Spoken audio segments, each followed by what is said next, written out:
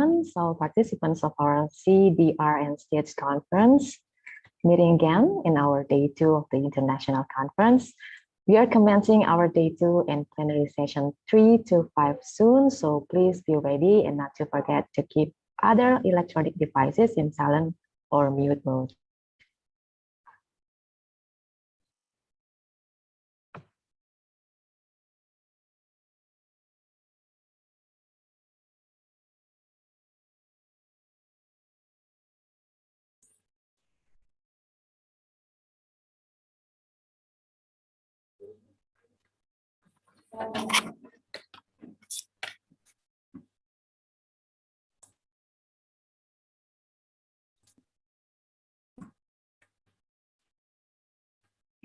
Assalamualaikum warahmatullahi wabarakatuh. Waalaikumsalam warahmatullahi wabarakatuh. Good morning, our honorable speakers, professors, presenters, and all fellow participants. Welcome to our second day of the 8th Southeast Asia Design Research and second Science, Technology, Education, Art, Culture, and Humanity International Conference. I'm Yeni, who will serve as the Master of Ceremony for our today conference. So for our today's agenda, we have 3 plenaries, plenary 2 to plenary 5. Plenary 3, we are going to plenary 3 with 2 remarkable speakers, Dr. Toh Tin Lam from National Institute of Education, Nanyang Technological University, Singapore, and Professor Michael Dorman from Utrecht University, the Netherlands. And today we have Dr. Rini Setianingsih, who will serve as the moderator. Dr. Rini is also a lecturer from the State University of Surabaya in the field of mathematics. So without further ado, please Dr. Rini to lead the discussions. Yeah, thank you very much, Mbak Yeni. Ladies and gentlemen, I have your attention please.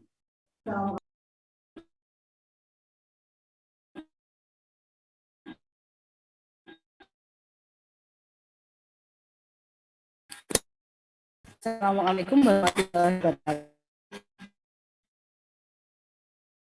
We are able to attend virtually the first joint conference, Southeast Asian Design Research and STEACH 2021. Secondly, salawat and salam also delivered to our Prophet Muhammad sallallahu alaihi wasallam, who has guided us from the darkness into the brightness.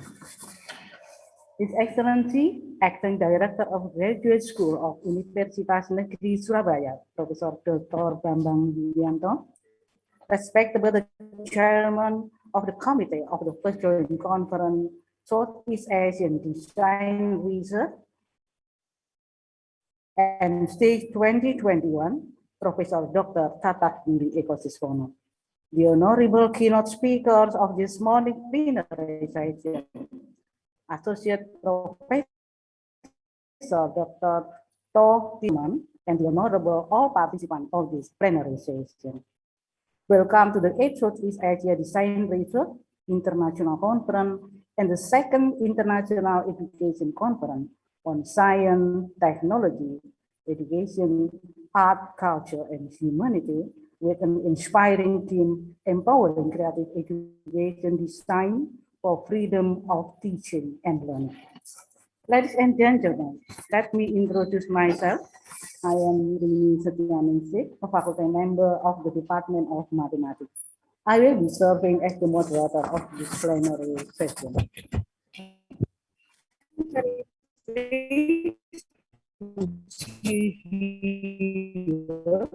To see you here and welcome all of you to this plenary session. Ladies and gentlemen, our first speaker this morning are from National Institute of Education, Singapore, and Associate Professor Dr. Michael Dorman from Utrecht University, the Netherlands. Before we start, I would like to introduce the keynote speaker. First, the Associate Professor Dr. Toh Tin Lam, National Institute of Education. He has a PhD in mathematics from the National University of Singapore. He conducted research in both mathematics and mathematics education and publishes in international referee journal in both areas. In this special occasion, Dr. To Tin Lam will present an interesting topic, empowering learners in mathematics through problem solving. How about the second presenter? The second presenter is Associate Professor Dr. Michel Doorman. Dr. Michel Doorman works as a researcher at Utrecht University in the Netherlands. His interests are context-based mathematics education, the role of modeling in learning mathematics, and coherency between mathematics and science learning. He has been involved in various national projects and on curriculum design and innovation. Currently, he is involved in EU project with an emphasis on inquiry-based learning for developing flexible problem-solving skills and improving the relevancy of mathematics and science for students. Before the presentation begins, let me inform how the presentation will be going on. First, the keynote speaker will be invited to deliver the presentation, not more than 40 minutes for each person. And after that, there will be common question and answer session and followed by conclusion. Now, allow me to welcome the first keynote speaker, Associate Professor Dr. To Tin Lam, to deliver his presentation entitled Empowering Learner in Mathematics Through Problem Solving. Good morning, Professor To Tin Lam. The time is yours. Good morning. Good morning for the very nice introduction. Thank you so much. It's a pleasure for me to be here with you. Thank you for the kind invitation. Before that, can I just check? Can you hear me? Can you hear me clearly? Yeah. Okay. Okay, thank you. I saw Professor Rudy. Thank you so much. I saw a finger. Yes, thank you. Just in case if my voice got cut off or whatever, please alert me. Thank you so much. Okay, so can I just check? Are you able to see my PowerPoint slides? Yes. Okay.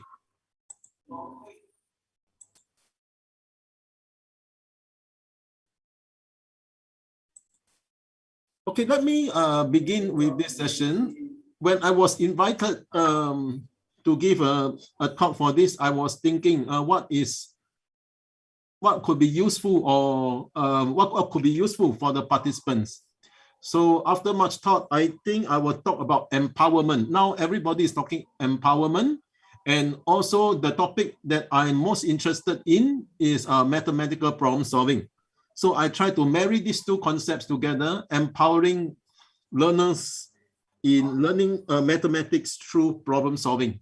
So this will be the topic of my presentation. Can I just have a quick check before I move on? Are you able to hear me? Is that fine? Yeah, we can hear you clearly.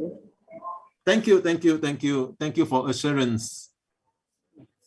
So I have my email address here. After my talk, feel free to communicate with me through email for any clarification or for further discussion. I'm happy to entertain you. We are learning together. I think this is important. Huh? So this is a 40-minute talk. Many things, I will make it brief.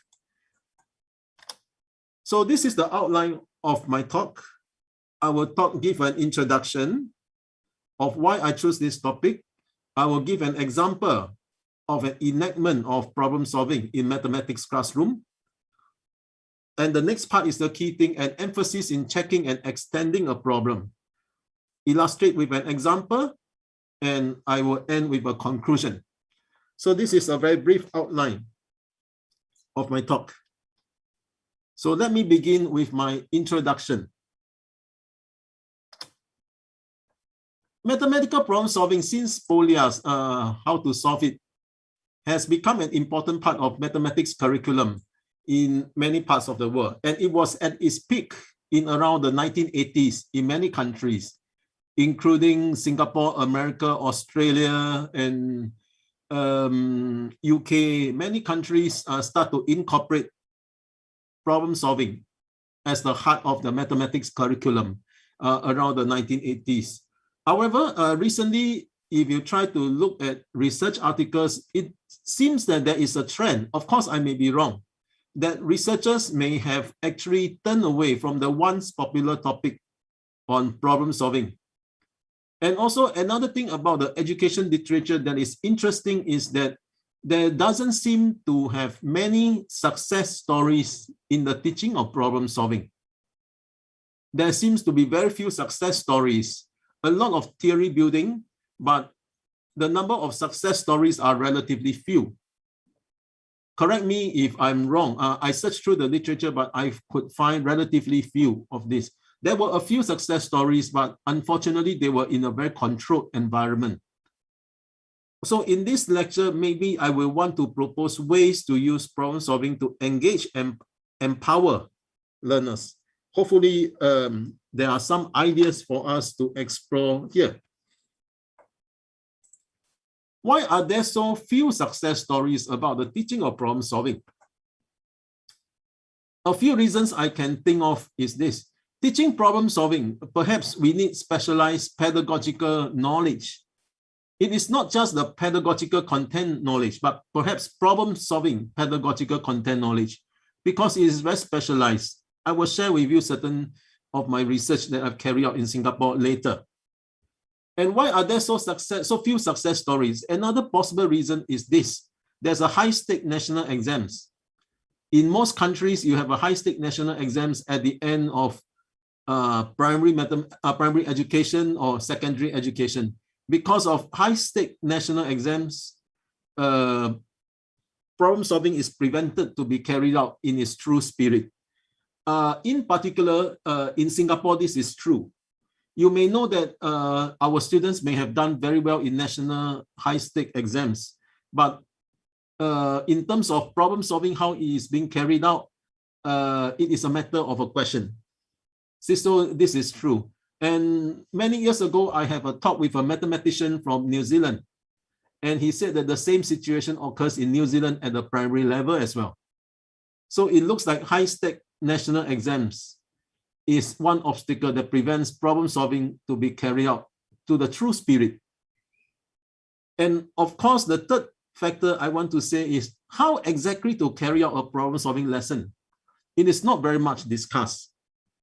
So to many of the teachers who are out in the schools, to them, problem solving is just showing students how to solve a problem, present the solution, very clear explanation.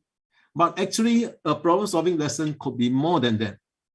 And so these are some things which are not clear about problem solving. So perhaps this could be possible reasons why there are so few success stories about the teaching of problem solving. Let me share with you what does problem solving entails possibly. One way of looking at it, I share with you this Pentagon framework. Okay, of course, it is one way of looking at it. It's one way of looking at it. Problem solving, this is the maths curriculum framework in Singapore, because it's the thing that I know most, and perhaps the only thing that I know. So I just share this with you. So in terms of problem solving, how to make problem solving a success, you need to have this 5 aspects. It's a pentagon, it's 5 sides. Of course, we need to teach our students the concepts, the skills, the processes. This is very important. Any mathematics teachers will tell you process, skills, concepts are very important. But on top of that, perhaps attitude is something that we need to look at. And also metacognition. You take a look at this pentagon, 5 sides. The bottom 3, every maths teachers will agree. You ask any maths teachers, they will teach you, they will teach the students concepts, skills, processes. But perhaps slightly less emphasis could be on attitude and metacognition. So in fact, if you want to take problem solving holistically, these 5 dimensions can be seen to be equally important. But of course, because of high-stake exams, usually people don't care about attitude. How to measure attitude? How to measure metacognition? I think teachers may not really care about this. What's important is, have I taught my algebra concepts? Have I taught them how to solve an algebraic equation? Have I taught how to reason according to what is required in the assessment?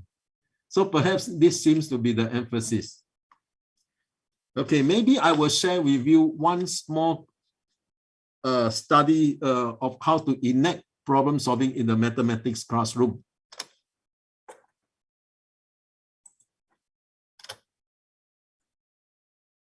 Let me share with you a research that I actually carried out since 2018 and which ended in 2015, I think. Yes, we begin with a small scale classroom instruction. I and a group of my colleagues who are mathematicians and mathematics educators, we start with a small scale classroom instruction. We want to see how to teach problem solving in the classroom. We start with what we call a design experiment. That means the researchers have an idea of problem solving, identify what are all the parameters that should be included, what is the outcome that we want, and to craft a problem solving instruction module for the teachers. And when we actually get it carried out in the classroom, we actually carry out research, we collect data, and after that we see how we improve on this. We go through a few cycles of iteration. This was what we did. Of course, the details, I have no time to discuss it here. Later, I will share with you where we have published our papers in. So, but of course, the next part I want to highlight in blue, the second one, a problem solving lesson is for sure not a repetitive exercise carried out in the classroom. This is one thing that is for sure. Okay, it is not, in the case of the Singapore classroom, before the high-stake exam, the teachers will give them a lot of problems to practice, and the teachers go through the questions. That is not problem-solving lesson. Okay, in the first place, the definition of a problem must be clear. A problem is a situation in which an individual or a group is called upon to perform a task where there is no readily accessible algorithm. This is the most important part. And of course, the other part that's very important is that the individual must have a desire to perform the task. If you give me a problem and if I'm not interested to solve the problem, that is not my problem. That's not a problem to me because I'm not even interested to solve. So when you talk about a problem, the solver or the one that you want him to solve must have some interest in solving. It must be able to excite him or her. And of course, it's not just another questions from the textbook. It must be something that there is no readily accessible algorithm on the part of the solver. Even though the content they may have learned, but it doesn't look obvious how to solve. So this is a definition of a problem. So problem solving would mean that we teach our students how to tackle this type of problems.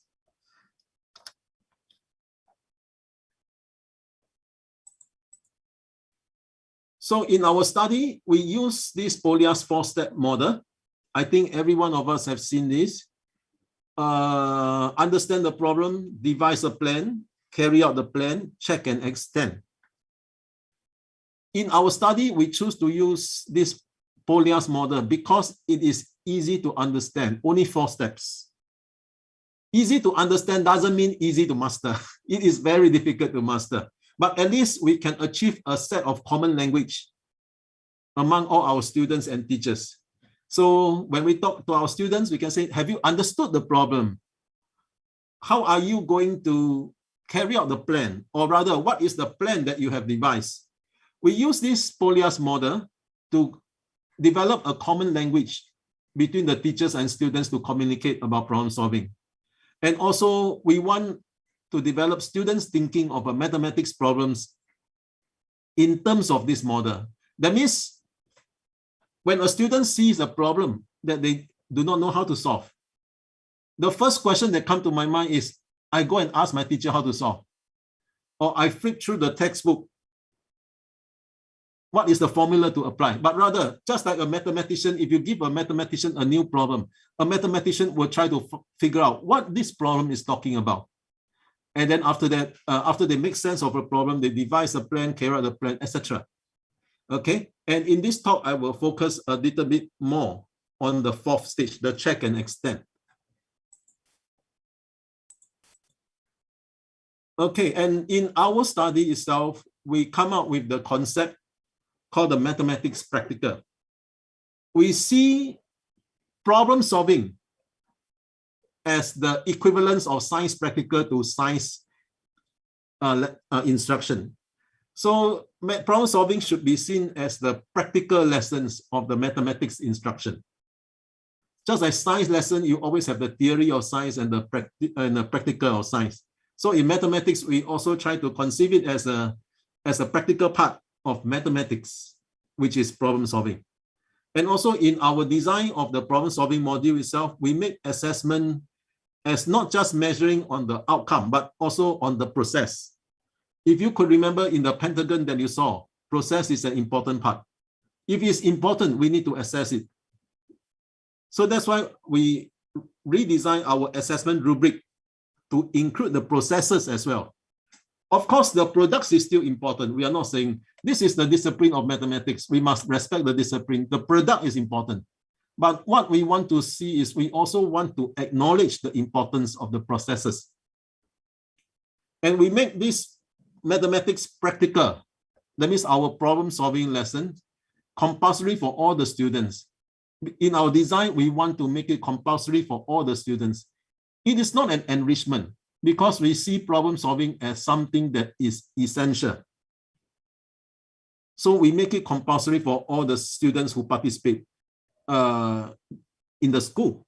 And this skill set hopefully is transferable to other mathematics courses. When we teach them these generic problem solving skills in mathematics, we hope that this set of skills is transferable to other fields of mathematics, whether algebra, geometry, or whatever. So this is the whole concept of this mathematics practical that we design in our study. An important part of this study was the scaffold provided by the teachers. You see, the teachers play an important role in the classroom. What the teachers are doing usually from our collective classroom experience is whenever the teacher sees the students are stuck, the teachers will just go through the solution, give a clear explanation, help the students clarify the doubt. But in our problem-solving lesson, we get the teachers to provide the scaffold for the students. And this scaffold is not just giving them the correct answer, but to keep on questioning them, to get them to activate the part of the thinking that is needed to solve the problem. And also at the same time to develop the common language of problem solving, which is an important part of problem solving. That means they must develop this language. For example, when a teacher sees the students get stuck in a problem, instead of going straight to explain, check the students whether they have understood the problem. So these are some questions in blue that we may get the students to ask, to think through. Which parts have you not understood or that you have misunderstood? We want to get the students to think over why they have not understood the problem if they are stuck. And eventually, how do you manage to understand part of the problem or the whole problem? You see, these are the thinking that we want to ingrain into the students. So whenever the teachers see that the students is stuck, we want them to actually challenge the students to think about what they think about the problem. Even the affect part, the first line, it says, what is your feeling about this problem? Does it bore you? Okay, does it excite you? Does it challenges you? Okay, scare you, etc. We want students to talk about this problem. And which part have you not understood? So this is the first level. This is corresponding to the Polias first stage. When we see the students get stuck, we get the students to think over all these things. We want students to talk about mathematics. That corresponds to communication as well. Second part, once we see that the students have understood, then we get them to devise a plan. And of course, explicitly, we will ask them, what heuristics did you use to explore the problems? students have encountered this concept of heuristics, like drawing a diagram, solving a simpler problem, and many others. Okay, so we keep on reinforcing this. So once a student have understood the problem, and if let's say the student is stuck at the next stage, the teachers will ask, which heuristics do you use? And of course, when you talk about problem solving, what are the key mathematics concepts? And also, do you have the required resource to solve this problem? You see, problem solving is not something that is esoteric, that means only using heuristics. But problem solving also needs a lot of key mathematics concepts. So as we give them problems, we also want them to think what are the related mathematics concepts and not what are the formula in the textbooks that you apply. So these are the scaffolding questions corresponding to stage 2, devise a plan. This is Polia's 4 stages. Then carry out the plan. This is very challenging. What are the key points where you make a decision or you want to try something else? You look for resources or abandon the plan. This is very real for mathematicians. When they solve a problem, of course, it's not always smooth. Sometimes they will realize that the method doesn't work. When the method doesn't work, how? At some point in time, they will need to either look for resource, or they may realize that their first plan, plan A, is not correct. So they may switch to another plan. So we want students to be more mindful. At what point do you start to go back to check, try something else? This is never easy. Even for mathematicians, this is not easy. Mathematicians take years to change a plan, perhaps. Okay, but we want our students to be more aware of all these things. And of course, do you think you have the required resource? For example, if I am a lower secondary student, if you teach me abstract algebra, I may not have the resource. So sometimes I can't solve a problem. It's not because I am a poor student, but I just have not learned the resource. We also want our students to be aware of this. If you give me something that is totally, where the concept is totally doesn't make sense to me, it may not be because I'm lousy. It could be because the content is beyond me. For example, you ask a lower secondary school students a question on calculus. Most of them may not be able to solve it, not because they are poor problem solver, but rather because a lot of content they have not even heard of, things like limits, etc. So we are mindful of this. We want students to think over all these things as they solve a problem when they carry out the plan. And of course, next comes the most important part, the check and extend. This is the part where our students usually fall short. I'm not sure whether you agree. When our students manage to solve a problem, they'll be so happy. Teacher, I have solved a problem. And they are happy to submit the solution. When we talk about problem solving, when a student able to solve a problem, we don't want them to stop there. So that's why teacher scaffolding in this part is also important after they have solved the problem. How did you check your solution? Do you think your solution is correct? Does it make sense? And what is your level of satisfaction with your solution? What do I mean by this? What is your level of satisfaction with your solution? I give you an example. If you ask mathematics students a geometry problem, if a student is able to convert it into a coordinate geometry, most likely the problem can be solved quite easily. So if you throw me a problem, I may be able to give you a solution easily by converting it into a coordinate geometry problem. But what is the level of satisfaction? I realize that I'm using a very powerful tool to solve something. So I may not be very satisfied. I may think of using all the synthetic lines, drawing extra lines, and using all the properties of geometry to actually prove a certain problem or solve a problem. So you see, after we are able to solve a problem, we should always encourage the students to check the solution and look for alternative solutions, etc. And you take a look at the last line. My emphasis here is give at least one adaptation, extension, or generalization of the problem. This last line is extremely important This last line, actually I highlighted in red, but it turns out to be in black. This is the work of mathematicians when they extend problems, when they create new problems. I will talk more about this. So in my research, we go in this way. We come up with a problem solving design. Sorry. And after that, we enact in the classroom. That is researcher's idea.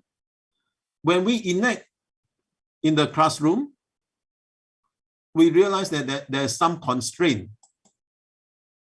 We realize that there is some constraint. In the school, there are very real constraints that we may not know. So what we do is, after discussion with the school teachers, with the school leaders, we need to accommodate. And after that, we go in this cycle. But at the same time, in our enactment, through our research, we may also need to make some refinement. Maybe certain parameters we can weaken, or certain parameters we have to tighten. Okay, and we consult the theory, Polya, Schoenfeld, etc., on the learning of mathematics, and we refine our problem-solving design. So we go in cycles of iteration in each of the schools that we went to, and eventually the problem-solving module become a customized module in a particular school that we went. So this is the whole structure of how it is. And of course, what I want to emphasize here for this talk is that the whole problem-solving lesson, we talk about the 4 stages, but what I want to highlight is about the check and extend. How to make mathematics fun to the students and at the same time empower them to learn mathematics. This is an important part. I will share with you one example. The detail of what I have discussed so far, the scaffolding, the rationale of the scaffolding, etc., we have published this in 2 books. Basically, this is Making Mathematics Practical or Making Mathematics More Practical. The content of the book I have put up in a website, in a NIE website. I realized I forgot to put it down there. Later, perhaps I will send out in the chat the link that you can actually see most of the content. Of course, not in as a perfect version as a book, but most of the content are there.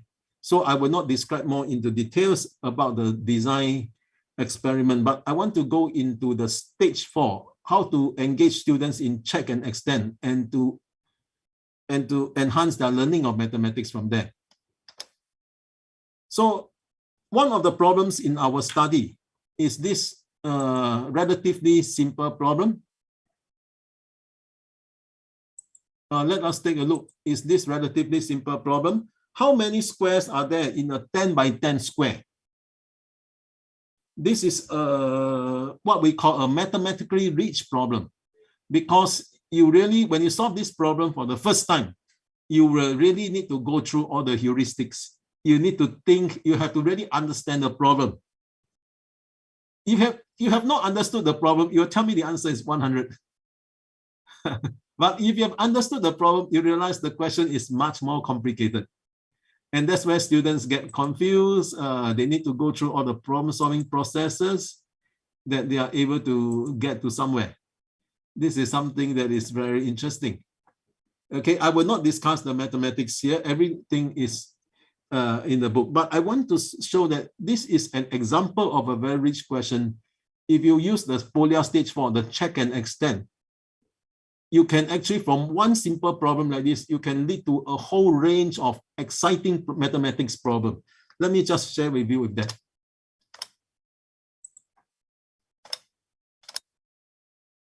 Okay, for all you know, the answer is just 1 squared plus 2 squared plus up to 10 squared.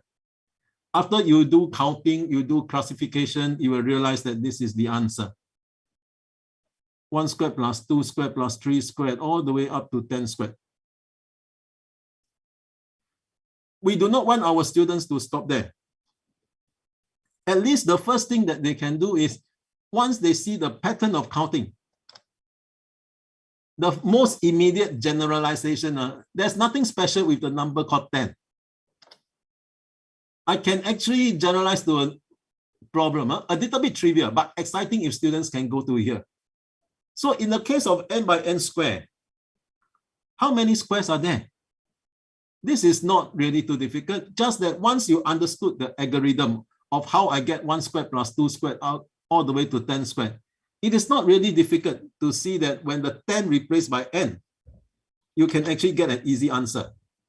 1 squared plus 2 squared all the way up to n squared. At least in our problem solving lesson, we actually push our students, at least for the weaker students, to go up to this stage. You realize that the number 10 can be replaced by n. And because the algorithm is exactly the same. Not too exciting, but at least they can push one step. This is the beginning of extension from a problem. Not really that exciting here. But at least we want our students to move to here. And of course, for the more refractive students, we are talking at the secondary school level. You see, 1 squared plus 2 squared plus up to 10 squared. The next thing that they will ask is there an easy way?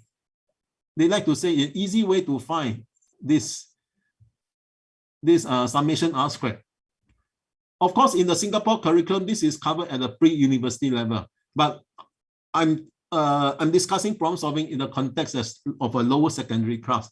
So of course, the next question that comes to them, they start to explore another question. Is there a quick way to find the summation r squared from 1 to n, 1 to 10? Or from 1 to n also can? And of course, in fact, is there a compact formula to find summation r squared, r equals to 1 to n? So you see, from the counting of squares, it becomes another algebra problem that the students start to explore. Is there a quick way to do that? Is there a nice way? Or rather, is there a compact formula for this? So some of the students start to ask about this. Because to find 1 squared plus 2 squared up to 10 squared or eventually up to 100 squared is so troublesome. So is there a quick formula? So now teachers are not telling them the formula. They are getting the students to find this. And a lot of these questions come from the students, not come from the teachers. You see, students start to ask mathematics questions from there. If you push them to do an extension, is there a compact formula for this? Of course, there is for them to discover. So this becomes a new algebra problem. And students will go and Google and find whatever thing, and they come to proof without words.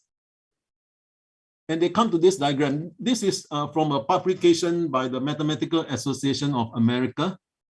How they derive this formula, summation r squared, r from 1 to n, using 3 sets of Lego cubes to form a cuboid. And so the formula becomes this. Students will start to explore that this is, oh, the formula is so nice. There's no need to have a lot of algebra proof, but it is so simple.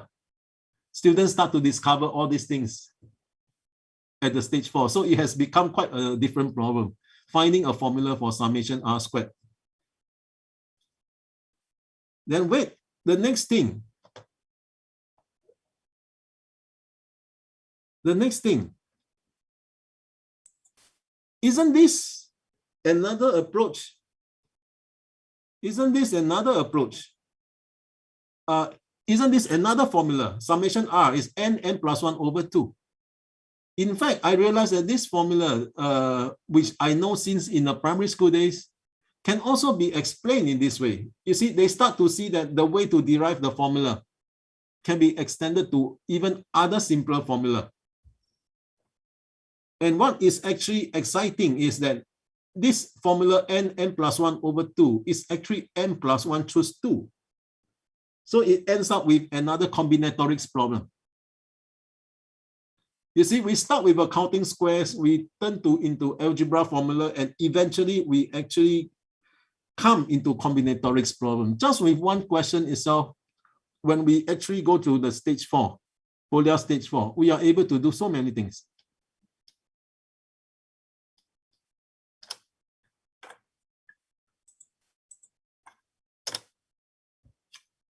And also, if when we really move to combinatorics, we have this. After our students are able to solve the squares problem, another way to think of is squares and rectangles are quite related, quite close. So what if I change the word squares to rectangles? How many rectangles are there in a 10 by 10 square? You see, once the students have this habit, they can make alteration to these questions and they can answer many of the questions on their own. So you see, from a squares is quite easy to count, but change to rectangle becomes quite challenging to count. It is still possible to count, yes. And then most likely at this point in time, I may actually think of the combinatorics tool. So forming a rectangle is like choosing a pair of vertical and horizontal lines. So the whole concept becomes quite interesting. So we have turned from a simple counting problem to a combinatorics problem, depending on how far the students go. If the students are able to change the questions and they want to find out, they learn a lot of mathematics from there. And these are not imposed by teachers. These are imposed by students themselves when they get excited over a problem. And after that, when we get them to reflect, this is metacognition. How many squares are there is the summation r squared. And how many rectangles are there is summation r, the whole thing squared. You see, all the formulas that we do,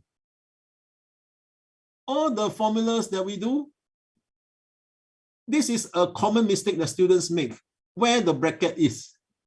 Is it 1 squared plus 2 squared plus 3 squared up to 10 squared? And then 1 plus 2 plus 3 up to plus 10, the whole thing squared. In fact, they have a difference. And the difference in meaning is one of them is sum of square, one of them is square of sum.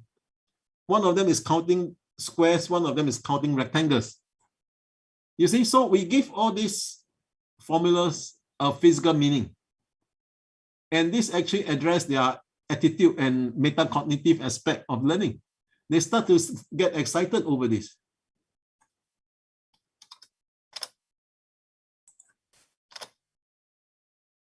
And of course, other questions can come in. Which one is bigger and which is smaller, even without calculating? Of course, there are more rectangles than there are squares. A lot of this extension lead them to discover a lot of mathematics on their own. And of course, once the students are able to solve the problem, we can have even something that's more exciting. How many cubes are there in a 10 by 10 by 10 cube? So we extend the problem from square to cube. Of course, in this case, if we do counting, applying the previous way of counting, we realize that this is 1 cube plus 2 cube plus 3 cube up to 10 cube. Okay. And of course, easy extension is how many cubes are there in n by n by n cube? The answer is from 1 to n. 1 cube plus 2 cube all the way to n cube. You see, we extend from one problem to many other rich problems. And of course, again, if you explore in the other line, okay, the proof without words, that means seeing a formula by using shapes with hands-on activities, you can even see the summation r cube is actually summation r the whole thing squared. It looks very strange initially, but if you were to play with the solid objects, you realize that there's nothing so strange. It is quite easy. So this actually links back to the hands-on part of learning mathematics. Of course, the problem we can change to cuboid, and the same thing happens. Okay, how many cuboids are there in n by n by n cube? Okay, a lot of exciting things we can go through. So we can link abstract concepts to concrete objects. This is a nice thing. Even when we do problem solving, we are not always operating at an abstract level. We can stretch the students, and different students can progress at different rate, explore in different dimensions, different areas that we discussed earlier. Okay, I will not go through in detail. And of course, another nice way to explore is, just now I talked about 10 by 10. What if I ask you to count how many squares are there in a 3 by 4? Even more exciting things will happen. Okay, and I may want to skip a little bit over here because I realize I'm running out of time. And of course, we can discover a lot of very nice mathematics here. Suppose the students were to explore, they will realize that summation r plus 1 have a very nice formula. And if we extend, we have even more exciting formula. We let them dirty their hands to calculate. We get all these things. And after that, again, another generalization of formula. We realize that this is a bit of higher mathematics already. So in fact, in our study, we find that students at the secondary school level, when we stretch them further, they are able to go to this extent. They start to discover this higher level mathematics on their own, not because of teachers pushing them. Because they start to discover this. Nowadays, you have Google, they explore and they learn all these new algebraic procedures, and all these things make sense to them. Okay, of course, some students in our study actually went so far to talk about the factorial polynomial, and they start to see that there is a difference and a similarity with the difference calculus. Usually when we do calculus, we talk about differential calculus or integral calculus, but there is a field called the difference calculus. And I think some students actually explored a lot of this research, this area. Okay. So I guess maybe due to a shortage of time, I may not want to dwell too much onto this, but I just want to share with you one more interesting example, the problem that it has led to. Some students actually, instead of changing the problems into squares or rectangles, they actually have this cross over here. You take a look at the diagram over here, and they get the students and they ask the question, how many squares are there?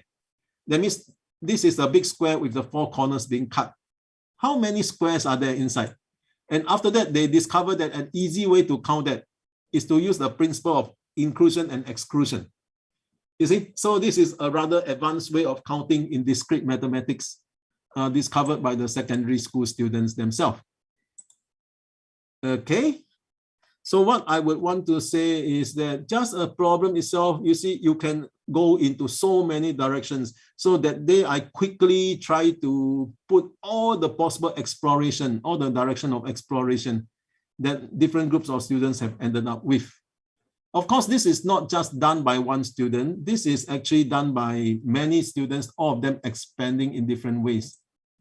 Okay, so you can see that when we teach problem solving, focusing on the check and extend, we empower them to learn. We allow them to move in any direction that they want to explore. And they have explored many things, of course, in the direction that they are interested, and also in the direction that they are capable of managing, and they are willing to invest time on it.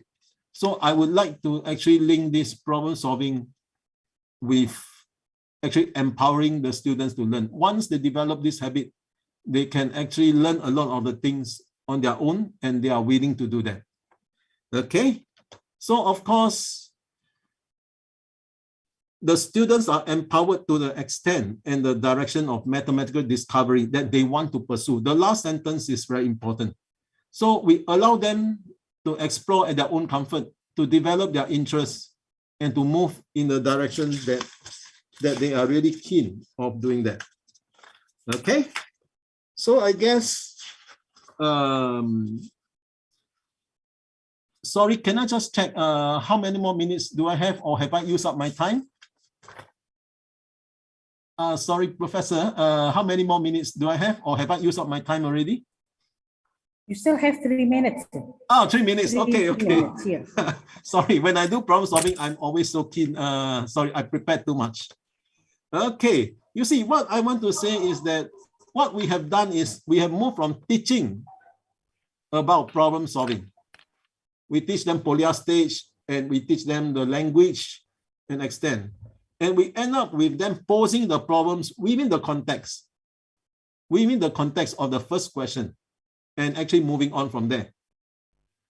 And then after that, we can talk about teaching or learning through problem solving.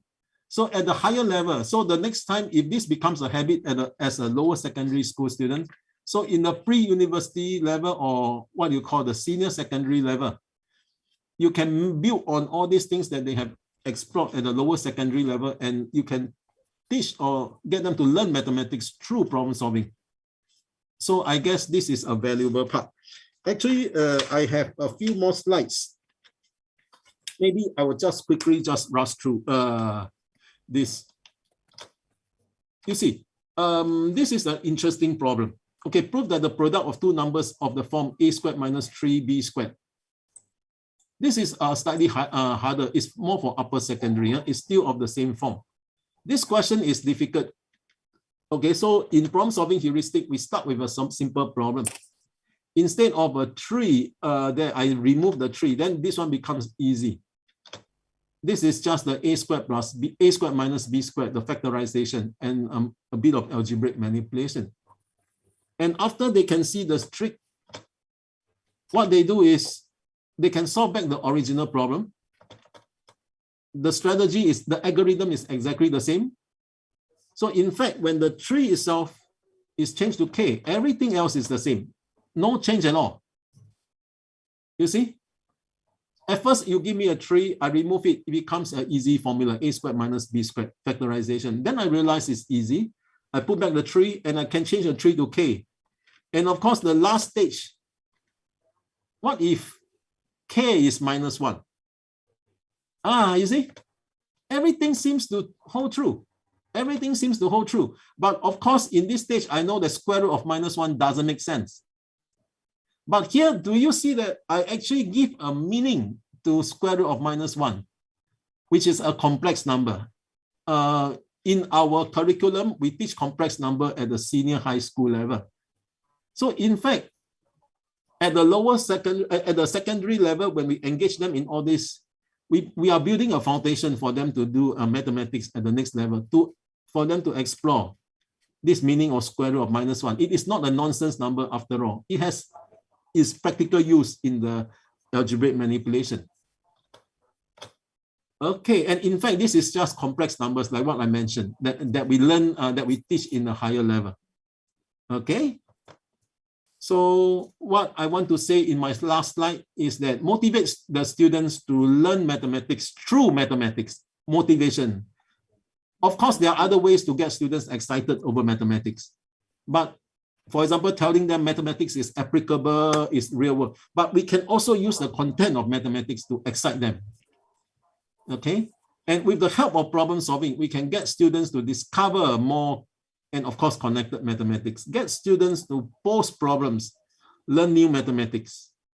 And of course, the last part is they are empowered with the process of learning. This is the most important thing, empowerment. Okay? And of course, they can decide how far they want to go. If they are mathematicians, they can extend the problem to something that is difficult, and they will try to solve for years, for example. Okay? But we want all students to develop this habit. Don't just stop at solving a problem. Okay, we want them to learn, find their own learning. Okay, thank you for that. I will end my session here. You're welcome. Okay, I will stop sharing. Let me see whether is there any question in the chat that I need to address. Okay. Okay, thank you very much, Professor Faustin Lang. Now, I would like to welcome the second keynote speaker, because the question and answer will be done after the second presenter. Okay. Now allow me to welcome the second keynote speaker, Associate Professor Dr. Michel Dorman, to deliver his presentation entitled Design and Research for Promoting Inquiry-Based Mathematics Teaching. Good morning, Professor Michel Dorman. The time is yours. Can I start? Okay, please. Okay, thank you very much also on my behalf for this invitation to be here at the conference. Well, to be here, it's good that we can meet with through internet and all these facilities. So I'm happy that that is possible. On the other hand, it's a pity that we cannot really be together and we really discuss issues on education and design research. Okay, let me also try to share the screen. So, do you see my screen? Yeah, it's great, you know. Okay, thank you. My presentation is related to the presentation of Professor To on problem solving. Only I will talk about inquiry-based mathematics teaching, and also to emphasize for teachers that mathematics entails more than training for high-stake tests. So that's the relation, and but there are also some differences, maybe not, but that could be discussed in the discussion part. Good. With inquiry-based teaching, I refer to practices, teaching practices that are inspired by the inquiry cycle, where you start with a question, you have hypothesis, you do an experiment, or in mathematics you try out to find some numbers, two patterns, or a strategy to solve a problem. You analyze your solution, you reflect on it, and you come to a conclusion, and that might lead to new problems, new extensions of problems, also as we saw in the previous lecture. So it's about learning practices with an active role for students by involving them in these phases of inquiry. And maybe not all of them together, but that could also be only one of them. But then you really need to reflect on what might be a hypothesis for this problem, or what might be a strategy to solve it, and then reflect on the possible strategies. The goals are raise interest, create ownership of what they are doing, deeper learning, and also developing inquiry skills. And I would also say empowering them in doing mathematics on their own. But we need then good teaching materials, teaching methods, and a classroom culture. This definition of inquiry-based instruction is inspired by a paper by Marshall, an intentional student-centered pedagogy that challenges the learner to explore concepts, ideas, and/or phenomena before the formal explanations are provided. Okay, to make the idea of inquiry-based learning a bit more clear, I'd like to contrast it with explicit direct instruction. And explicit direct instruction is becoming more popular in the Netherlands. I'm not sure whether that's also in your country. It's about a lesson where you want to teach something, where the teacher starts with a short introduction, and then models or provides examples with clear explanations of how to deal with this new concept. Maybe there is some guided practice where the teacher shows how to solve one example problem, and then closes the plenary part, and only then the independent practice starts, where the students really work on their own. And so that part is at the end of the lesson, where the students try out whether they master, whether they can follow the teacher and provide similar solutions for similar problems. And well, when you contrast this with inquiry-based learning, then with inquiry-based learning, students explore before formal instruction, while with direct instruction, the teacher provides explanations before the students work independently. Well, the benefit of explicit direct instruction is that it provides clear instructions for teachers how to implement. But there is not so much space for inquiry by the students. They don't learn from mistakes. They don't try out how to solve the problem, also with in the previous presentation. And for the teacher, it's difficult to build on initial ideas and solutions of students, because the teacher has her or his plan of how to provide the good examples and how to work on the problems. So what we want to do is how to support teachers in also implementing inquiry-based learning as a way that you can do in your lesson. This is an example of a lesson for explicit direct instruction on the place value system. And maybe you cannot read all details, but it's important to see that the teacher prepares clear examples of elementary ways of representing numbers, like 12 with 1 10 and 2 1s, and then 16 with 1 10 and 6 1s. And there is structuring material. And only in the third lesson, lesson 3, the students are really going to try out their own numbers and try to see how many 10s are in those numbers and how many 1s. So this is an example of direct instruction. And now I'd like to show you some video clips of another way to also introduce this idea of place value system. And I hope you can see these are 3 short video clips made by a colleague, Maarten Dolk. Maybe some of you know him. They were designed in a project in the United States, Mathematics in the City. And the task for the children was to count everything, all materials that are in the classroom. So blocks, but also notebooks. And I will show you short clips to see what the children did. 1, 2,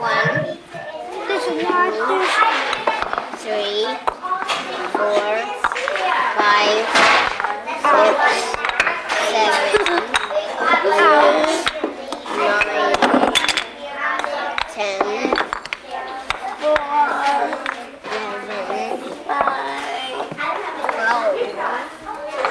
13,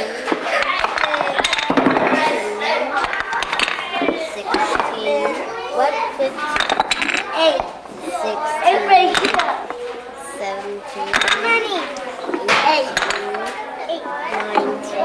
you broke my feet. 21, that's my feet. 22, 23, it's wrong way. 24,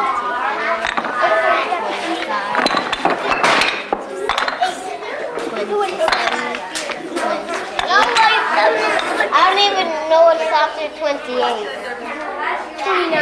29. 29. I'll write it 30. 31. 32. 33. 34. 35. Okay, so what is happening in this first clip? Counting blocks, but they also count notebooks, and you see a fuss, or, well, it's not easy to keep track afterwards of how many blocks there were. So the teacher encouraged them to group by 10s. 10, 20, 30, 40, 50, 60, 70, 80, 90, 100. Did that make it easier to keep track when once you were counting by 10s? You counted these 2 together as a 10, and these 2 together as a 10, and these 2 together as a 10.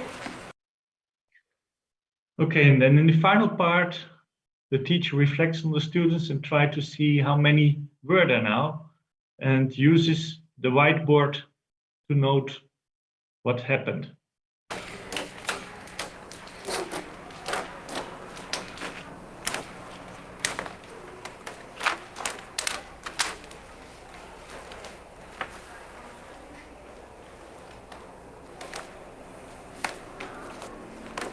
So far, how many packs do you have, Sierra? And 3 loose ones. And how many loose ones? 2 packs and 3 loose ones. And how many do we have all together in that basket? 13. You think 13?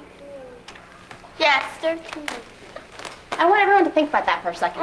Because Cosmo said 13, and they've got 1 pack, 2 packs, and 3 loose ones. So how many books do they have in this whole basket? And if we need to, should we fix this sign? 3. Elijah, come tell us how you thought about that. Because I know that. Oh, one minute, everyone listen to Elijah. Because I know that 10 plus 10 equals 20 and 3 more is 23. Nice job. Somebody else who's thinking about that. Look. Board. Put it on here? No, the board. What? Look. 23. Oh, it says it right here? You? Say more about it. Yes, 17. And 51. And 52. And 64. Are you noticing something? Talk to somebody next to you about what you're noticing. Tell them. 51, 51. Yeah. And 249, 249. Oh, yeah. So this is a short example, a short alternative for activities that you could do with children about this place value system, where you don't provide immediately how numbers are structured and show how that results in a 1 and a 2 or a 1 and a 7, but they inquire themselves more their activity and are involved in how to develop this number system. So the idea was challenge children to explore this place value system before formal explanations are provided, or model the system by providing clear explanations and examples before they work independently. And what I want to stress here is that it's not this either or question. It's what we want to try to give as a message to teachers is there are these two different approaches, at least two different, there are maybe more. Some of them are efficient for specific cases, but also have their limitations. So when you only do this direct instruction, you run the risk that children never learn to make mistakes, to learn from their mistakes, and that it's also important as a group activity. Well, our question was how to organize and support this kind of lessons that we saw here with whole class inquiry, where you want to reach some result with all your students. And we worked on this in a European project. It was called Meria. I will also drop the link in the chat later. And the aim of the project was how to make mathematics more relevant, interesting, and applicable through inquiry-based teaching. And the two research questions we had is how can we develop tasks that are useful for doing this, and how can we support teachers for implementing these tasks and whole class development towards mathematical target knowledge. And we thought this could be achieved with realistic mathematics education, a theory developed also at our institute, and the theory of didactic situations that's coming from France. I will talk about these two elements in a minute. And the aims of the study were, well, try to contribute to frameworks for task design, to better understand the relationship between task design, classroom practices, and student learning, and to explore task sequences for promoting inquiry and higher order thinking skills, and maybe also related to problem-solving skills. So the method we used was design research. We first tried to ground designs theoretically on these two theories. We worked with it, we tried out the tasks in schools in the Netherlands, Croatia, and Slovenia. Actually also Denmark, but I don't present data from Denmark here. The outline, we designed outlines of teaching and learning trajectories with hypotheses about how students might react, what they might do, and how the teacher could use these ideas of students for the teaching, for reaching the target knowledge. Then we tried out, we observed in classrooms, student work, were the solutions rich enough? We interviewed teachers, was it feasible? Could they deal with the lessons? And we had questionnaires for students. And in the end, we reflected on what happened. And of course, there were cyclic processes that you often see in design research. The observations of student work already led to small changes in the hypothetical teaching and learning trajectories. So first, the two theories, realistic mathematics education, inspired by the work of Hans Freudenthal. Well, four of his important tenets are: start with contexts that are meaningful for students or that they can understand and that they can start working on in non-routine problems. Evoke informal strategies from which formal mathematics can emerge. Use models to support student learning, and try to do this in interactive whole class teaching. Well, in a nutshell, you should read, of course, much more about it. There are many books, but when you think of the example with the video clips, then the context is counting blocks and notebooks in the class. The strategies is how to organize the blocks and notebooks in groups of 10. First, it was a heap of blocks, and then later on, it was more organized with some of the students and let them learn from each other. Use models. The teacher introduced a table to count the tens and the ones, and the whole class teaching, well, you saw the whole class discussion, and also the teacher emphasizing students to exchange between each other what they noticed at the whiteboard. So I wanted to go over this very quickly, very briefly, and spend a bit more time because maybe you are less familiar with the theory of didactic situations. Inspired by the work of Guy Brousseau, and he in particular emphasizes two kinds of didactic situations.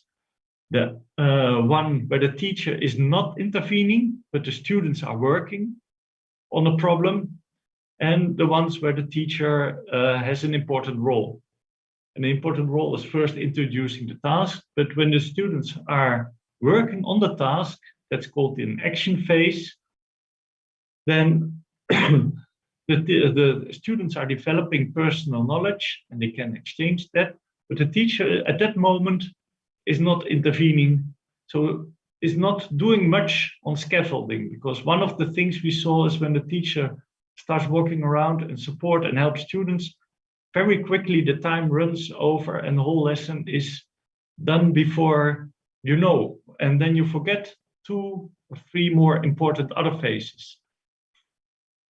So during the action phase, the teacher does not intervene, but looks around what the students are doing and sees in which students, which groups are doing something different that can be useful to share, to formulate with the whole class for these final phases.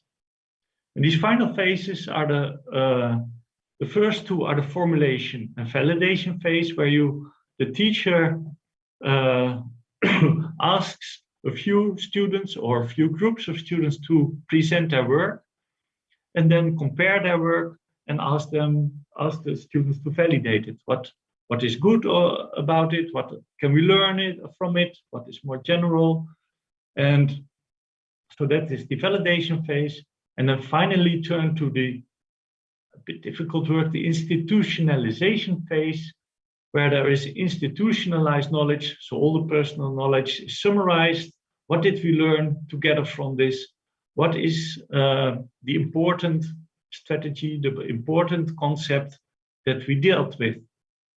And well, awareness of these phases turned out to be really important, because these final phases, the formulation, validation, and institutionalization, where you reflect all together on what you've done, that is easily forgotten during lessons when students are engaged with the task and doing all kinds of things. So these were the 2 theories that we used in our project. First, an example of a task. So the task outline you see in the middle is about pictures, 2-dimensional pictures, where you have shaped buildings, and you see in these pictures, you see polygons, and the question was whether these polygons have an area, what happens with the areas when you enlarge the picture. So is the area enlarging in the same way or in a different way? And the target knowledge that the teacher, of course, doesn't provide in the beginning is when you enlarge something with a factor k, then you know that the area is enlarged with the factor k squared.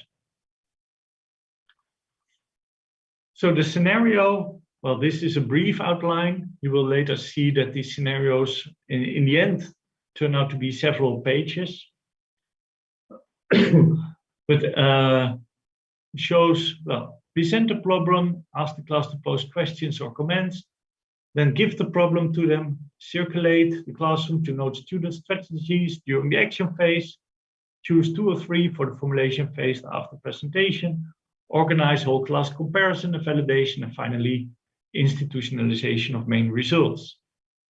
So now I'm going to show you a few works of students to show how they differently worked. Here, where you see the initial pictures where they worked with pictures of pyramids, so there are triangles in it, but also other shapes. And then they had to generate examples and enlarge them and to see what happened. And here you see the work of a group. It's not so good visible, but they worked with these triangles. And they took the triangles that were also initially on the picture and looked at what happens when you enlarge them. But the numbers were not so nice, so it was really difficult for them. They used the formula for the area correctly, but they couldn't hardly see any pattern in it. So the k and k square were difficult to find.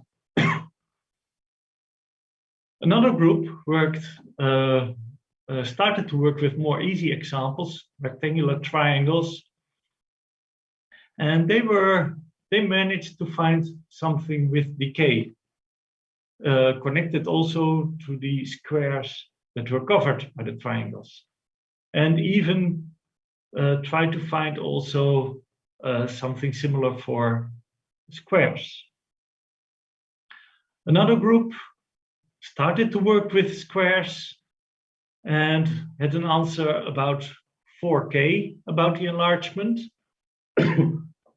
And well, we try to encourage teachers to be, to think with the students and not immediately say, well, that is wrong, but that there is something well, mistakenly taken by the students, that they use the k for the area and not for the enlargement factor. And then it's okay, but it's not the kind of k that they were supposed to work with. So the teacher took a few of these examples, let them present, and then organize a whole class discussion about the problem and about the possible solutions and what is the role of this enlargement factor. And finally, a nice example of a group of students who already tried to formalize it. And so that could be used whether others would recognize the formula and whether this formula also works for the other polygons, for triangles, or even more complex polygons. So a second example is from geometry, where we also try to do something similar. This is an example that I also presented earlier on another event in Indonesia. Some of you might recognize it. It's about a desert, and in the desert there are a few wells. And the question is, when you are at this position, to which well can you go best? It seems as if well 2 is the closest, so you can better go there. And then the question for the students is, can you color the whole area in such a way that you immediately know to which well is closest to you? And this will lead in the end to the target knowledge about the notion of perpendicular bisectors and their interactions. So when you need to choose between 4 and 5, you need the perpendicular bisector of these 2 points. So again, some student work, some examples of what they did. And here is what you see many do is first draw circles around these wells, and then they see these circles touch, but that is not so helpful. And then you connect the wells, and then you see also something like perpendicular bisectors emerge. And some really, in the end, were able to color the whole map in such a way that you see where to go. And then quickly also questions emerge like, is this possible? What is happening here? On the upper left side, where there is an angle in a line. Can that happen? And these places where three borders meet, what is happening here? Is this really a point? And what is the characteristic of that point? So it also shows extensions of problems like in the previous talk that were in these tasks. Possible new questions emerge. One of the teachers from Slovenia changed the whole problem because they say, well, the desert is not so appealing to our students. What we can do is take our country. There are many mountains, and it's important for hospitals to have helicopter desks to go quickly when there is an accident somewhere with the helicopter, and then help a person and bring the person to the hospital. And then also the question might be in Slovenia, how to color the map in such a way that you know which helicopter needs to go to a person that needs help. And here you see the same kind of coloring emerging. And the nice thing of this adaptation by teachers, which is of course encouraged, is that it made the problem more relevant and more closer to students' reality. The difficulty it was that it's less easy to let mathematical questions emerge because it was more complicated to see on the map what really was happening there with the coloring. And it was also more difficult to compare strategies. Just one slide in between, because, well, when you like football, to see these kind of pictures emerging are also called Voronoi diagrams, and they have many applications. And this is just one application from football, where you see the same kind of Voronoi diagram, a diagram consisting of these perpendicular bisectors to show what is the area that football players cover. So it's used in many places. So this was the student work, and about the classroom observations, the teacher's feedback. Well, the critical remarks were, is it worth the time? These lessons take a lot of time, and I'm not really sure whether they master really a skill. They master really dealing with this K-squared. The scenarios, the teaching scenarios describing the lessons were such a long read. So that was also a comment. Preparing the lessons, and that's really true when you start, takes time, and we still need to find other ways to involve them in these lessons without reading these long scenarios. More positive remarks where we appreciate inquiry-based learning now that we learn how to do it, and we have seen that students manage to work on their own. And that was really a surprise for some teachers, that during this action phase, when you don't intervene, that you see students can learn to work on their own. They don't need immediate help. They don't need immediate support. It's also useful that the phases are outlined and possible strategies are shared.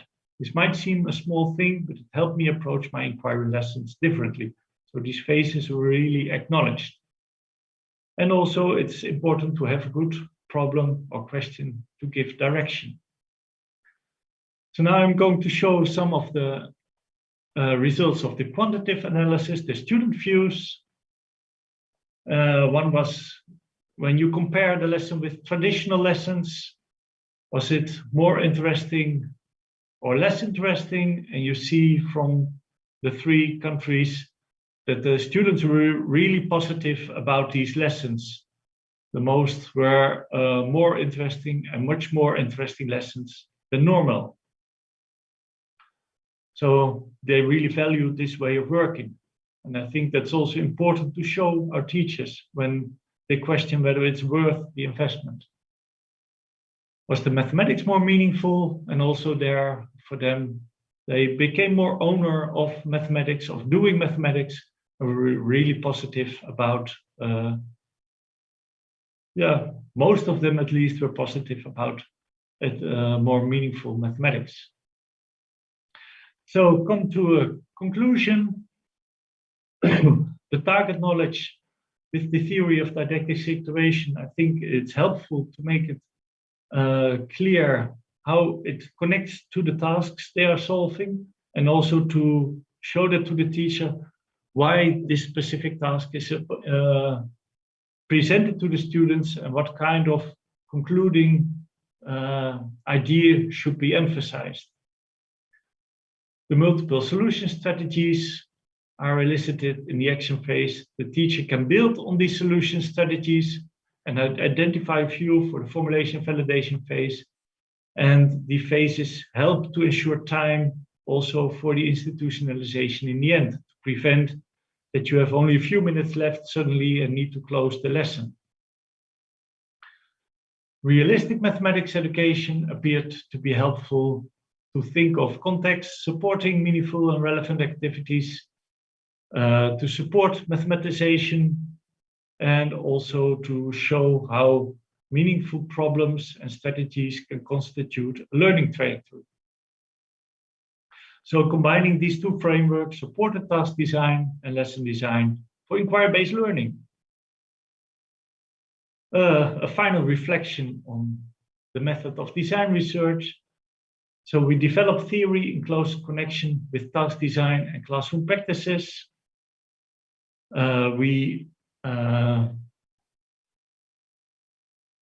The mixed methods, combining qualitative and quantitative instruments, help to tell the story, what happened and what were the opinions. The theory-informed design, I think, is important in design research, where you learn about designing material and also learn about the theories, how they might help you to design lesson plans and scenarios. The results include a proof of principle. So we have these examples with student work and teaching experiences published. And I will drop this link in the chat. Generalizing, of course, well, we have proven that it is useful, these tasks, to do them in these 3 countries, and I think you can also use them. Maybe you need to change the context. Context matters. So a good description of context, experiences, and results, well, I hope that make it possible for others, for you to also implement this approach, these ideas. Well, that was the story I wanted to tell about these task scenarios for promoting inquiry-based mathematics teaching. Thank you very much for your attention. Terima kasih.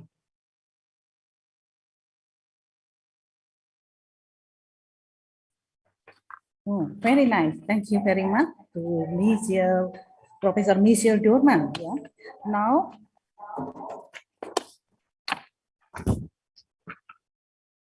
we have some questions that must be answered by the presenter. I would like to invite some participants to ask questions or to comment about the presentation orally here.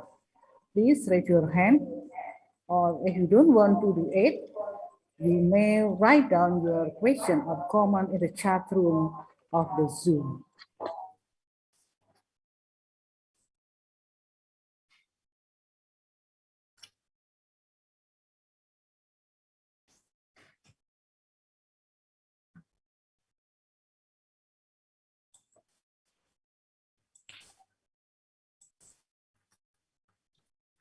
So I see one question in the chat. But Please answer the question that refer to you, Professor Lang or Professor Michel Dorman. From the first question. But I also see a hand of Vanti Vijaya, but shall I first answer the question in the chat, or shall we first give the floor to Vanti? Actually, sir, you have to ask the question. Sorry, the participants have to ask the question, and I want to ask you one by one to answer the question referred to you. And the first question is from,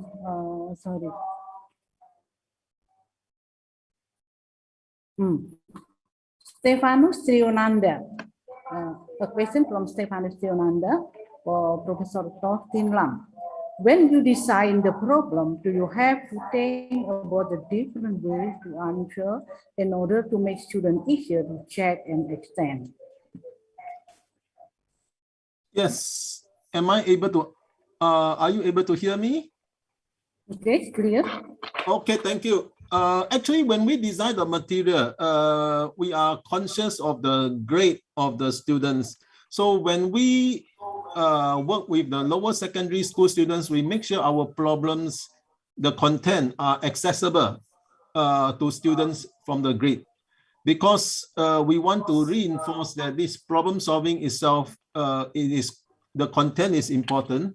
So the content must be relevant to what they are doing. And when they encounter difficulties in their school curriculum, then they will see that this problem solving will be something that's helpful to them. Yes, so when we design, we take the content into consideration. That means the grade where the student is. I think that is an important part of consideration. And actually, I see one more question here. But I happen to miss out. No, I saw there was one question. Yeah. Please comment in chat. How about the question for the PPT file for question? Okay, there's one question here. Can I just raise it up? Problem solving is an interesting material for students. I think that's good for small students in class, because we can spend much time to involve students in some problems, mathematics. But as we know, in Indonesia has many students, around 30 to 40 students in a class. And also time is not enough for many materials targeted in mathematics, which should be taught to students. So what is the teacher strategy to run? Okay, good. Can I answer this question very quickly? When you talk about 30 to 40 students in class, in our Singapore situation, we also have about up to 40 students. So I think for the number of students is not too much different in our research. But of course, I think in terms of the material and of course the time, we do not do problem solving every day, but we have one specific lesson, maybe 30 minutes. We get the schools to give us 30 minutes of their curriculum time, 1 week, 30 minutes for, let's say, 8 weeks to build up their skills in this problem solving. So yes, we do require a bit more time, but eventually we may gain more time to those time that we have used up at the beginning. In the long run, it's a good investment. Yes. Sorry, I have answered the two questions I saw.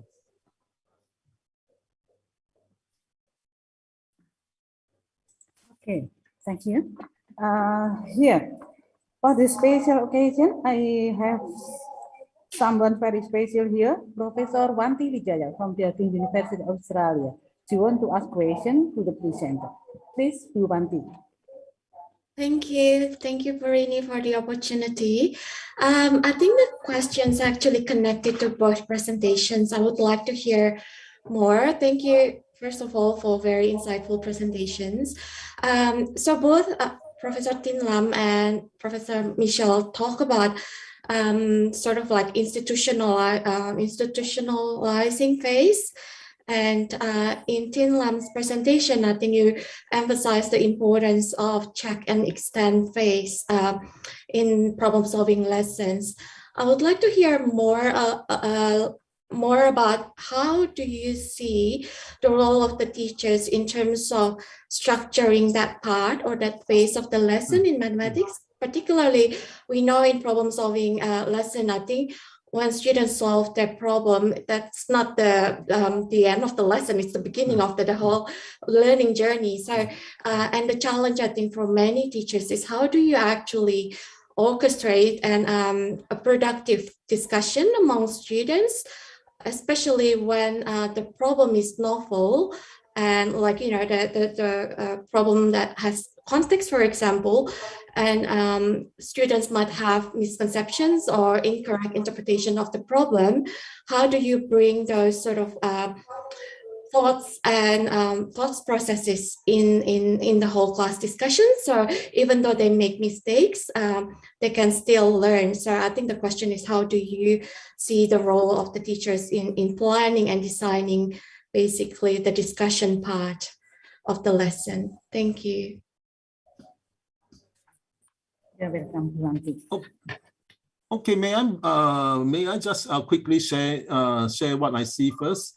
Okay, actually, what in our this study of this problem solving, what we have is this scaffold that I show you are put down as so-called mathematics practical worksheet.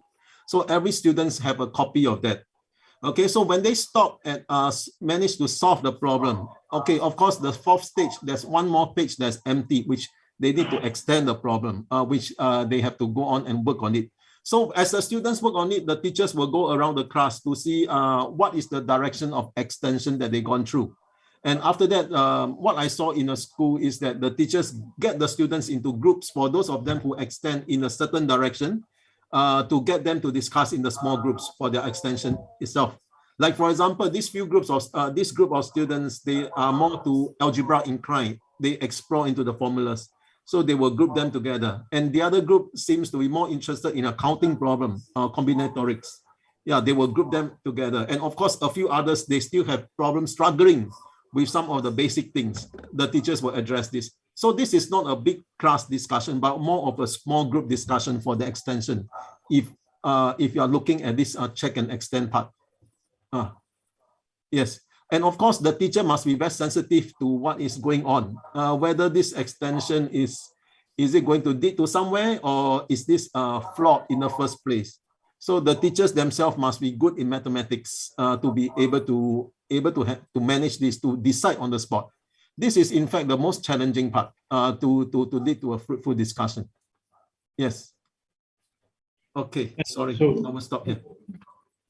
No, and Okay. we have written these teaching scenarios quite extensively for the teacher. So what are the possible solutions that students might come up with, how to use them in the formulation phase, how much time you should spend on that, like 10 minutes or 15 minutes for the formulation, and how to come to a conclusion, to an institutionalization for the whole class in the final 5 minutes of the lesson, how to summarize what everybody has done and what is the final result of the lesson.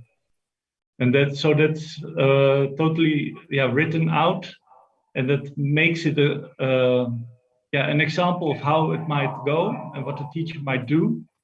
But of course, each lesson there happen different things. But it is an example for each task we have written these scenarios.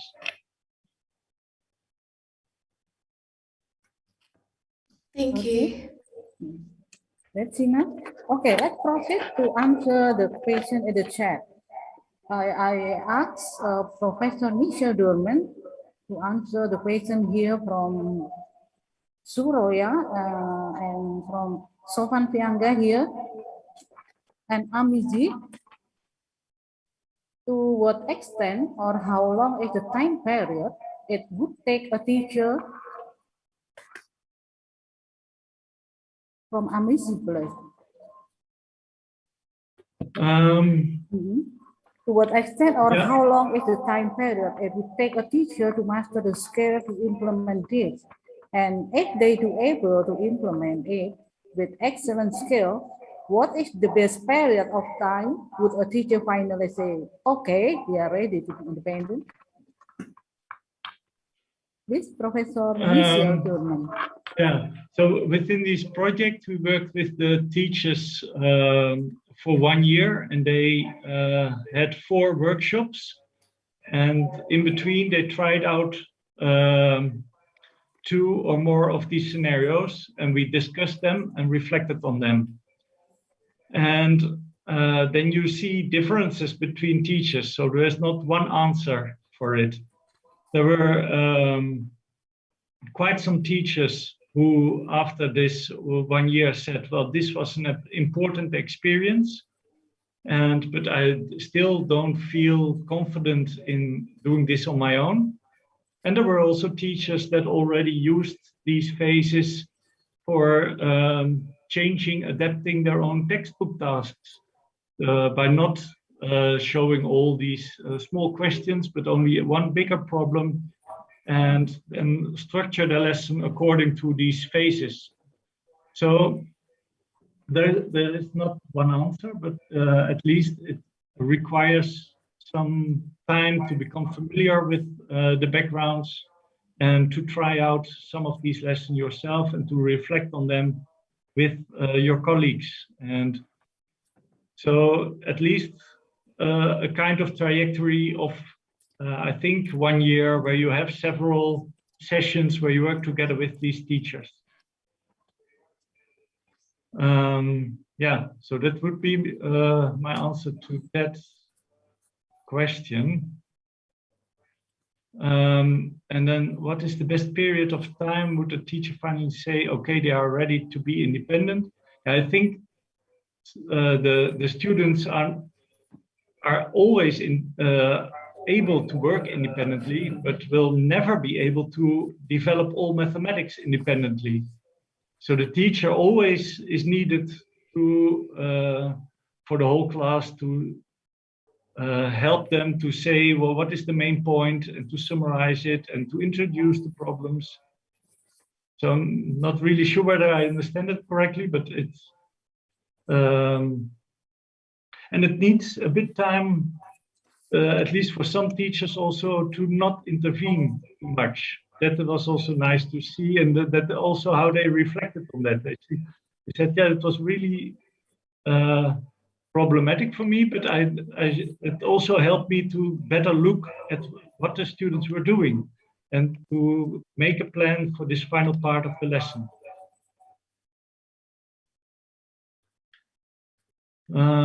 Then there was a, can I go to the next question in the chat? Hello. How about someone who asked question here?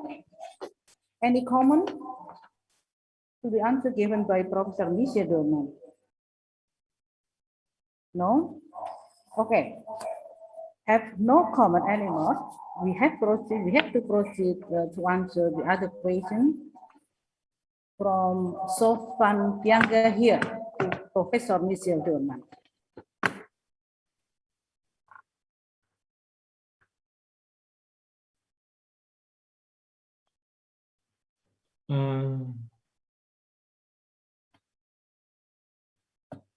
Before the question, I think.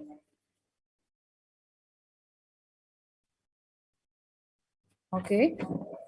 This question from Surabaya. Mathematics has been haunting students in early years at school. Okay, sorry.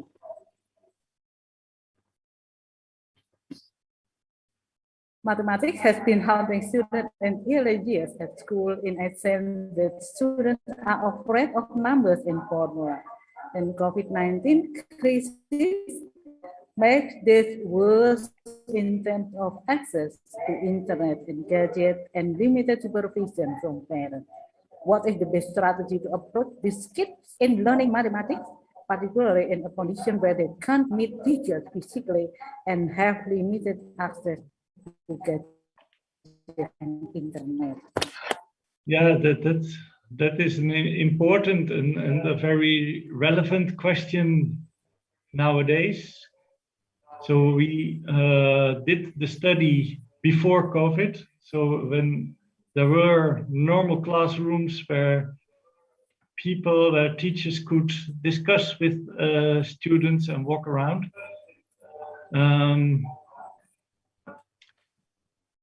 Yeah, at least I would say it's important to try to motivate children also to work on sometimes on problems that have no clear that are accessible for them, and where they can reflect on the process of how to solve it, of how to try to find a strategy, and not only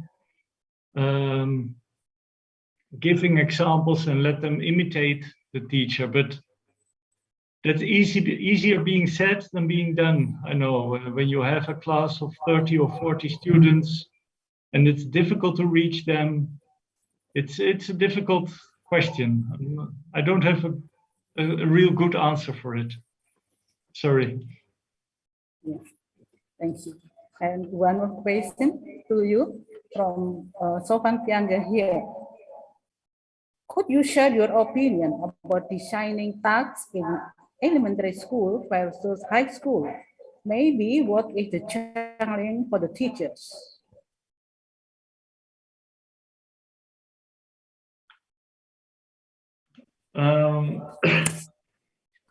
Yeah, that also depends a bit on the teacher education.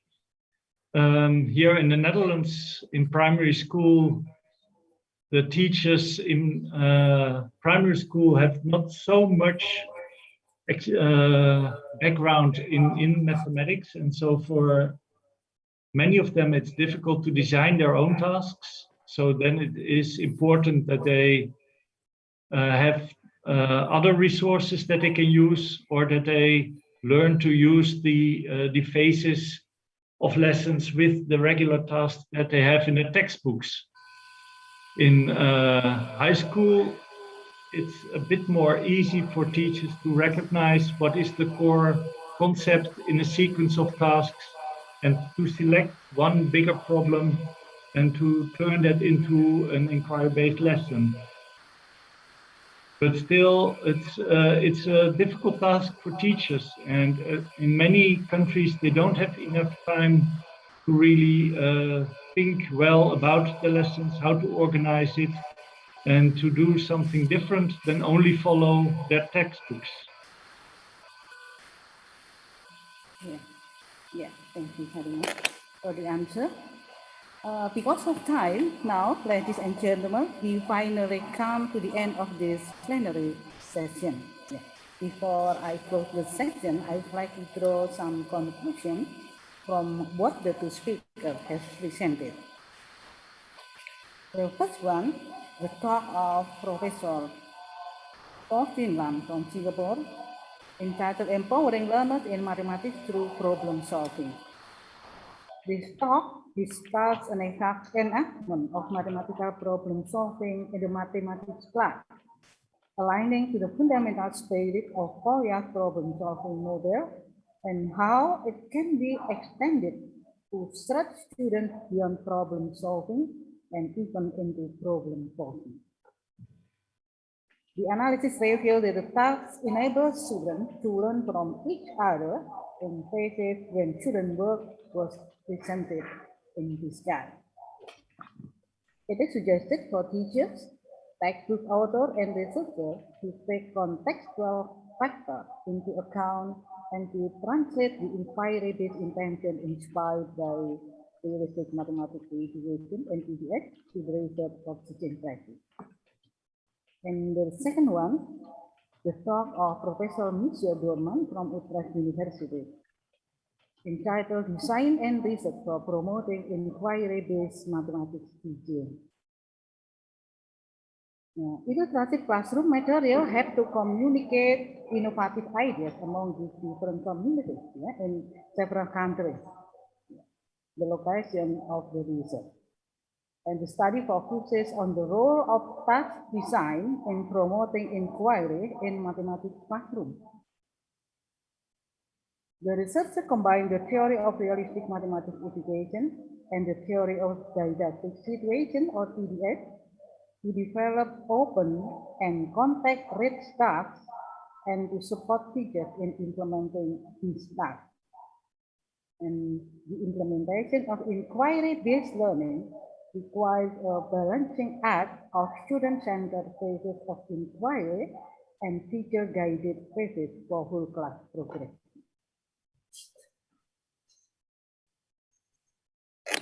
Well, ladies and gentlemen, I'd like to thank the keynote speaker for the informative and interesting presentation this morning, and all the participants for the very active participation.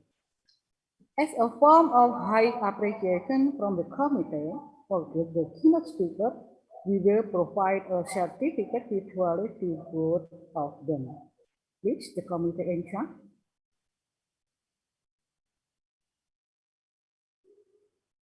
Yeah. The certificate is awarded to Associate Professor Tofin Lam, PhD, from National Institute of Education, Singapore. Thank you very much, Professor Tofin Lam. And the second one, the certificate is awarded to Associate Professor Dr. Michel Dorman from Utrecht University, the Netherlands. Thank you very much for your presentation. Thanks again for inviting me. Yeah, you're welcome. I apologize for any shortcoming. See you in the next international seminar. Wassalamualaikum warahmatullahi wabarakatuh. Waalaikumsalam warahmatullahi wabarakatuh. Good afternoon. Wow, ladies and gentlemen, what a great discussions we had just now with two remarkable speakers in the field of mathematics. Please put your hands together virtually to all of them who participate in our discussion today. Thank you again to Associate Professor Dr. Toh Tien Lam and Professor Dorman, and also thank you to Associate Professor Dr. Wanti Wijaya, who's also participating in a great discussion today. And thank you so much to Dr. Rini Setyaningsih to lead an insightful, fruitful discussion whispering ideas and wider perspectives in realistic mathematics. Right, ladies and gentlemen, we still have so many prominent keynote speakers today in various backgrounds. So I hope you're still in a good spirit, good health, and do not forget to have a bottle of water, a cup of coffee or tea maybe, to accompany you along the conference. We have more than 300 participants right now joining our main room. So to all honorable speakers and presenters and delegates, and also the freshmen of Postgraduate School of State University of Surabaya, please put on your participations here through your social media to share the good vibes of our event. And do not forget to fill in the form attendance that has been shared through the chat box by our committee. Right, so we are moving to the plenary 4. Here we have Professor Susan Ledger from University of Newcastle, and then Dr. Masita Syahril from University Brunei Darussalam. Good morning. Hello, professors and doctors. And plenary 4 will be led by Ibu Neni Mariana, PhD, who will serve as the moderator. Dr. Neni Mariana is our lecturer in primary education. Good morning, Dr. Neni. Good morning, Ibu Yeni. Okay. So this time I will hand on the screen to Dr. Neni. Please, Dr. Neni. Okay, thank you, Ibu Yeni Adganti. Assalamualaikum warahmatullahi wabarakatuh. Good morning, ladies and gentlemen. It's such an honor for me to be the moderator of this plenary session 4 for my academic mother, Professor Susan Ledger. I'm so glad to be on one stage with you again. And then with Associate Professor Masita from Brunei Darussalam as well. So let me, as the moderator, read the short curriculum vitae of Professor Susan Ledger first.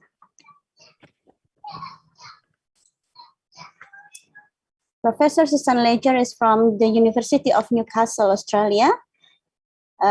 She is the head of school and dean of education at the University of Newcastle. She is a dedicated educator, researcher, and advocate for the teaching profession who has a passion for connecting people, places, and projects. She has had a range of educational experiences in both primary, secondary, and tertiary settings around the globe. Her recent publication explore how rural and international fields of study complement and compete with each other. In 2017, she introduced SimLab Murdah Immersion, an immersive platform that stimulates classroom into the preparation of graduate teachers.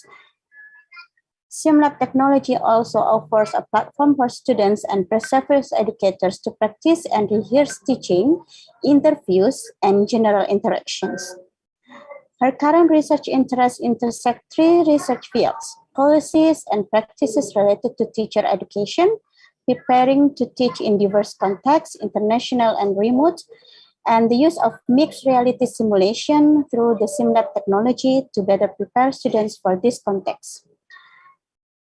Professor Susan provides a global to local perspective on the teaching profession.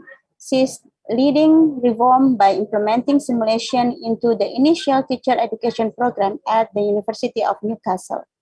She initiated a successful 12-month internship program unique to WA and introduced the postgraduate certificate in international education aligned with the International Bachelor Teaching and Learning Certificates wheels at Murdah. Okay, without further ado, I give the floor for you, Professor Susan Ledger. So please. Terima kasih Ibu Neni. Selamat. Terima kasih Ibu. Saya sangat senang berada di sini hari ini dan ingin berterima kasih kepada penyelenggara, khususnya Ibu Neni. Kerana telah memberi saya kesempatan yang luar biasa hari ini. Hari ini saya mau bicara tentang teknologi dan pendidikan, tetapi saya akan bicara dalam bahasa Inggris sebab bahasa Indonesia saya tidak baik. So, terima kasih banyak. Okay, I'll try to share my screen and make sure.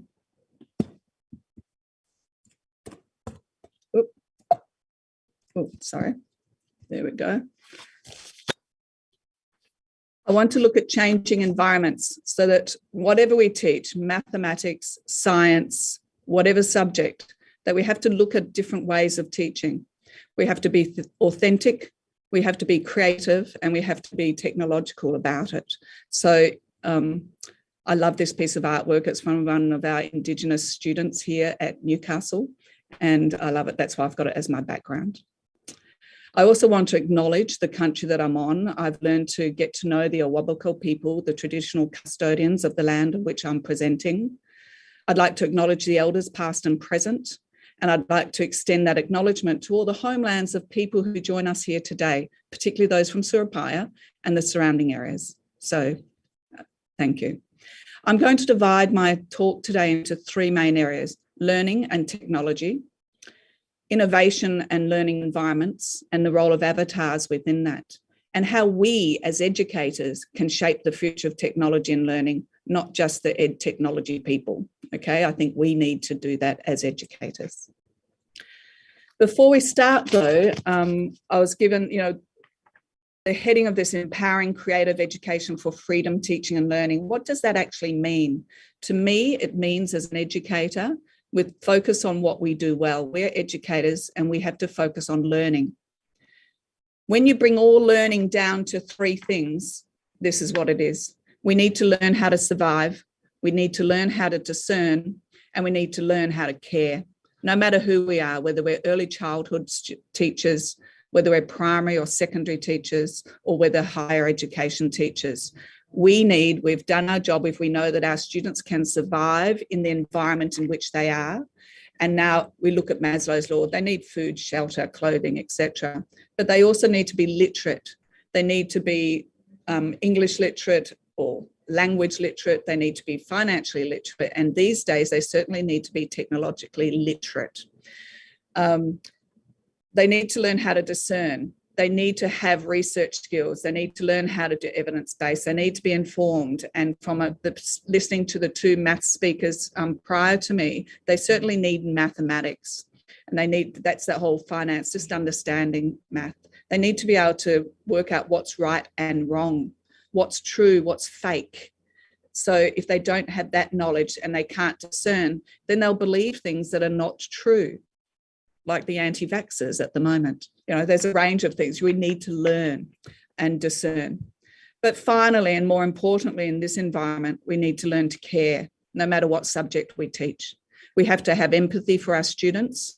We have to have empathy for the people that work with us, our colleagues, and we have to make sure that the students in our care, no matter whether they're primary, secondary, higher ed, are civic-minded, that they're social and emotionally well and their well-being are being attended to. So for me, when I talk about learning, I think these are the three important things: learn to survive, learn to discern, and learn to care. These 3 points are different. I mean, they would have been the same 100 years ago, but what we did 100 years ago would have been different.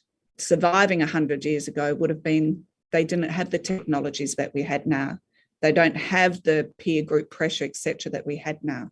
So I just want to use that as my backdrop. Anything I do, I go back to these 3 points.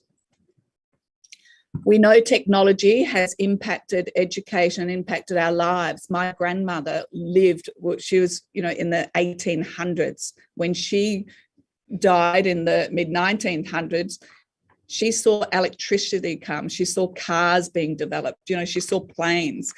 All of those things, we will see a rapid development of new things too in our lifetime. And we need to make sure that our students are aware that with every new piece of technology, they need to understand it, not just hide from it.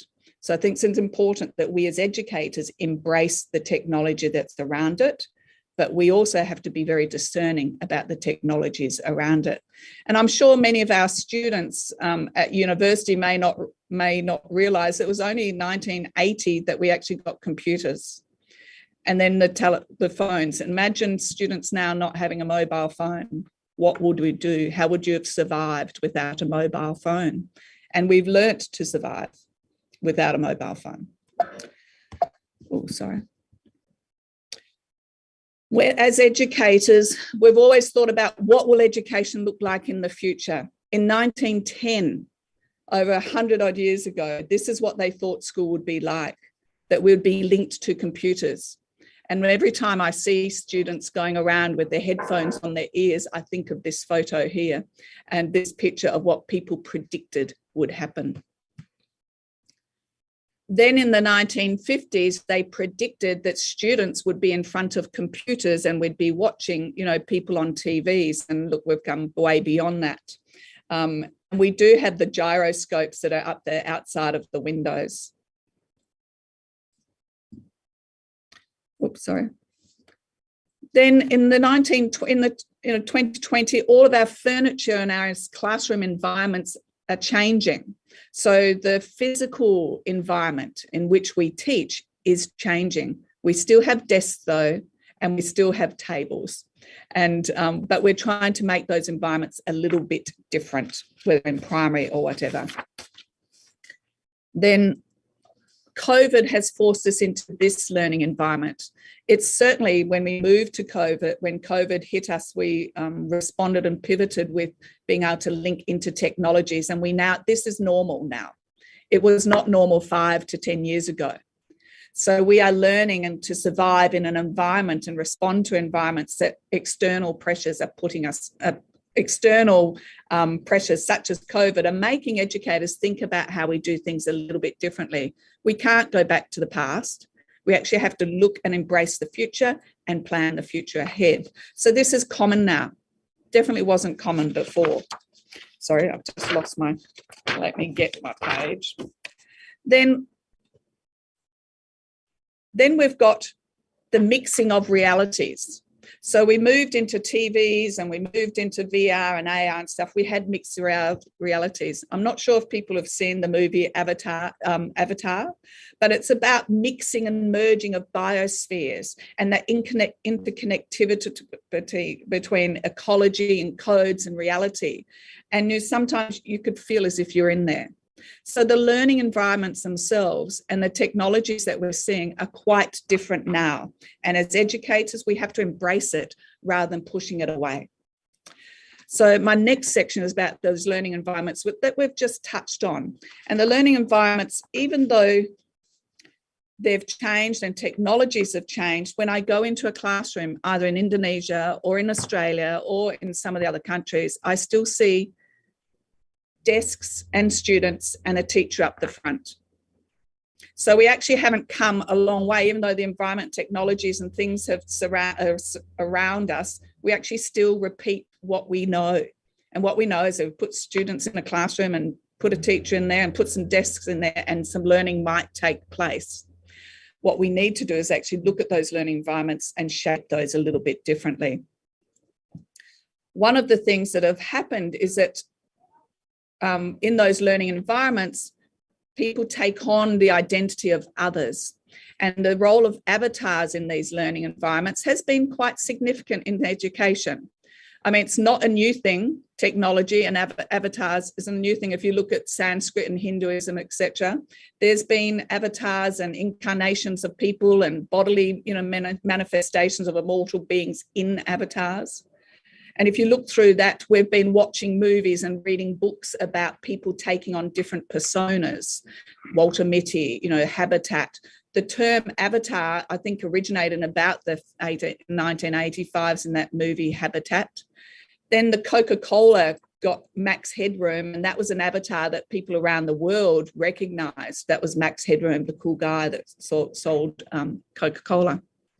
Then some movies actually showed not just avatars, but that merging of an avatar identity with a real life situation. And that was certainly Lawnmower Man, but more recently, Matrix.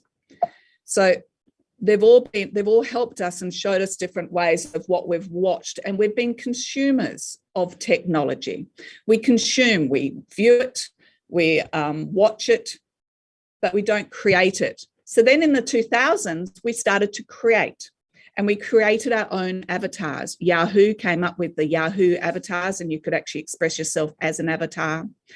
Facebook came up with avatars, the Bitchamies came up, Nintendo was an early one in this. So you could, when you have a Wii console, you could become one of those.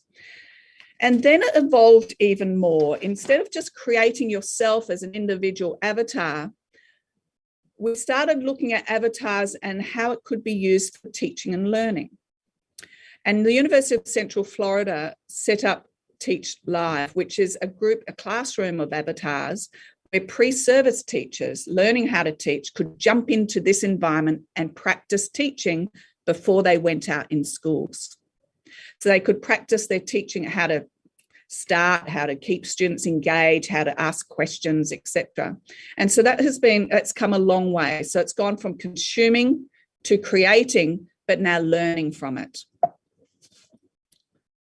Those avatars typically represent the different types of characteristics, and those two pictures down the bottom, well, that's the Teach Live. That was the original group of avatar classroom. That's become more sophisticated in that second picture, and that's where immersion have taken over, and everything's become more sophisticated. We know with technology it improves. But those avatars will take on the attributes of most children. So if we want our teachers to learn how to teach children, the normal range of children, then these children, there'll be an extrovert, there'll be someone who's agreeable, there will be someone who's a little bit more neurotic, you'll have someone who's conscientious. So all of those types of students can be created within a classroom. Even so, you can even pull some of those avatars out and put students with special needs in, students with English as second language in. You can change them out to suit the classrooms that you're going to learn how to teach. Whoop. These simulated environments are used in universities all around the place. I know Ibu Neni is trialling it within her university, and I'm excited. We're publishing together, and that's going to be fantastic. And really, really excited that Neni has been very bold and taken on this challenge and putting, simulation and the avatars within the context of teacher education. And it is, with technology, you have to be bold because not everything works all the time, but when something does, we want to share that and scale it up. But simulation and virtual classrooms and avatars is not new in higher education. We use it in a range of different fields. And as I can see there, engineering, sports psychology, preclinical placements, and even down to students learning how to write, etc. We also, within School of Education, we've had a whole range of different virtual classrooms like Second Life. The Sue Gregory from University of New England has been working with Second Life in Australian universities to teach teachers for the last 15 years. Sim Class is being used. We've been using Teach Live Immersion for the last 6 years, and we're really venturing, and we're the first university and a group of universities to pick up Sim School, which is a great. So we have virtual classes, avatars, we have gaming consoles like Sim School, so that all of these tools can be used to prepare our future teachers. The next step that we've done over here in University of Newcastle, and I know in Deakin has also picked this up in nursing and probably education as well. So there's a few of these domes and igloo visions that are being used around the place. And we've actually now invested in immersive environments. So we've got immersion, we've got simulation, we've got gaming, and all of those technologies together better prepare our students to teach maths, to teach science, to teach multicultural children, to teach children with learning difficulties. We can do it for any of those. How are we going for time, Neni? Still have enough time, Ibu. Okay, because I might switch out of this one and just show a simple little video for you. If I can get it. That's right. There we go. And now I will share screen again.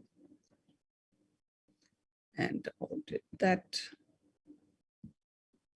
Can you see that? Make it wider. And I'll press, oh, where is it? Sorry, these are all the labs. This one.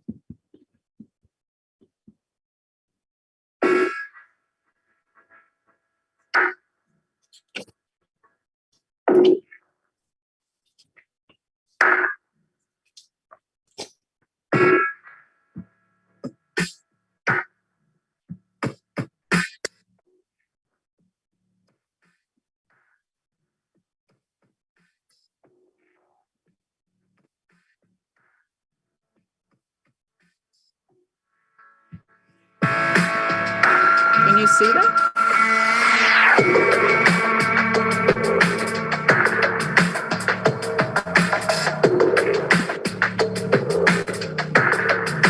You stop the share screen, Ibu. Only hear the sound.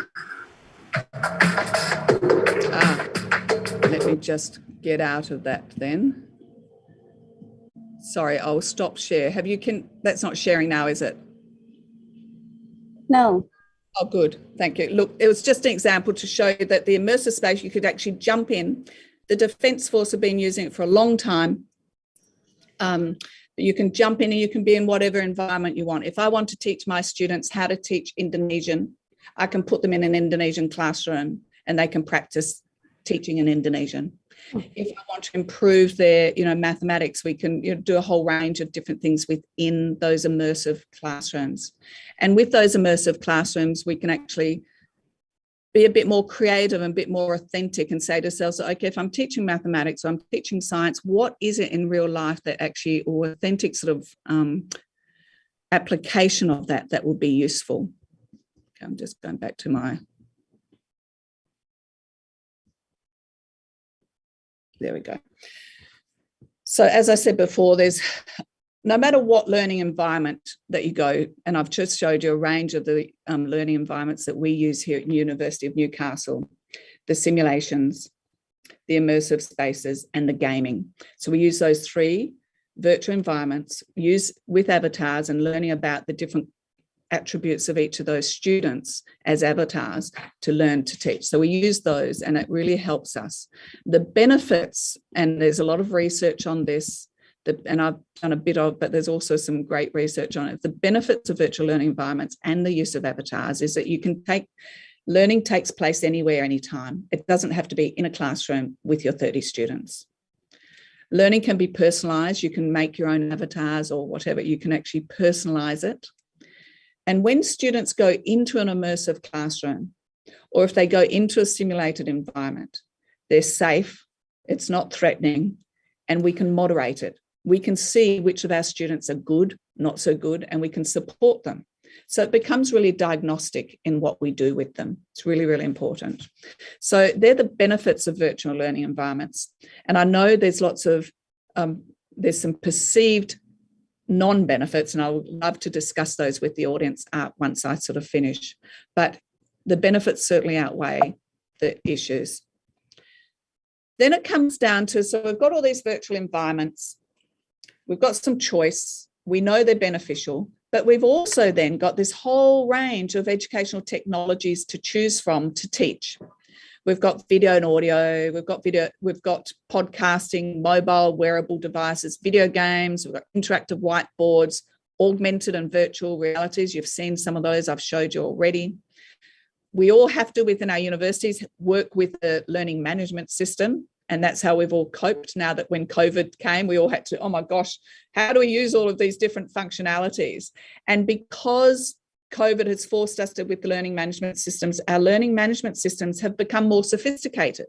And we're all upskilling and learning about these technologies, which is fantastic for the profession.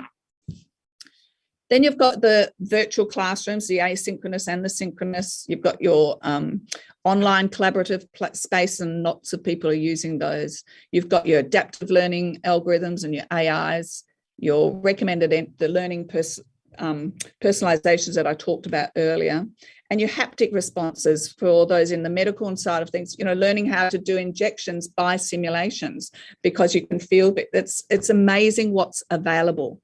But as an educator, sometimes we're tempted with tools that aren't a good fit. We force tools. We choose the ones that may not be the best fit. So when I go back to my learning, my 3 bits of learning to survive in this world of amazing choices in technology. But then we have to learn to discern about choosing which technologies are the best fit. And that's, as us as educators, we have to actually realise that when we choose a technology, that it has to support the art and the science of teaching, the creative and effective parts of it, as well as the practical. So that's what I want to put in everyone's mind. You need to, whatever technology you choose, it has to be a right fit for what you're using it for. Sometimes just writing something on a piece of paper is a better choice.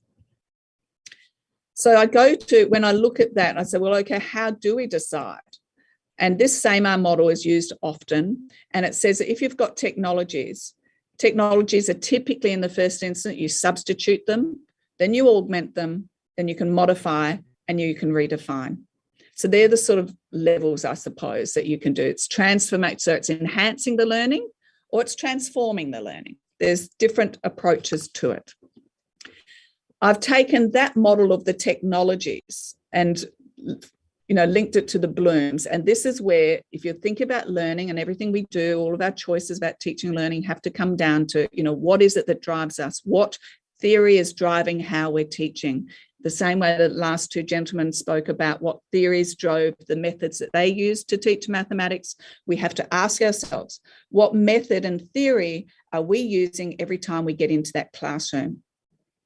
So, you can do substitute, it's knowledge-based, the lower level, building right up to evaluative.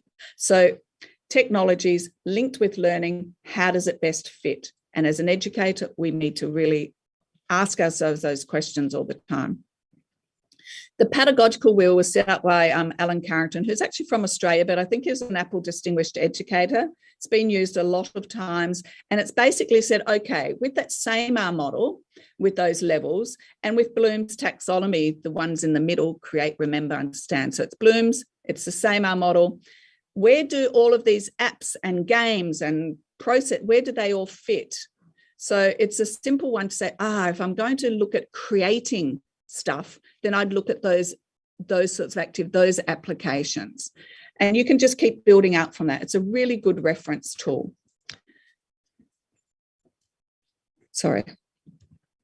And then, as I said before, there's all these tools, there's all these technologies. We have to link it with learning, and we have to go back to our learning theories.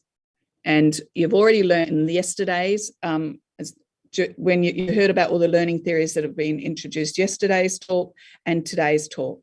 And you could probably tick off the ones that you've already heard about. So you've had some behaviourist theories, measuring things, making it better, percentages, etc. Your cognitive psychology, your information process development, social cultural, your constructivists, your Piaget's, Bruner's. These are all the key players in learning theories. If we know these, then every choice of technology that we use, we can go back to these and say, well, which one is this one promoting? And no, there's no one way, a right way. There's lots of ways. We should be using all of these in different times at different, stages. We're currently at the moment of the 21st century learning, where the OCDE and a whole range of nations are pulling together and saying things have to be transformational, have to be situational, technologically driven, collaborative, creative. You'll hear those words all the time. But what does it actually mean? Yes, we can get people some skills, but I'll still go back to learning theories and those three learning things: learn to survive, learn to discern, learn to care. Make sure you're driven, whatever choice of technology that you use, that it's driven by some theory. That's what we are as educators. Theories drive what we do. I think it's just important to put those up there so we can go back to those. It's all about learning. And as educators, we can't forget that. So as educators, we've looked at where technology is. We've looked at how important learning is. So how do we, as educators, shape and transform technology for learning? Because unfortunately at the moment, sometimes the technology creators are forcing educators to do things that may not be good fit. We have to be very clear about what's a good technology, what's not, and choose the right ones that fit appropriately. There's a group called the SHAPE Initiative from Cambridge University Press have put this out. And I think they do a good job. It's the future of schools, #future of schools. And they have some really good ideas. And I'll throw that up for you just to have a quick look at. We all know, we've all been familiar now with home learning. We know there's a big gap in the home learning. We've all been familiar with blended learning. There's some problems with it. Is technology the key? Maybe. If you don't have electricity, it's certainly not. Sustainability is important, access important, and the digitization of everything. Sometimes our children are teaching parents, not just parents teaching children. And learning has become a more two-way process. It's not just one academics teaching students. Students can teach academics some things. We have to realize that we're not always the experts. We can learn. And in many regards, technology can be dichotomous. That's distraction or an enabler. Technologies can connect, but they can also disconnect. I don't like seeing students walking around the place with headphones on because it disconnects them from the world around them.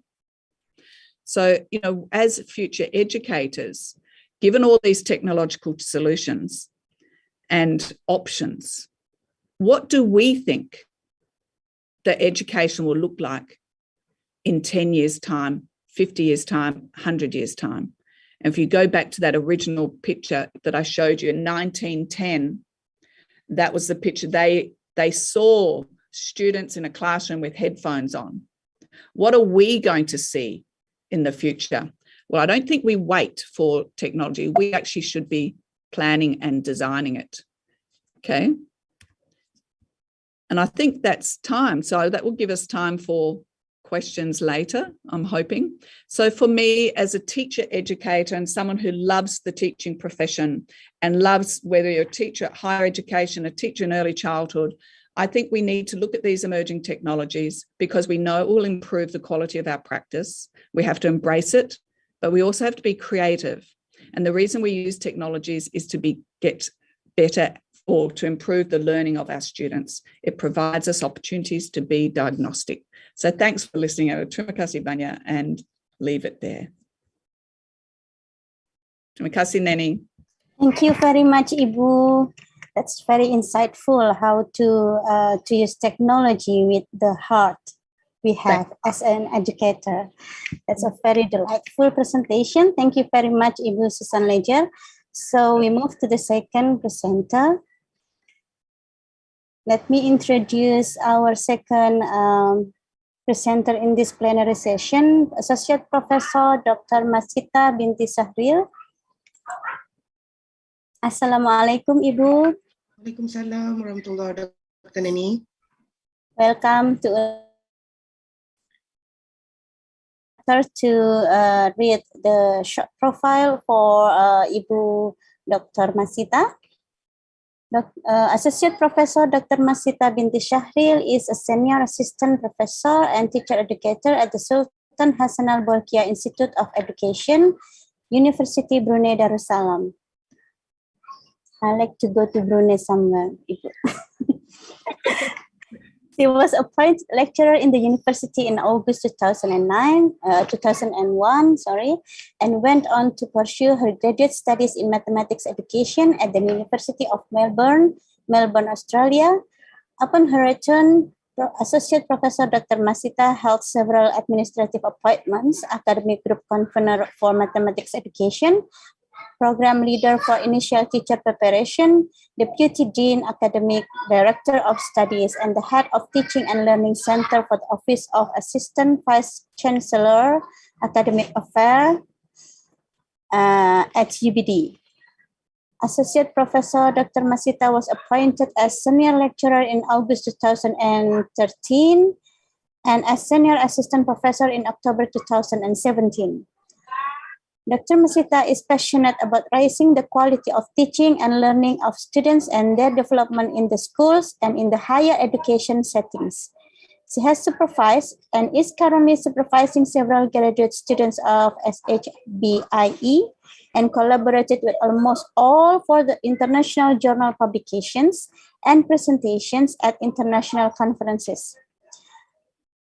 Associate Professor Dr. Masita's research interest lies in the teacher and teacher education, mathematics education, higher education, the 21st century teaching and learning, school-based assessment, classroom research, and youth practices and their education. Okay, without further ado, we give the time and floor for Associate Professor Dr. Masita binti Shahril. So please, Ibu. Alhamdulillah. Thank you very much, Dr. Neni. We share. Are you able to see my presentation? Yes. Okay. Yes, it's clear. Okay. Bismillahirrahmanirrahim. Assalamualaikum warahmatullahi wabarakatuh. Selamat pagi to audience in Indonesia. Selamat petang for the rest of the world, perhaps. Good morning and good afternoon. So I'm taking a different stance here in terms of my presentation because according to the theme, empowering creative educational for freedom, teaching and learning. So the word, as per previously noted by previous keynote speakers, is about empowering. So I'm trying to empower, I've decided to present this to empower myself, my colleagues in SHIBI, my students, and of course the audience, audiences here. And it's time to truly reflect the directions of contemporary researchers in mathematics education and teacher education. Just to note as well, I'm currently the Dean of Sultan Hassanal Bolkiah Institute of Education. So this is quite appropriate in terms of introducing our faculty as well as our graduate students in SHIBI as well, in the University Brunei Darussalam.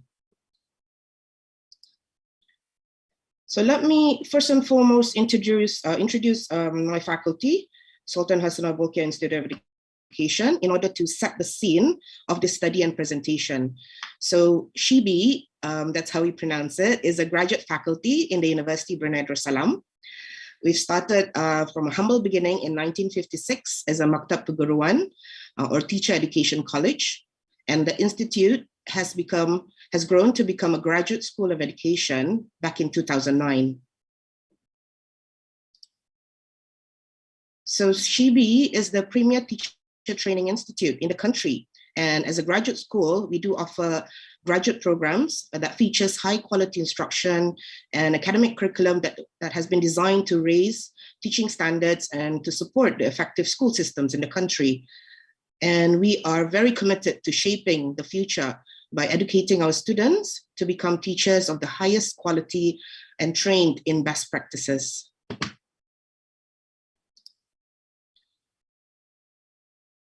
So these are the SHIBI graduate programs that are offered in the faculty itself.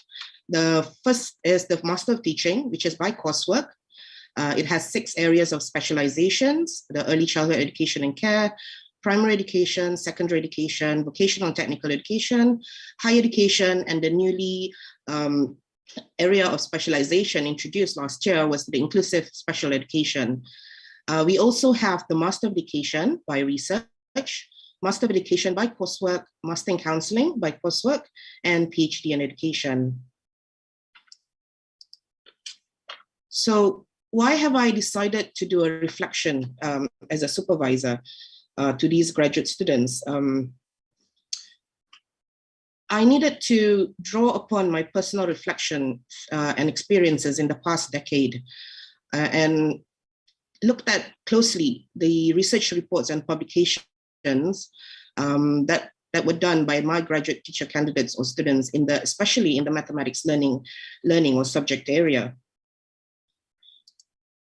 So I started supervising the Master of Education students with 3 students in total back in 2010. That is when I returned from Australia early in January 2009.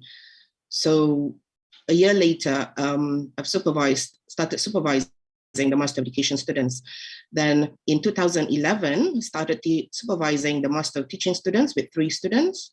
And in 2013, with PhD in Education student, one of them. So in total, for Master of Education, I've supervised 25, for the Master of Teaching, 48, for the PhD in Education, 2 have graduated, Alhamdulillah, and I'm currently supervising or co-supervising 4 PhD in Education students. And when in the context of Brunei, we use graduate, which is a synonym for postgraduate students or pasca sarjana. So when I investigate further or reflect further in terms of the supervision, the success of a supervisee-supervisor relationship, it's not just about supervising research projects towards completion. The investments put in and put forth during and after the supervisory journey also takes a lot of time and effort, intellectual thinking, smart strategies, and a lot of determination as well. And these are the references that I referred to, the following books and past literature in relation to assisting me in the study for this presentation today.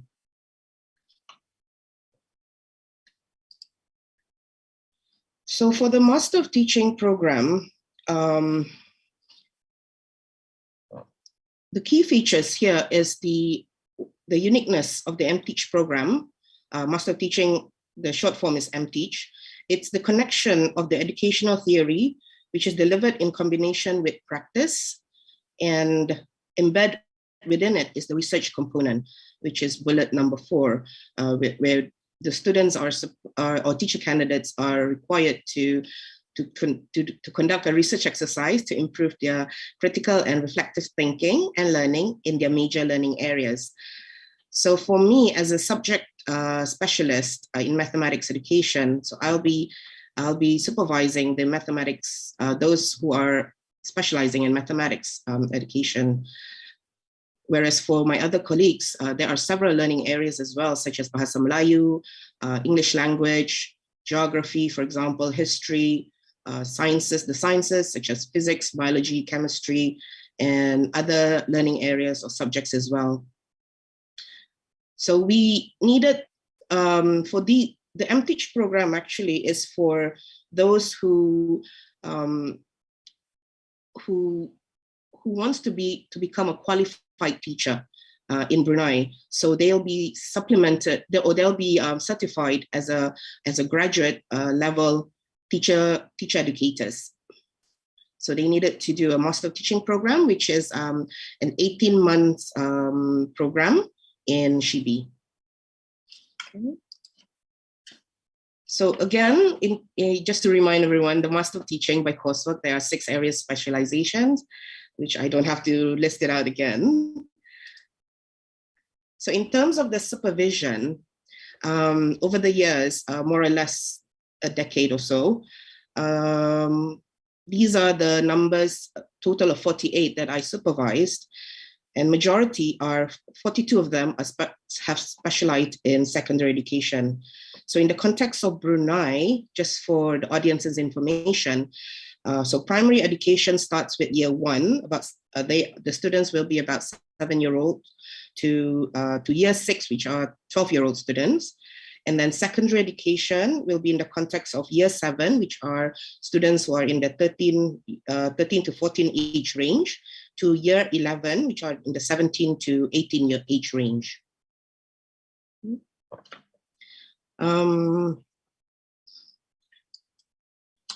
So these teacher candidates, they have to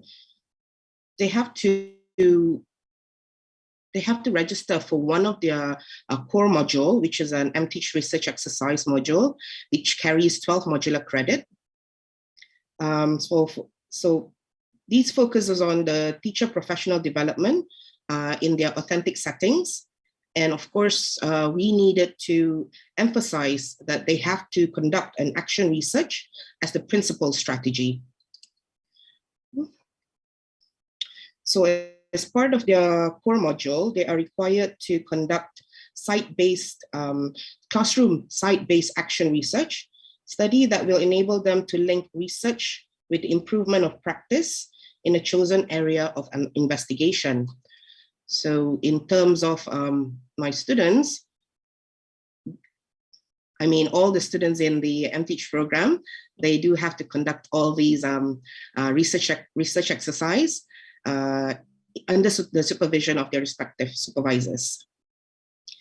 And the research exercise report, it must be written at a publishable standard. So this is what is expected of them in order to if they or their supervisor decide to help publish or present at a conference, which will be beneficial for them. So in relation to the journey, that what happens before and during the supervision, so what happens is during the presentation, what I've done in relation to helping out my students was during the candidature or even after graduation, I gave them news to present at conference, such as today, and also previous conferences as well, and or publish in a journal. So I either help them to submit or present at the conferences or submit as a corresponding author. And what I've noticed as well, the current trend recently was they are brave enough to present themselves, which I am truly, truly proud of. And then if the paper is good enough, or accepted by the organizer or the editor of the journal, then the paper will be presented at the respective conference or published in the journal. So upon completion from the program, not all, unfortunately, chose to present at the local or international conferences and publish their works. However, those who did were able to experience the academic part of conducting research and presenting their research, and also make contributions to the research gaps and outcomes of their studies in the context of the country, Brunei Darussalam. So in relation to my supervision,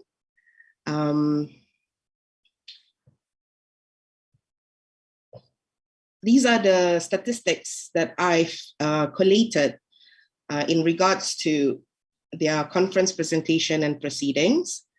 For example, I've supervised one teacher candidate in the primary education learning area of specialization, and she was brave enough to present in 2009 back in Jogja, the 7th SEADR conference with 2 other of my supervisees.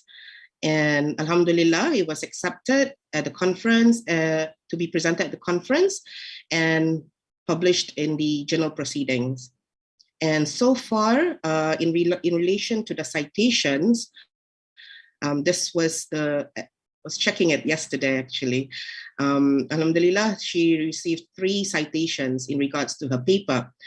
This was the use of comics or the implementation of comics in the primary school.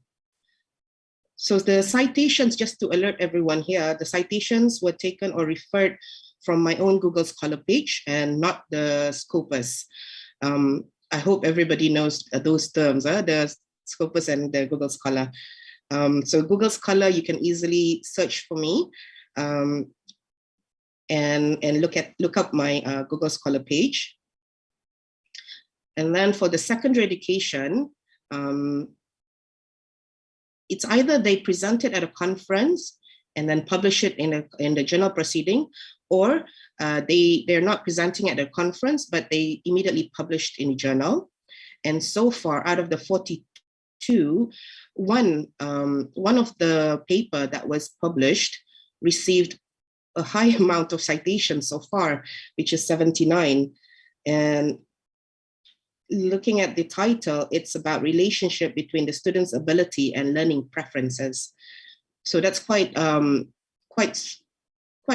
sought after in regards to helping other researchers out there in relation to the publication or the previously published paper. And then just to share as well, for the Master of Education supervisees, there were 24 of them under the mathematics education area specialization. And if you look at the citation there, one paper received 118 citation over the years. And the title was on understanding students' mathematical errors and misconceptions, the case of year 11 repeating students. So alhamdulillah, in regards to publishing with my students, these papers have been helpful to other researchers out there in relation to referring to their respective researchers, of course. CPA stands for Curriculum Pedagogy and Assessment, not specifically mathematics education, and that happened more than 6 years ago. So in terms of reflecting upon the opportunities from these supervisory journey, first, what I've reflected upon is I was able to develop, because that's what is required of our graduate students, to be independent researchers. And because I would like to emphasize as well, this is a master level degree. So they needed to be independent researchers and not just relying on the supervisor in order to look look for previous literature, collecting their data, applying for ethics approval and things like that.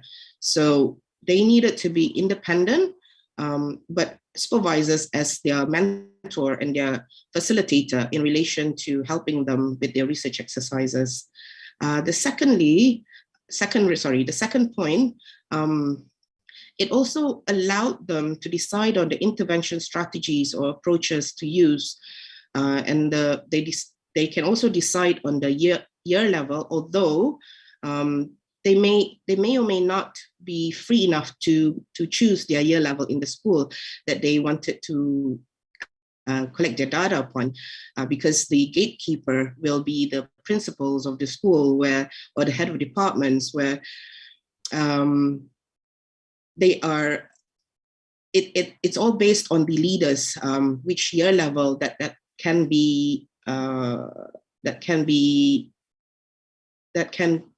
students can go into in relation to collecting the data. And also the students, the supervisees are free to choose the mathematics topic of their choice as well. What other opportunities are in terms of building good rapport between the supervisee and the supervisor?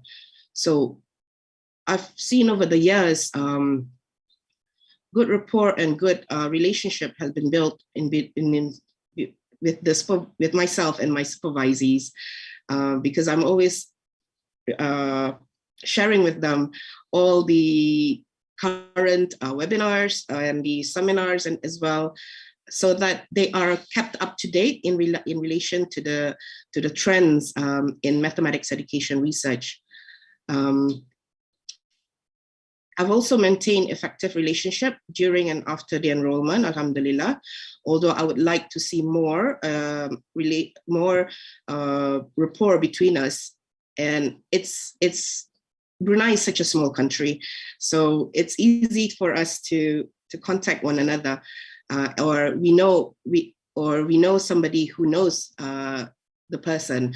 So inshallah, one day I'll be in contact with them if they're listening now. And also, what opportunities are that can benefit is also enhancing and also adding value to the current and future supervisions. What I mean by this is reflecting upon the previous researches that were done.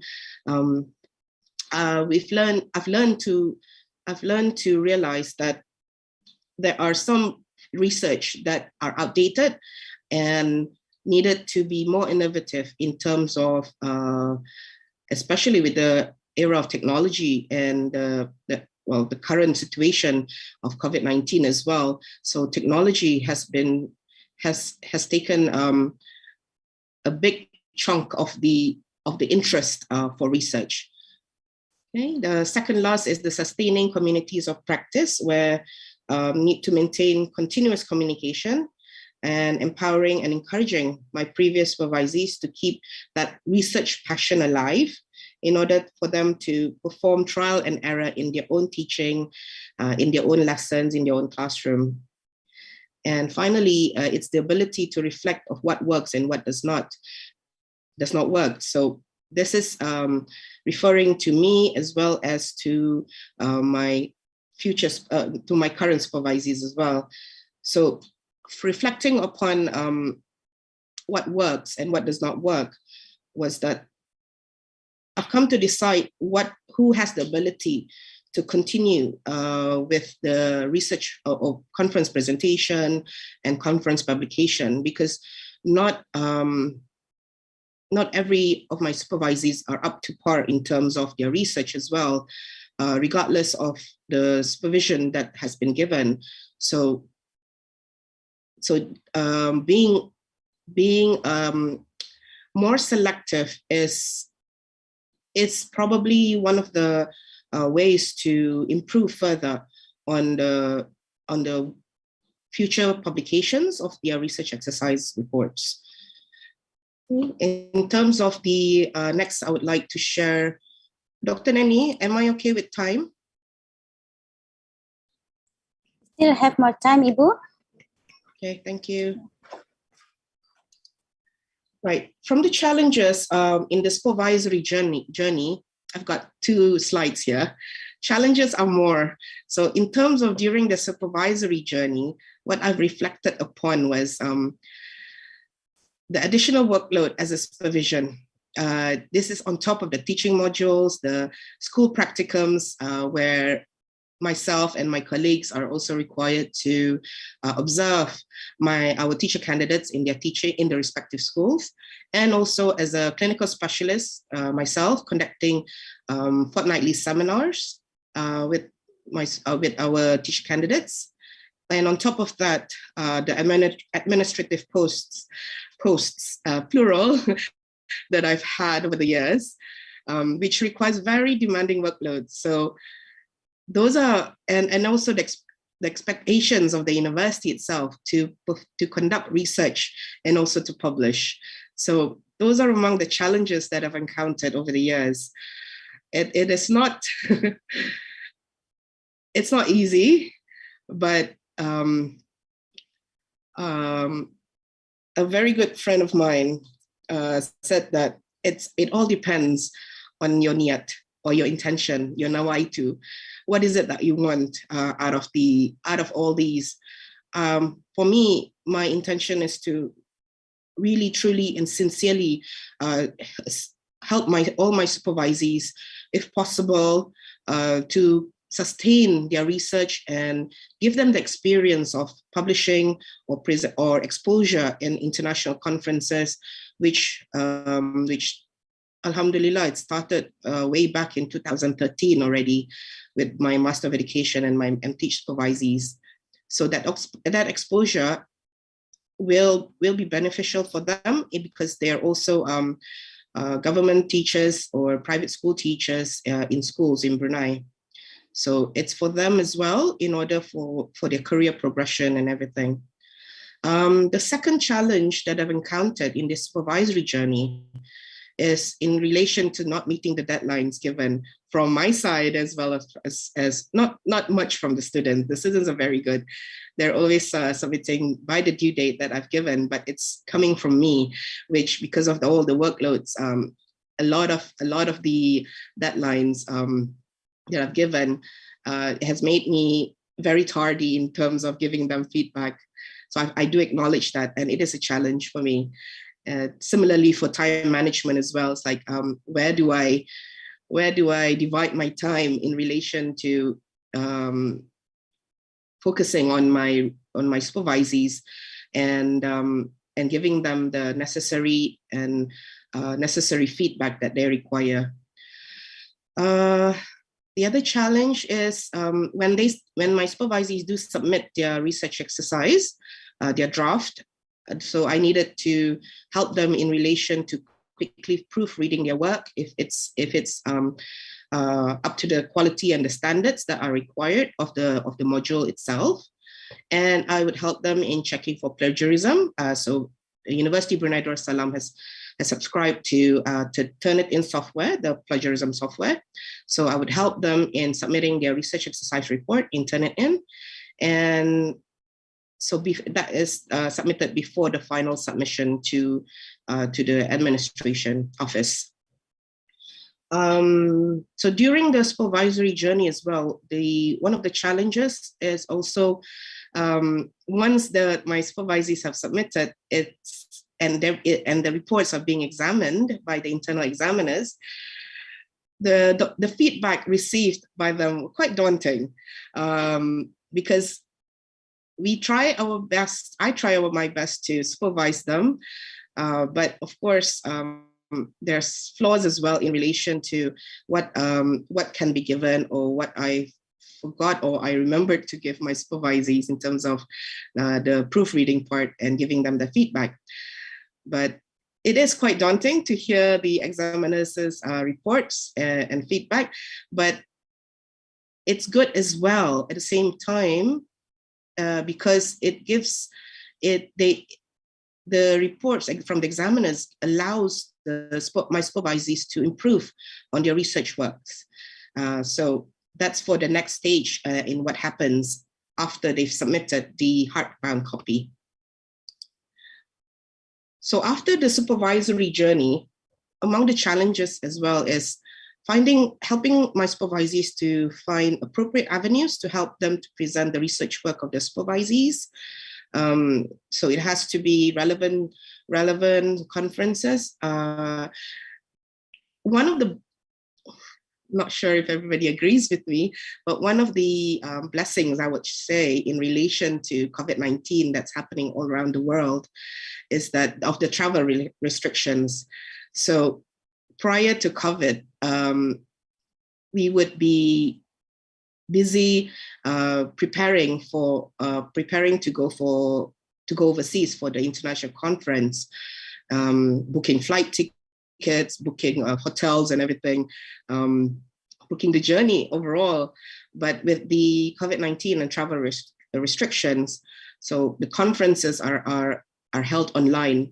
So it's quite appropriate in terms of, even though it's online, the exposure that my supervisees and myself have gone through in relation to online conferences are also very good, because then we have more opportunities to register and participate in conferences the past 2 years. Among the other challenge in relation to after the supervisory journey is, I think I mentioned this earlier, because majority of my supervisees are working as government school teachers or private school teachers, and they were not able to do any follow-up actions. So from my part, because I would love to help them in terms of presenting their work to the international audience or publishing their work. So I assisted in the condensing or the formatting of their research exercise report as well. If I was not able to do it, then upon permission from the supervisee, I would invite expert collaborators, such as my colleagues, other graduate students, and the graduate students will become freelance research assistants in order to assist me in the condensing and the publishing part.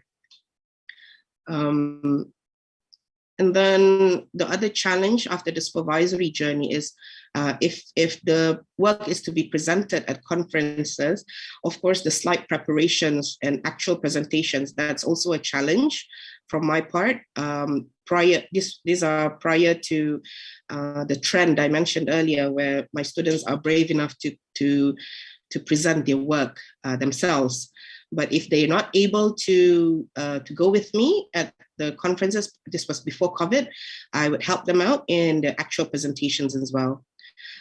What I would like to highlight as well and emphasize that my supervisees will always get the first, will always maintain the first authorship of all the work that has been done. Okay? And finally, in terms of the challenge, if the submission is to journals, the rounds of rejections, I think a lot of you may be familiar with this, the disappointment in the many rejections. That's a very big challenge in terms of what to plan next. But if it's accepted in the journal, then alhamdulillah, we just move on and revise it, and many revisions to convince the reviewers and editors on the worthiness of the research paper to be published. And that is very worthwhile and very, very fulfilling if the paper has been published for my supervisees and also for myself. In relation to connections made from the RE reports and the publications, what I would like to share here upon my reflection is not all that have been reported may appear in the drafted publications.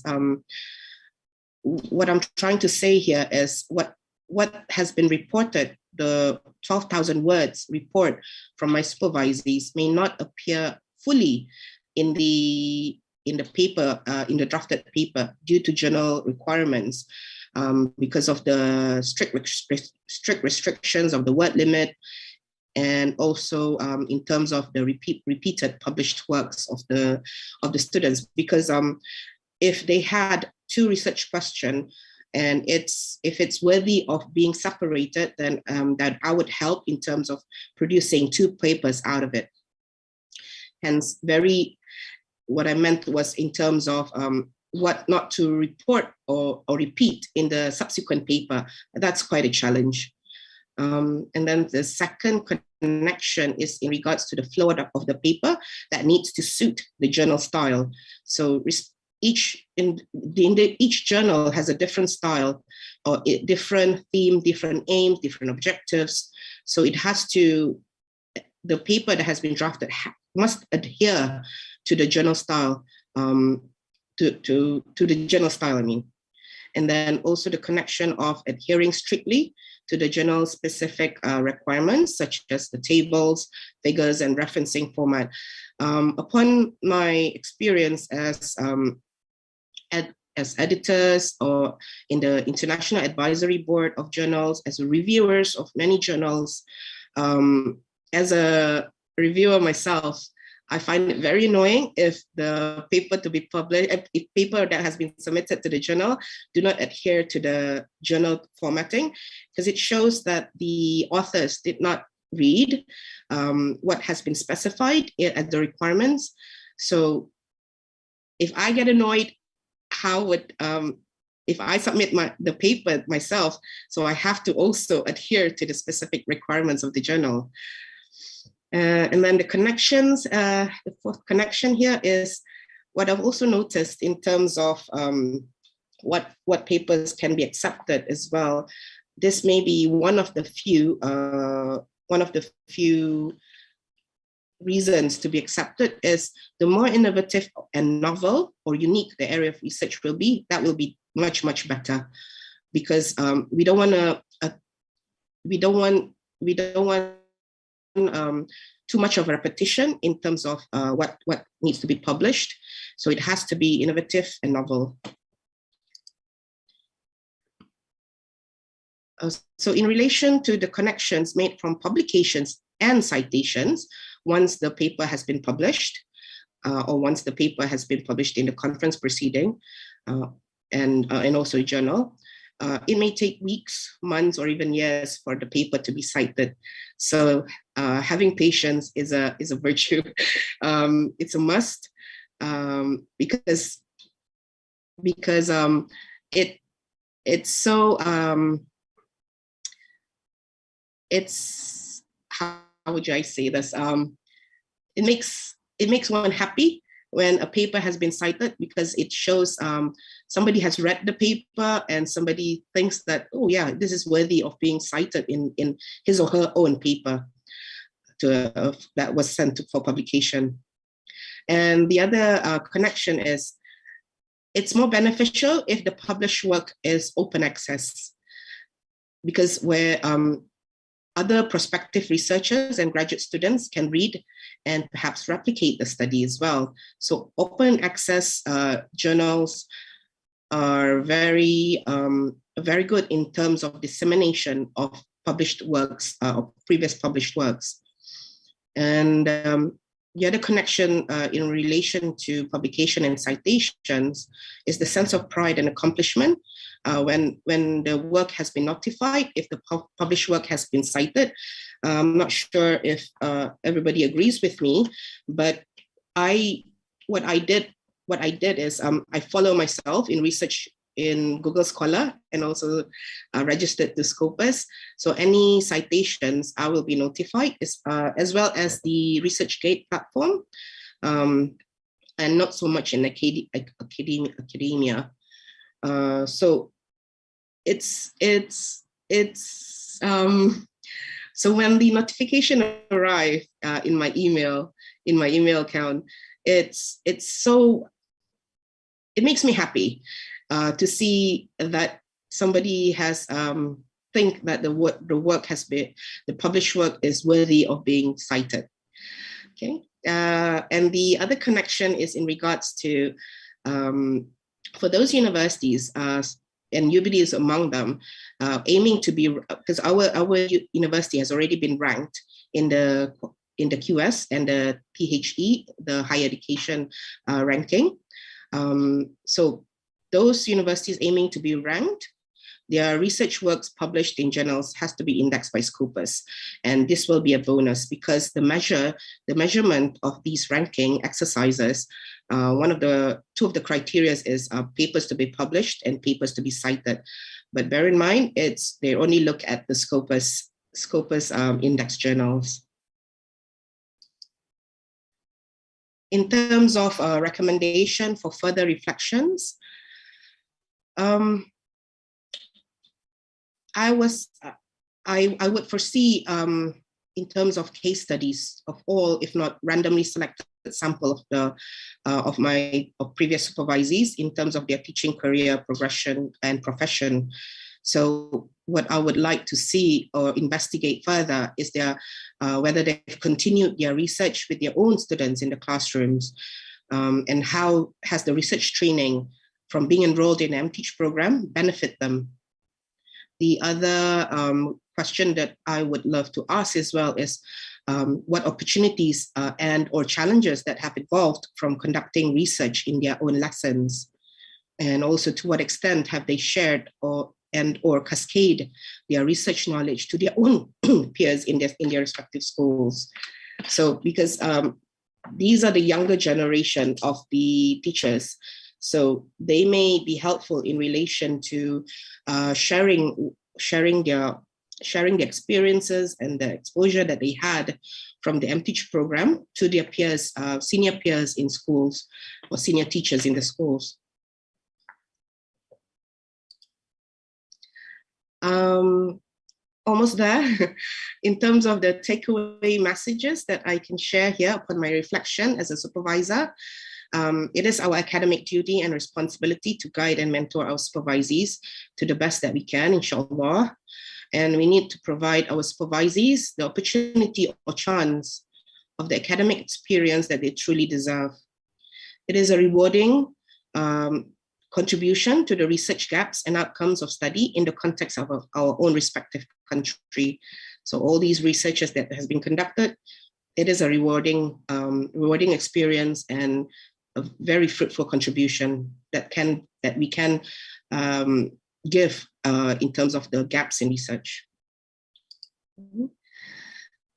And I would like to acknowledge my sincere thank you to Universitas Negeri in Surabaya, specifically the Director of Postgraduate Program, for this invitation to myself as one of the keynote speakers and among the prominent keynote speakers of the conference the past 2 days. And also to Professor Dr. Tatap Yuli Eko Siswono, the chairperson of the conference, and also to Mr. Ahmad Wakidul as the focal person between SHIBI, UBD, and UNESA. So he's been very helpful in relation to attending to all my queries, demands, even late at night. Thank you very much, Wahid. And also, I would like to acknowledge all my supervisees over the years and my current supervisors as well for inviting and allowing me to help them to continue and publish their respective researches up till completion. But the journey has not finished yet. There will be more to come, inshallah. Please, for my supervisees and my previous and my current supervisees, keep that research passion alive, okay? So that good things may come out of the country, out of Brunei specifically. So thank you very much, everyone, for listening to this presentation. And I look forward to the question and answer in the discussion section. Thank you. Okay, thank you very much, Ibu Masita, for the nice presentation. It reminds us as the lecturer in the university level to keep the fire on for the research, academic research habit for our students, right? So I like the way you remind us about the intention of our supervisor work. So so we have to be have a clear intention and a pure intention to give them the best experience as we can as the supervisor. That's a very engaging statement, Ibu. Okay, we have now several questions for our two keynote speakers in this parallel session. So we have, plenary session. So we have one comment from Ibu Wanti. Sorry. Ibu Wanti Wijaya. Apa kabar Ibu? Are you still here with me, Ibu? Long not to see you, Ibu Wanti. All right, Ibu Wanti has a comment here. Probably Ibu Wanti want to speak directly to Ibu Susan. Hi, Wanti. Yeah. Please, operator, help her to unmute the microphone. All right. Okay, yeah, I can speak now. Thank you. Thank you, Nani, and thank you, Suzanne, for the presentation. So I was just chatting with Suzanne as well because there was quite a few similarities and research opportunities, I suppose, with the research that you have done with avatars and the use of technology, because Deacon recently developed that Nayal lab. So it's a 360-degree in Geelong. So I think I haven't explored fully that potential, but there will be, I think, potential for future collaboration, especially I think considering that in Melbourne, we have been in lockdown for so long and access to schools are very, very challenging. So I think I was thinking like, potentially that use of lab would be very beneficial for our research teachers when they have limited access to schools and students. Yes. Yeah, Ibu Wanti. Yeah, we use that technology here at UNESA, Ibu, in PGSD. So that's very beneficial and has a lot of benefits. Yeah. And I come across your YouTube link, Ibu, to see how the technology is. It looks like the immersive environment that Susan explained before. So yeah, probably Susan can give a comment about that. Yes, it's a similar technology, but I'm not sure if they're doing it in teacher education. I think they set it up originally for the health educators at Deakin. Is that correct? No, but our head of school, Professor Damien Blake, is involved in conceptualizing that. So we would love to use it for education, definitely. We'd love to. And to me, the more you learn about technologies, the more you can collaborate. So that I don't see you guys having to repeat all the learnings that we've had to do. And it was, there's considerable learnings. And if we can give you some shortcuts and collaborate with you, that makes it so much easier. So I'd certainly love to help you with that. That's what educators do. If we work collaboratively, then we don't waste time. And time is very precious for educators. That's great. Thanks, Susan. I'm very excited to explore that. Time is priceless for the educators. Nice statement, Susan. All right. So we have another question from Berliana. Ibu Berliana, Professor Susan Ledger, allow me to ask whether this pandemic success to force every educational institution to move into this future of learning by the use of technology, of course. Look, I don't like forcing anything, but I do like to see change. And I think, you do have to find, the right technology to suit your environment. And with that, if we don't do it, then we're just going to fall further behind. So that's why I think it's important. And I said to you, Neni, that, you're being very bold in Indonesia to step into this space, because it's not, look at Australia. There's only about 3 universities that are doing it in Australia. So, this is a new venture for teacher education. It's not a new venture for other professions. Pilots, doctors, they've all been for a very long time. All of our industry partners, all of our big engineering companies have been using simulation, this sort of stuff for a very long time. So we really need to, probably embrace it a little more, but it needs support from the top. Vice chancellors, people with the, financial support and the vision of the future need to do it. Not just what tends to happen, you have a little project here of technology and a little project there, and we're all fighting for the same money in a university. We're saying, why don't we have a technology focus where we can all, like the Deakin one with your big building, our one with our new immersive space, then every faculty can use it. And that to me is much better. We need to be collaborative in how we adopt these, or else, with that hype cycle, we'll see people and then it will drop off and just lose it. So we need someone who's a champion to keep pushing it through. So, Wanty Damien's probably the champion down there at Deacon. So to support him through it, Nenny, you're the champion at your place. I'm the champion here. So and I've left Murdoch and Natasha is now the champion. So we build capacity by making more champions and supporters, and that's a good way of scaling up. Yeah. So it's not that's where we use the word embrace instead of force, because we don't know to force anyone to use the technology in this situation, especially as you know, in the remote areas in Indonesia. We cannot force teachers or students to use technology because they are in very limited access to the technology itself. So, all right.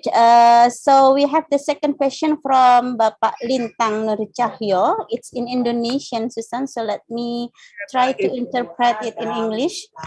So that, I can't in the chat room, Lintang Nur Cahyo. So the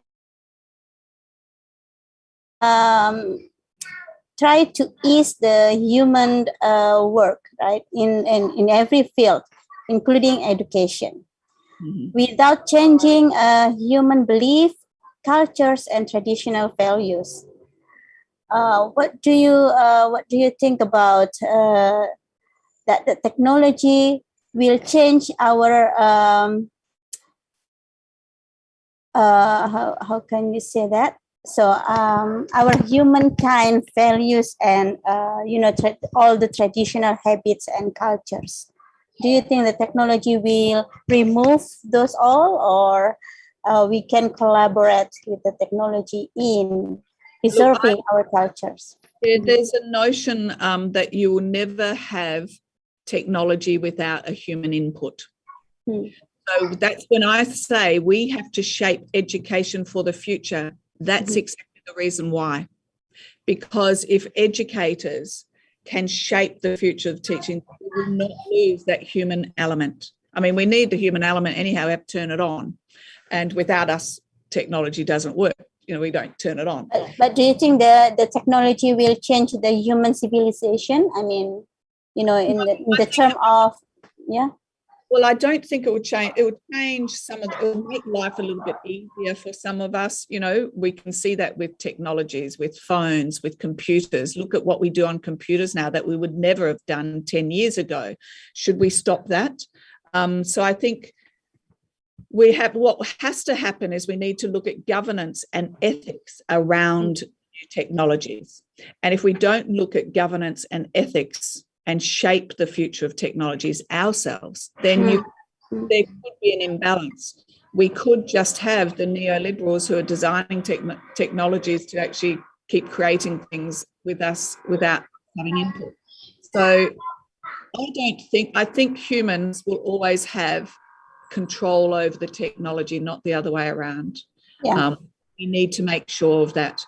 And in many regards, we're using our simulation to actually teach anti-bias and inherent biases and all of those things that's often a bit hard to teach. So we can actually put students in simulation and say, why did you always talk to that white-headed girl?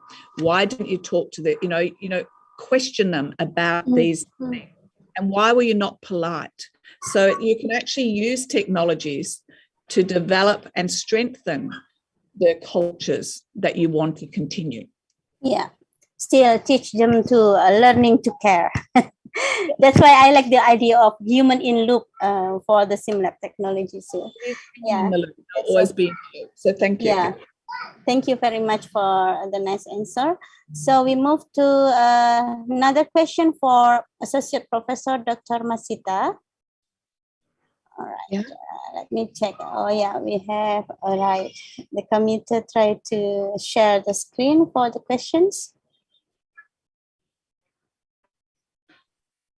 There is a question from Bapak Wahid, Ibu. Okay. For themes in mathematics education, more specifically, what are the trends in the research teams that are chosen by the students you supervise? More generally, what is the trend of math education research that students choose for their final project in relation to the current trend of mathematics education research in the world? Thank you. Probably he wants to ask whether you the one who choose the topic for your students or they they choose their own. Okay, thank you very much, Dr. Neni and Bapak Wahid. So in terms of the, sorry about the cat, if you can listen, if you hear it, it wants food later. My cat is outside wanting food, sorry. In relation to over the years, what I've noticed in regards to the theme, initially, I let my students choose what they want to research on because they had the opportunity in the first semester to attend other core modules, for example, language and teaching, TPAC, technology, pedagogical and content knowledge, assessment for learning, and other core modules as well. So, and also the learning area module. So they, in the first semester, they get to experience what they can research on, you see. But just the past few years, I decided that it's difficult to manage my supervisees in relation to what they're working on because they're doing so many different things. But the main component, of course, is action research.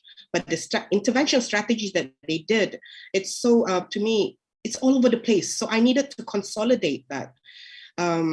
So a few years back, I think about 3 years back, we had the opportunity to have Associate Professor Dr. Tohtin Lam to come to Brunei and present his works and his team's work on the comics, the use of comics in mathematics education. So Alhamdulillah, four of my students were able to come up with a research in relation to the use of comics in school. Okay, so that's one theme settled, and then the year after that, I thought it works, so I decided to.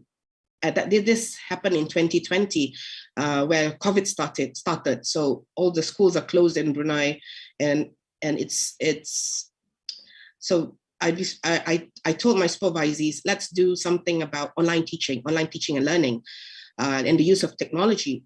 But not all of them decided to choose that particular area. But I cannot force them as well, because if I force them, it may be difficult for them to pursue that particular research in the use of technology. So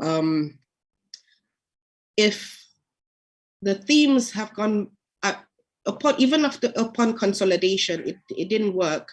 But I find that it's a mixture of a bit of both. I can tell them what the main themes are to work on, or I can also give them the option of what they are interested to work on.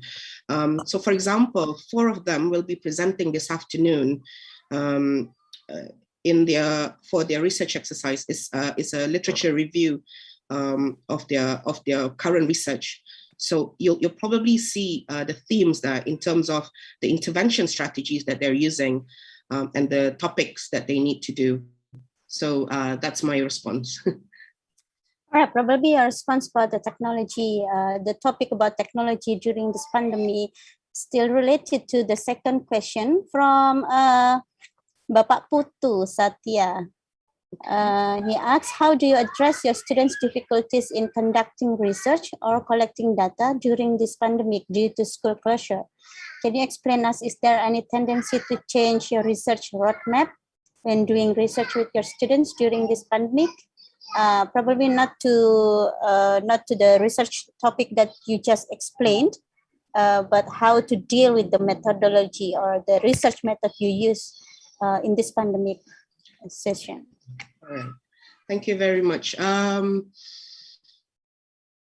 Okay, I'm doing a quick reflection here in my head. Last year, I did suggest to my supervisees to conduct the use of technology for their research. And 2 out of 4 managed to do that. So it is a drastic change in their methodology, where initially they wanted, for example, to interview their own respective students in the class face-to-face, and then as well as disseminating the pre and post test of the mathematics topic in person as well. But then suddenly everything changed because of the first wave of COVID that hit Brunei last year. The 2 of them resorted to using online in terms of collecting their data. So Alhamdulillah, UBD subscribed to the Qualtrics, it's the survey platform. And even if they don't use Qualtrics, they may use other survey platform as well in order to collect their data if it's a dissemination of survey. But they also have the Zoom or WhatsApp or Telegram in terms of interviewing their students. And then this year, I'm not sure, the second COVID hit Brunei in early August, and all the schools are closed. 4 of my supervisees they're still working on their ethics application. So I do know that a few of them changed their way in terms of applying for ethics for data collection, because they need to have a plan B, just in case until the COVID is still around next year. So they have to have a plan B where, as I mentioned earlier, all the online platforms are there for them to collect the data. So I'm glad to see that that they've also managed to have that plan B in place if they are not able to collect their data in person. Yeah. All right. So there is always a way to run out, to run from this situation. Oh yes. So don't worry, be happy. We are creative. Although Dr. Neni, it's not the same. Definitely it's not the same. Interviewing in person is different to interviewing using online platforms or even phone call. Yeah. You don't Especially, get yeah, I know. So like what we are doing now, I can't hug you. We just only can do virtual hug. So yeah, we have one more question for the last question for Professor Susan.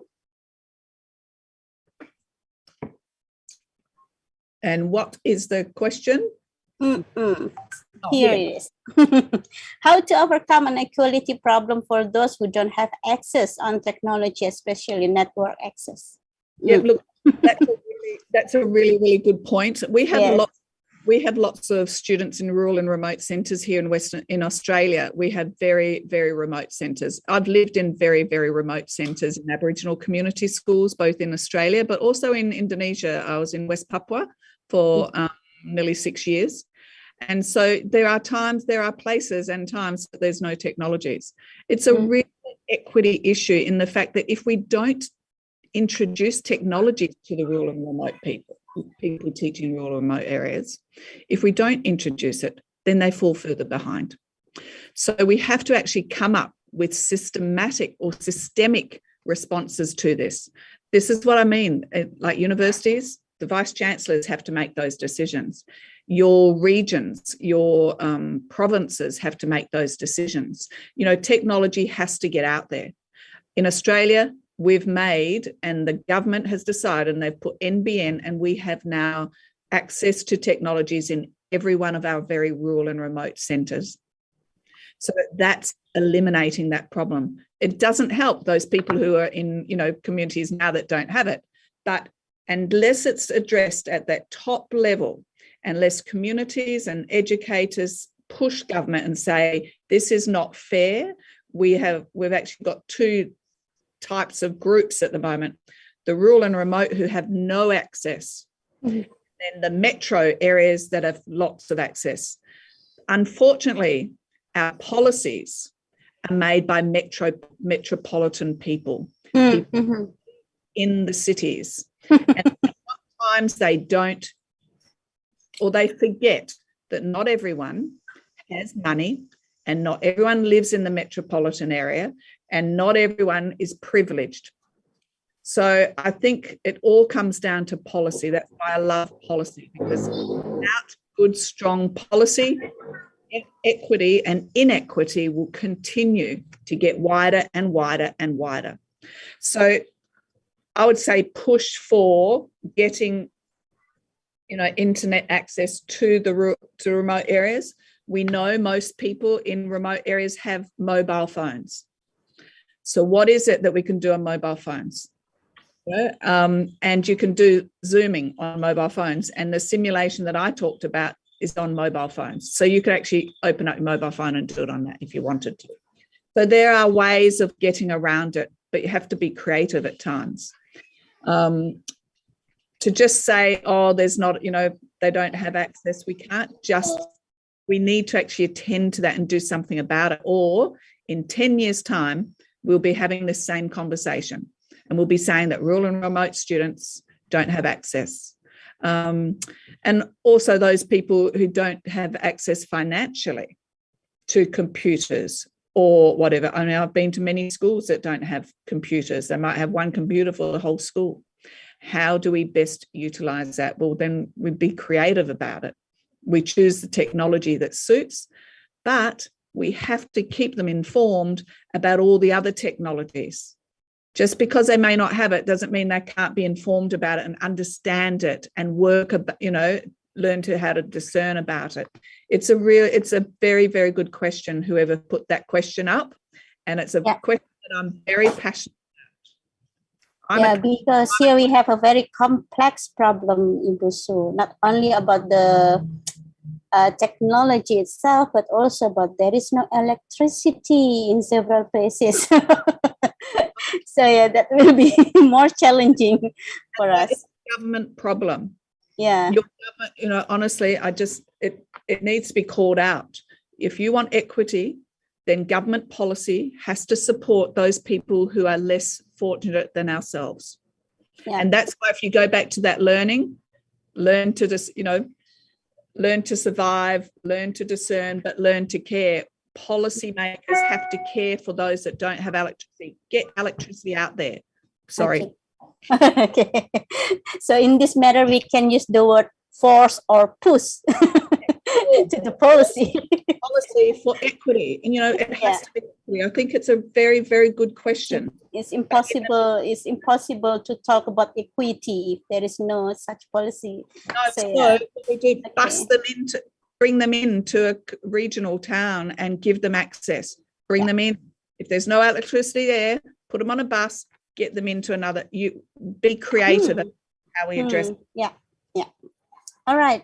Thank you, Ibu Su, for a very inspiring suggestion for us in Indonesia, especially because Ibu Su already lived in Papua for 6 years. So she knows very well how to deal with Indonesian situation. All right.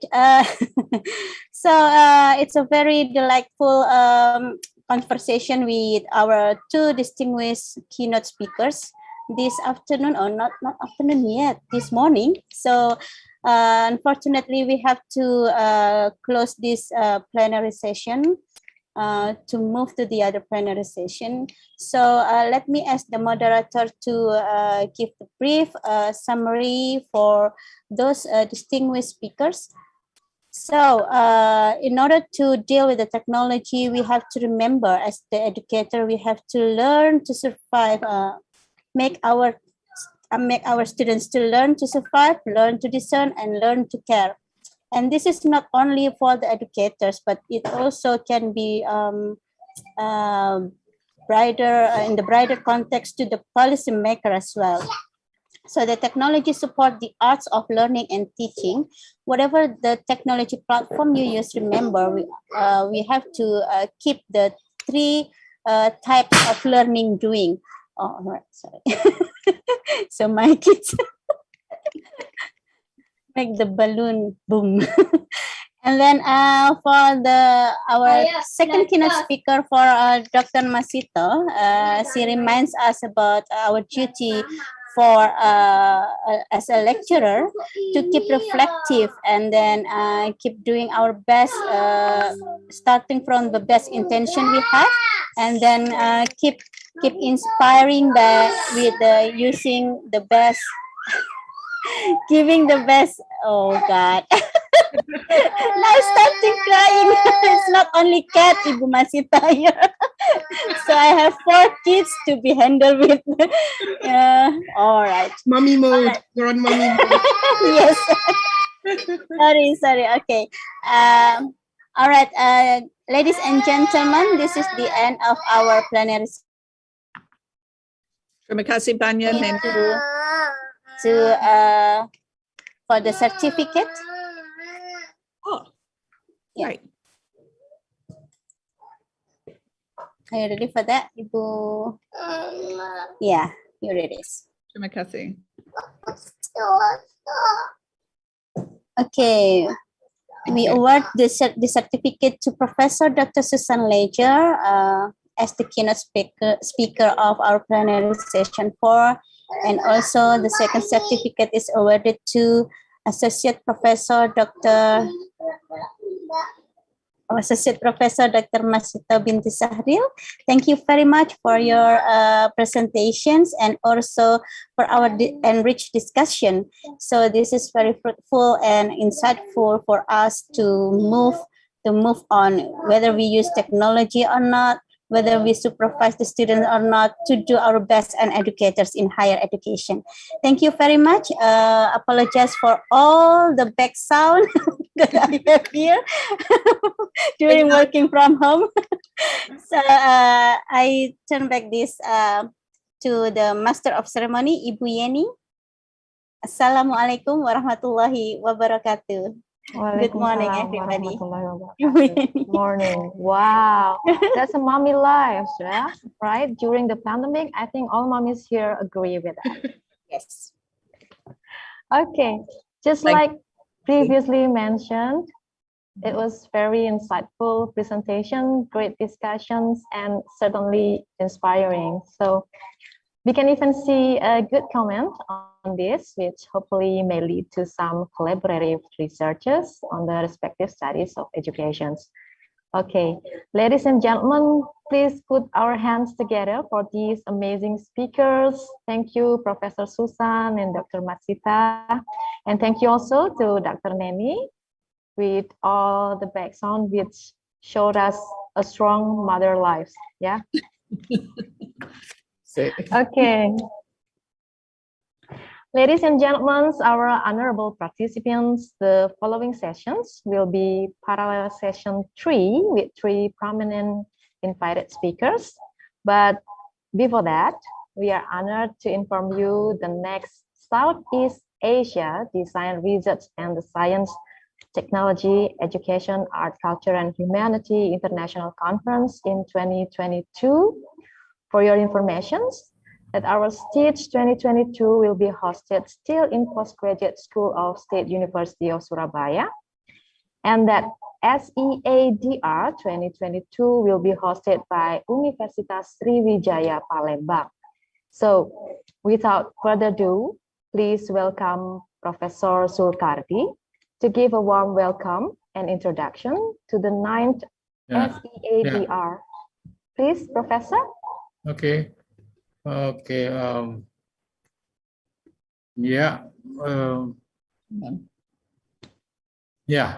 Assalamualaikum warahmatullahi wabarakatuh. Waalaikumsalam warahmatullahi wabarakatuh. Well, you know, CDR 1, 2, and 3 is starting in Palembang, in South Sumatra, in Universitas Sriwijaya. Then from 4 to 9 to 8 move around city in Indonesia, Padang, Banjarmasin, Aceh, Yogyakarta, and now in Surabaya. Of course, we are really want to go back to UNSRI, and I think next year it is a good time for that. Before the 10-1 will be in Deakin University, I guess, because Wanti also mentioned. And after that, maybe perhaps it can be in Brunei Darussalam, because Dr. Masita now is a dean of the Faculty of Education, and of course, Totin Lam, yeah, because this is CDR, so is Asia. So welcome to Palembang. You can see Palembang is really very well. Now it's a big and metropolitan city with high technology. We have LRT, the first LRT in Indonesia, of course. In the academic thing, we have the top one journal in Indonesia, and Scopus Q2, Journal of Mathematics Education. Of course, will be a place for publish our paper next year. And of course, it will be in hybrid mode. Some of you can go directly and eating PMP, and see the dance tangga, yeah. But some of you also can still online like this to our conference. I think that's from my heart. Please welcome to Palembang next year. Thank you very much. Assalamualaikum warahmatullahi wabarakatuh. Waalaikumsalam warahmatullahi wabarakatuh. Thank you, Professor Zulkarti. Presenters and participants can't wait to join the 9th SEADR next year, hopefully with a far more better condition regarding the pandemic. So, participants and presenters, we are now in parallel session 3. We have 3 invited speakers here. We have Professor Kulias Kaimuldinova, and then Dr. Hongki Juli, and Professor Nining Widya Kusnani. The 3 invited speakers will be in 3 different rooms. Please, all presenters and participants, following all the guidelines.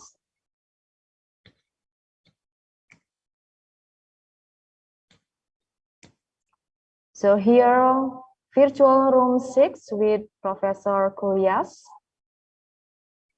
There will be sport and science educations and also mathematics educations for the grouping. And then virtual room 7 with Dr. Hongki Yuli from Universitas Sanata Dharma with mathematics educations for the topics. And then virtual room 8 with Professor Nining Widya Kusnani from the State University of Surabaya, with a group of art and language, social and humanities sciences, and then also education sciences. So please, all participants, to choose the exact room. The invited speakers will have 20 minutes each to present and also to discuss the work.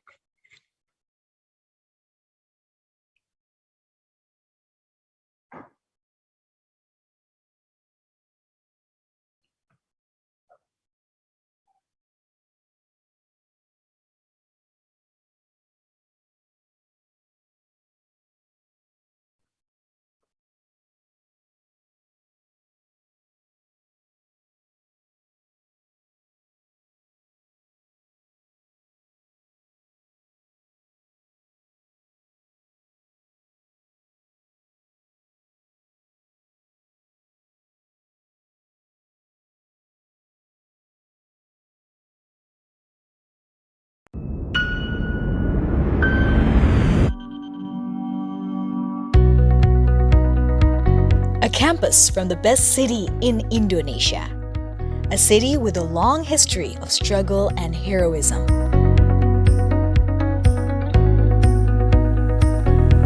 Welcome to Universitas Negeri Surabaya.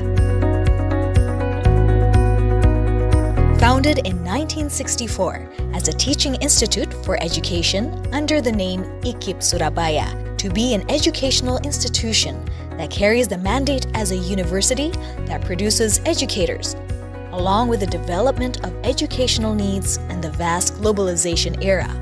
UNESA maintains the spirit by establishing itself as a center for education development, preservation of traditional arts, sports science, and inclusive services for people with disabilities.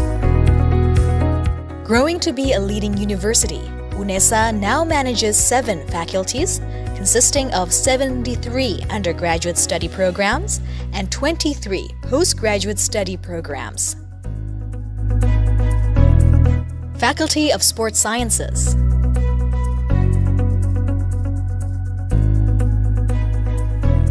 Faculty of Languages and Arts,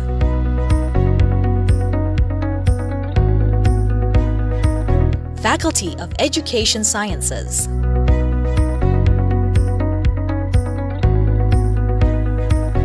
Faculty of Social Sciences and Law,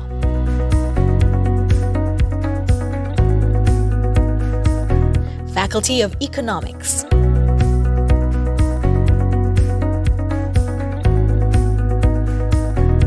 Faculty of Mathematics and Natural Sciences,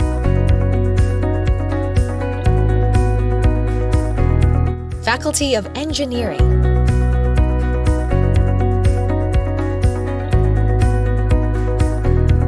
Postgraduate Programs,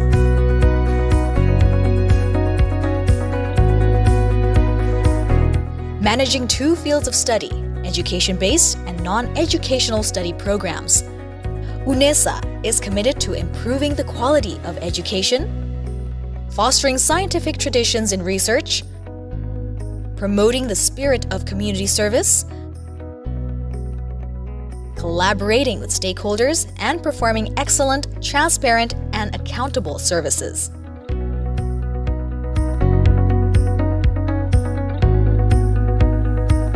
Assalamualaikum warahmatullahi wabarakatuh. Selamat datang di Universitas Negeri Surabaya.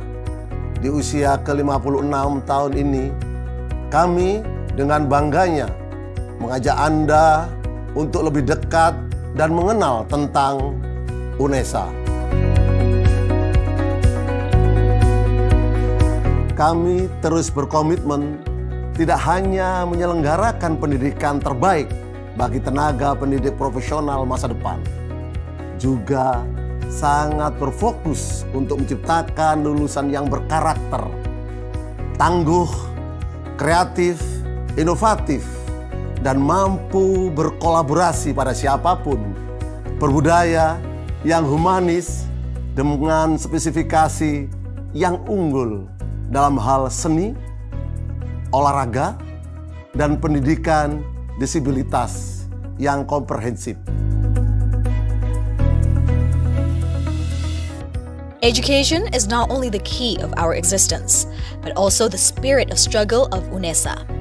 Becoming one of the campuses that organize teacher professional education programs that produce professional educators, UNESA is committed to organizing various empowerment programs as a stimulus to develop faculty members and student, research development, and innovative products as the solutions to problems in the society.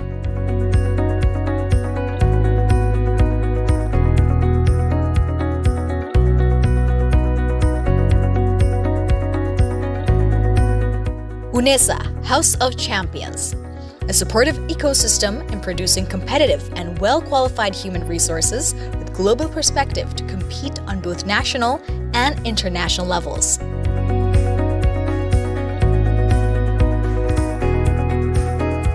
Collaboration is the key to progress in becoming a globally competitive campus. UNESA collaborates with a number of international institutions in the field of industry, government, and educational institutions. Set the higher class with complete facilities as a space for developing students' interests, talents, and potential. UNESA also continues to develop facilities and infrastructure to support academic and non-academic activities.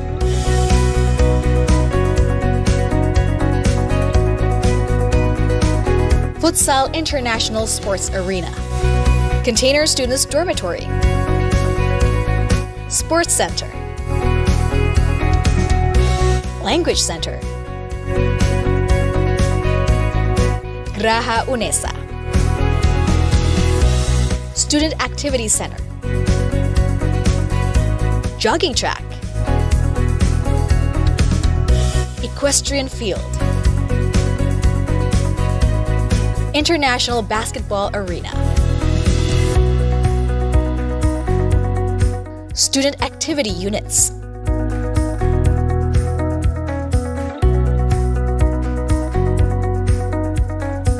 art development,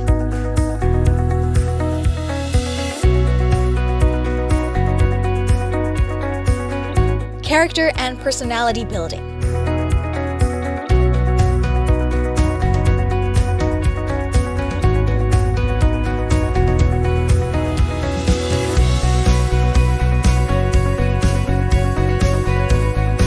sports,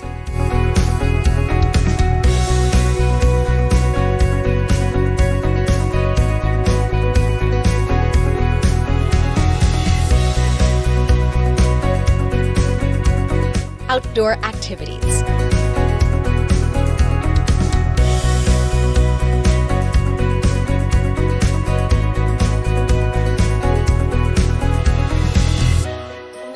UNESA, UNESA, UNESA, UNESA, UNESA, UNESA, UNESA.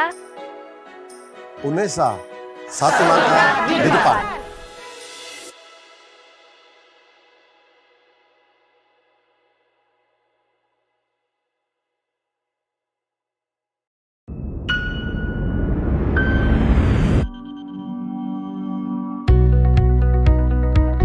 A campus from the best city in Indonesia. A city with a long history of struggle and heroism.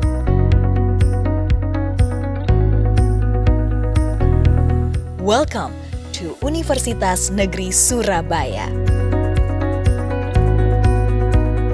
Founded in 1964 as a teaching institute for education under the name IKIP Surabaya, to be an educational institution that carries the mandate as a university that produces educators, along with the development of educational needs and the vast globalization era. UNESA maintains the spirit by establishing itself as a center for education development, preservation of traditional arts, sports science, and inclusive services for people with disabilities. Growing to be a leading university, UNESA now manages 7 faculties, consisting of 73 undergraduate study programs and 23 postgraduate study programs. Faculty of Sports Sciences,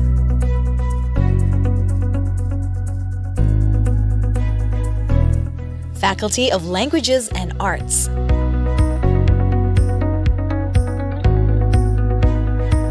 Faculty of Education Sciences,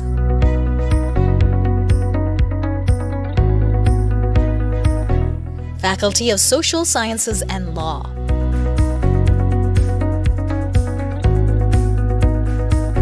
Faculty of Economics,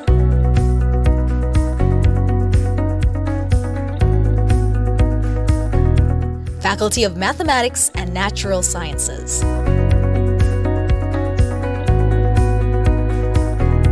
Faculty of Engineering,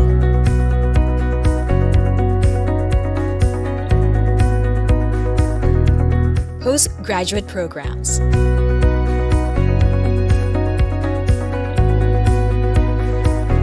managing 2 fields of study, education-based and non-educational study programs. UNESA is committed to improving the quality of education, fostering scientific traditions in research, promoting the spirit of community service, collaborating with stakeholders, and performing excellent, transparent, and accountable services.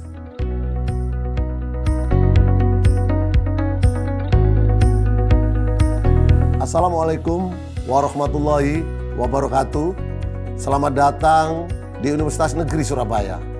Di usia ke-56 tahun ini, kami dengan bangganya mengajak Anda untuk lebih dekat dan mengenal tentang UNESA. Kami terus berkomitmen tidak hanya menyelenggarakan pendidikan terbaik bagi tenaga pendidik profesional masa depan, juga sangat berfokus untuk menciptakan lulusan yang berkarakter, tangguh, kreatif, inovatif, dan mampu berkolaborasi pada siapapun, berbudaya yang humanis dengan spesifikasi yang unggul dalam hal seni, olahraga, dan pendidikan disabilitas yang komprehensif. Education is not only the key of our existence, but also the spirit of struggle of UNESA. Becoming one of the campuses that organize teacher professional education programs that produce professional educators, UNESA is committed to organizing various empowerment programs as a stimulus to develop faculty members and student, research development, and innovative products as the solutions to problems in the society.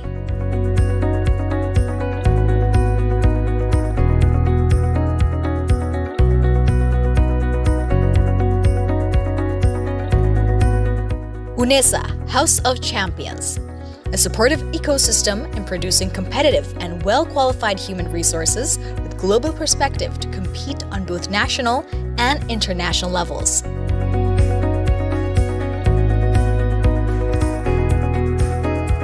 Collaboration is the key to progress in becoming a globally competitive campus. UNESA collaborates with a number of international institutions in the field of industry, government, and educational institutions. Set the higher class with complete facilities as a space for developing students' interests, talents, and potential. UNESA also continues to develop facilities and infrastructure to support academic and non-academic activities.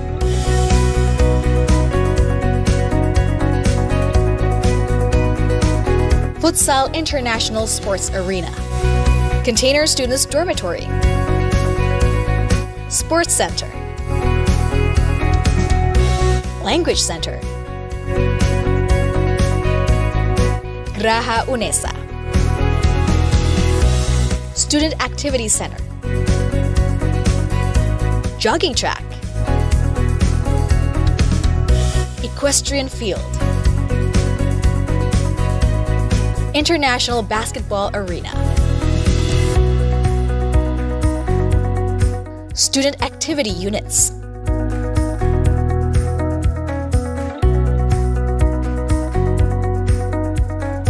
Art Development,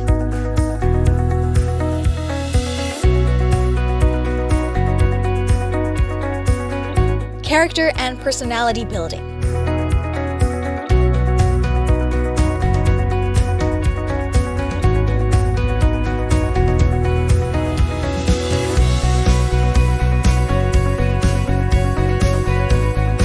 Sports,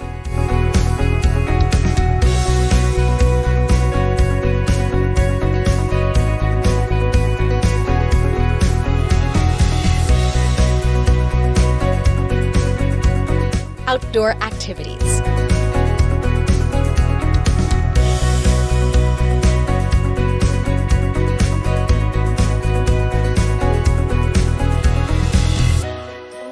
UNESA, UNESA, UNESA, UNESA, UNESA, UNESA, UNESA. UNESA, satu langkah di depan.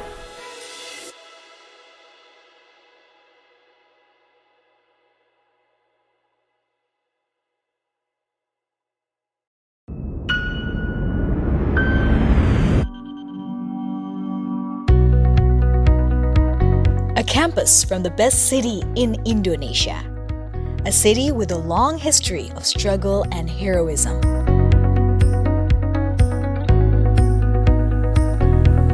Welcome to Universitas Negeri Surabaya. Founded in 1964 as a teaching institute for education under the name IKIP Surabaya, to be an educational institution that carries the mandate as a university that produces educators, along with the development of educational needs and the vast globalization era.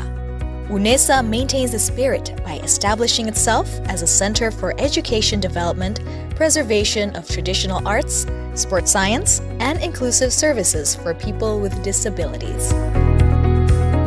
Growing to be a leading university, UNESA now manages 7 faculties, consisting of 73 undergraduate study programs and 23 postgraduate study programs. Faculty of Sports Sciences,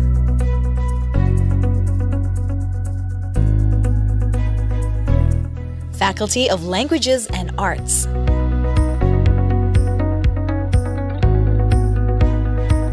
Faculty of Education Sciences.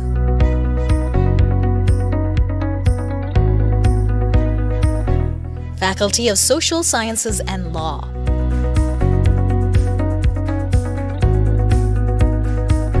Faculty of Economics.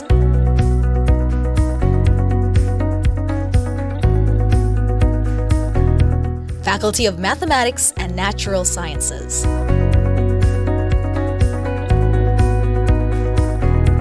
Faculty of Engineering.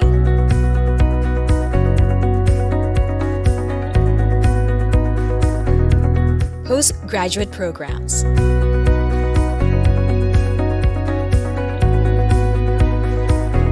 Managing two fields of study, education-based and non-educational study programs. UNESA is committed to improving the quality of education, fostering scientific traditions in research, promoting the spirit of community service, collaborating with stakeholders, and performing excellent, transparent, and accountable services.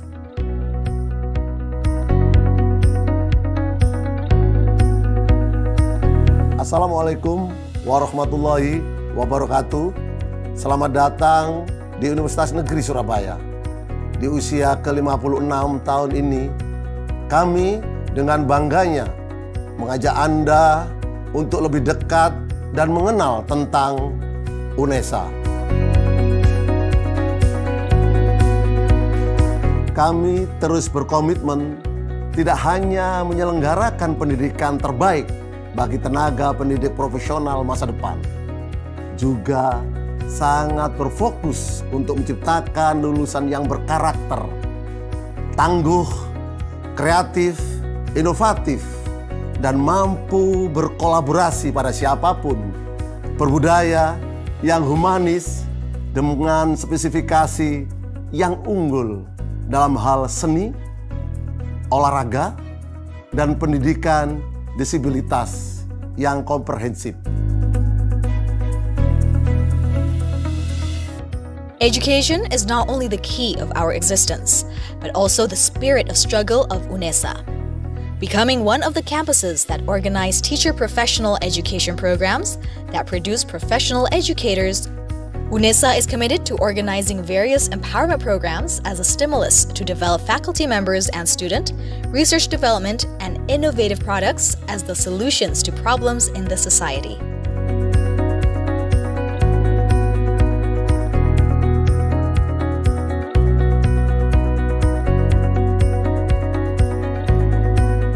UNESA, House of Champions, a supportive ecosystem in producing competitive and well-qualified human resources with global perspective to compete on both national and international levels.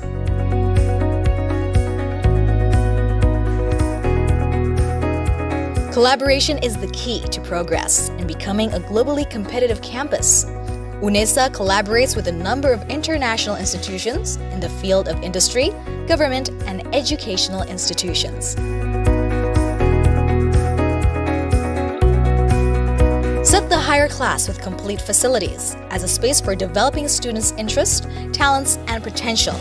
UNESA also continues to develop facilities and infrastructure to support academic and non-academic activities.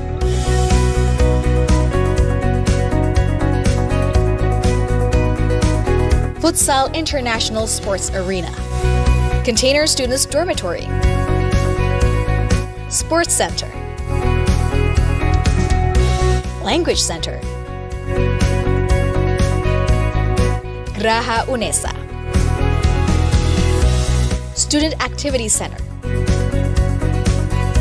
Jogging Track, Equestrian Field, International Basketball Arena, Student Activity Units,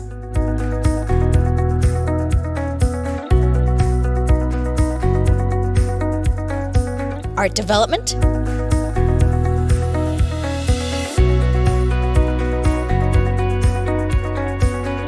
Character and Personality Building,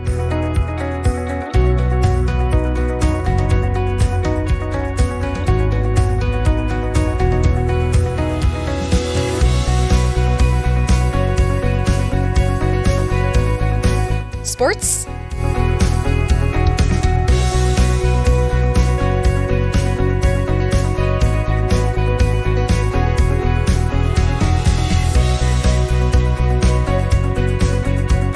Outdoor activities.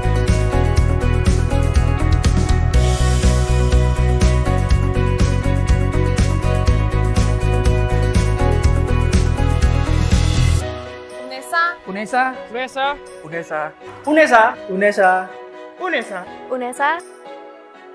UNESA, satu langkah di depan.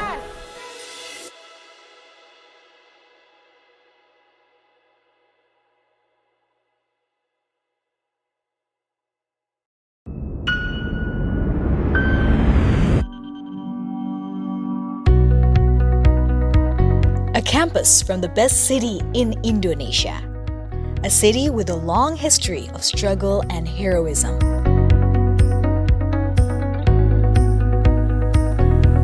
Welcome to Universitas Negeri Surabaya.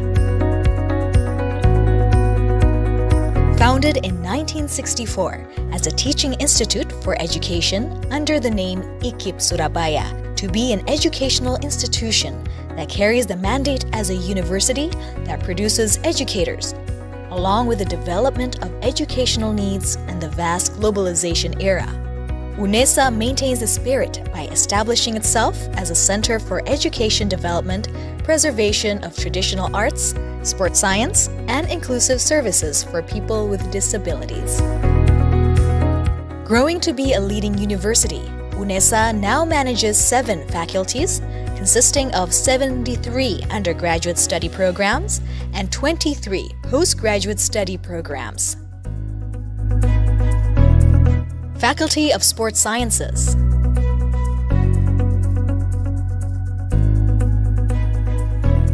Faculty of Languages and Arts.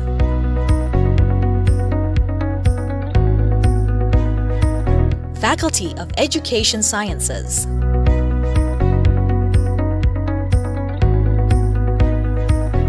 Faculty of Social Sciences and Law.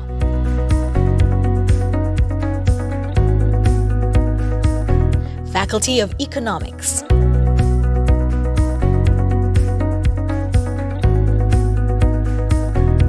Faculty of Mathematics and Natural Sciences. Faculty of Engineering.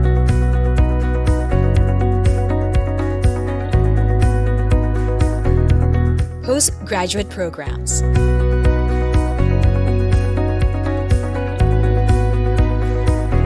Managing 2 fields of study, education-based and non-educational study programs. UNESA is committed to improving the quality of education, fostering scientific traditions in research, promoting the spirit of community service, collaborating with stakeholders, and performing excellent, transparent, and accountable services.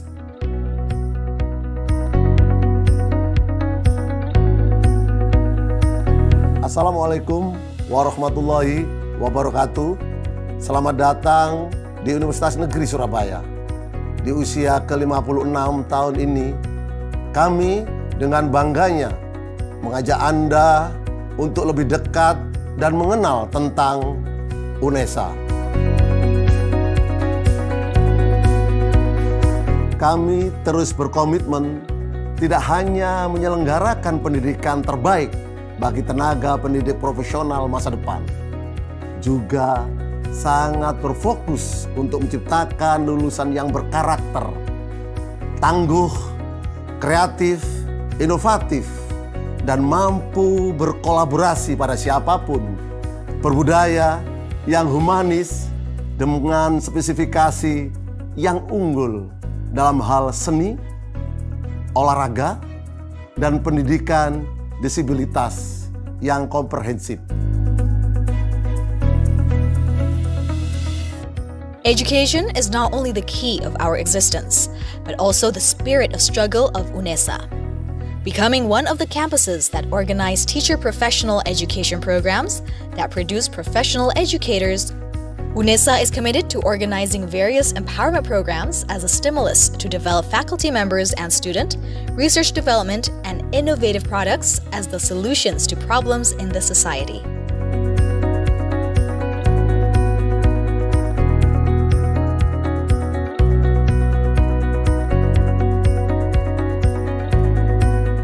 UNESA, House of Champions, a supportive ecosystem in producing competitive and well-qualified human resources with global perspective to compete on both national and international levels.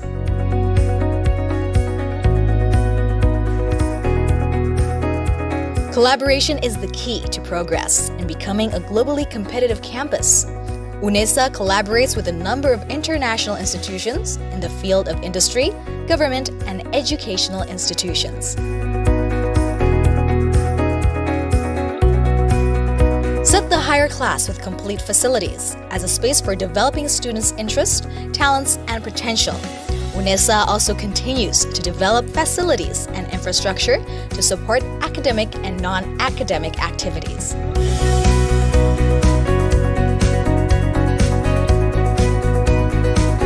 Futsal International Sports Arena, Container Students Dormitory, Sports Center, Language Center, Graha UNESA, Student Activity Center, Jogging Track, Equestrian Field,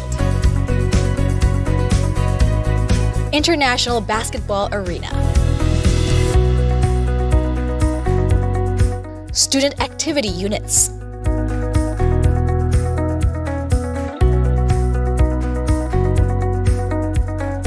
Art Development,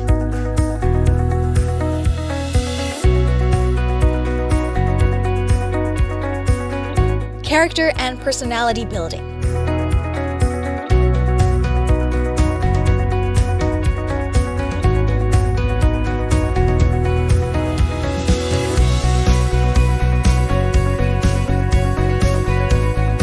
Sports,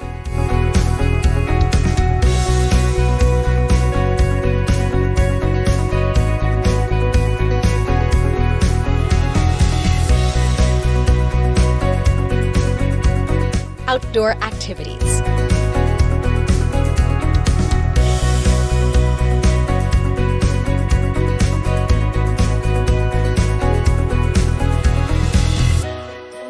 UNESA, UNESA, UNESA, UNESA, UNESA, UNESA, UNESA. UNESA, satu langkah di depan.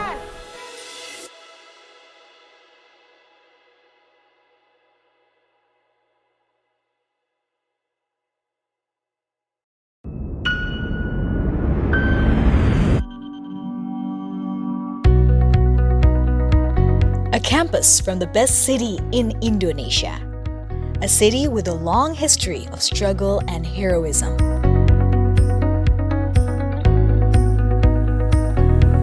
Welcome to Universitas Negeri Surabaya.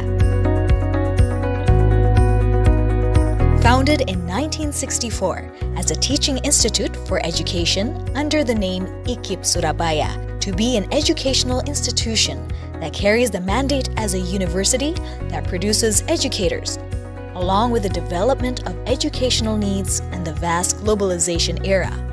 UNESA maintains the spirit by establishing itself as a center for education development, preservation of traditional arts, sports science, and inclusive services for people with disabilities. Growing to be a leading university, UNESA now manages 7 faculties, consisting of 73 undergraduate study programs and 23 postgraduate study programs. Faculty of Sports Sciences,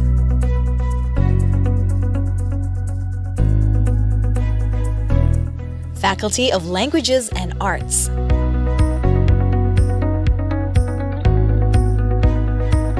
Faculty of Education Sciences,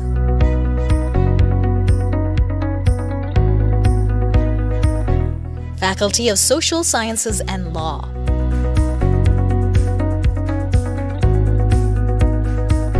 Faculty of Economics.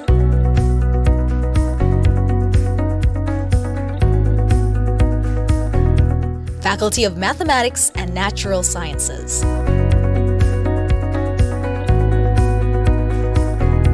Faculty of Engineering.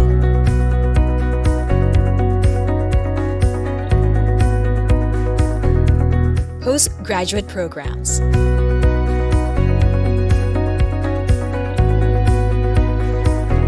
Managing two fields of study, education-based and non-educational study programs. UNESA is committed to improving the quality of education, fostering scientific traditions in research, promoting the spirit of community service, collaborating with stakeholders, and performing excellent, transparent, and accountable services.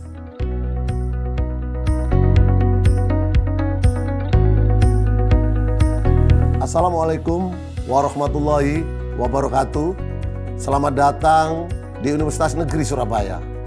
Di usia ke-56 tahun ini, kami dengan bangganya mengajak Anda untuk lebih dekat dan mengenal tentang UNESA.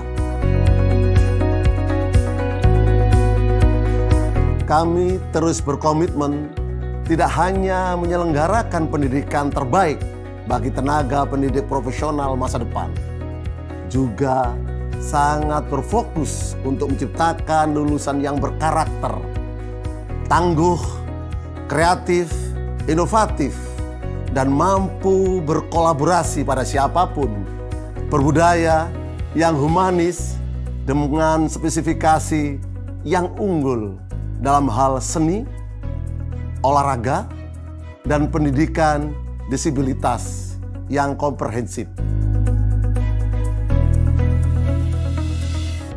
Education is not only the key of our existence, but also the spirit of struggle of UNESA. Becoming one of the campuses that organize teacher professional education programs that produce professional educators, UNESA is committed to organizing various empowerment programs as a stimulus to develop faculty members and student, research development, and innovative products as the solutions to problems in the society.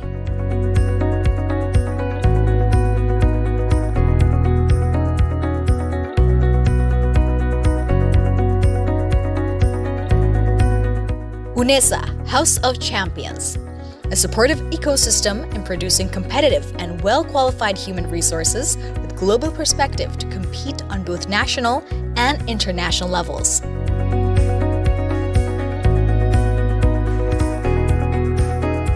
Collaboration is the key to progress in becoming a globally competitive campus.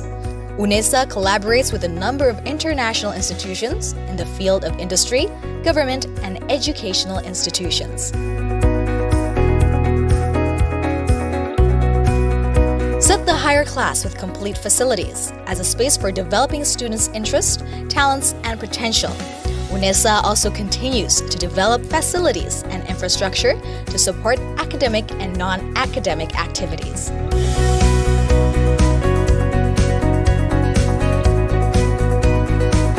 Futsal International Sports Arena, Container Students Dormitory, Sports Center, Language Center, Graha UNESA, Student Activity Center, Jogging Track, Equestrian Field, International Basketball Arena, Student Activity Units,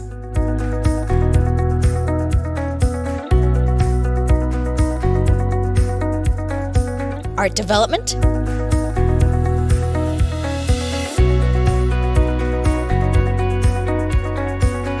Character and Personality Building,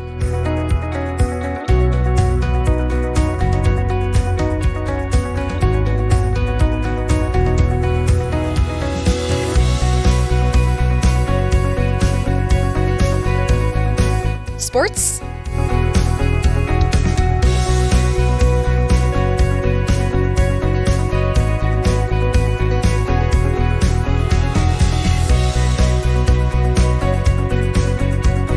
outdoor activities.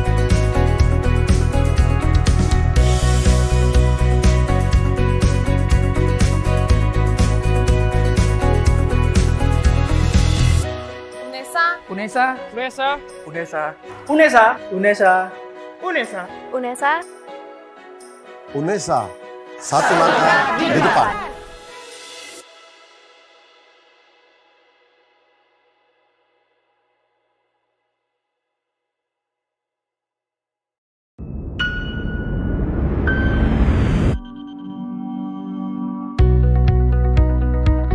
A campus from the best city in Indonesia.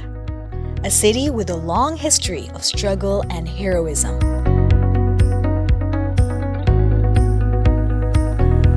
Welcome to Universitas Negeri Surabaya. Founded in 1964 as a teaching institute for education under the name IKIP Surabaya, to be an educational institution that carries the mandate as a university that produces educators, along with the development of educational needs and the vast globalization era. UNESA maintains the spirit by establishing itself as a center for education development, preservation of traditional arts, sports science, and inclusive services for people with disabilities. Growing to be a leading university, UNESA now manages 7 faculties, consisting of 73 undergraduate study programs and 23 postgraduate study programs. Faculty of Sports Sciences,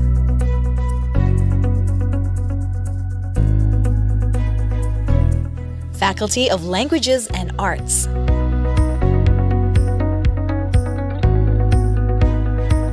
Faculty of Education Sciences,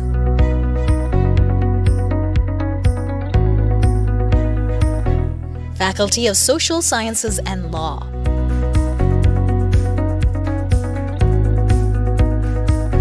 Faculty of Economics,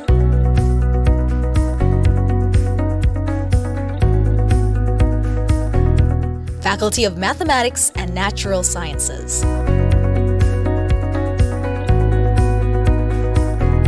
Faculty of Engineering,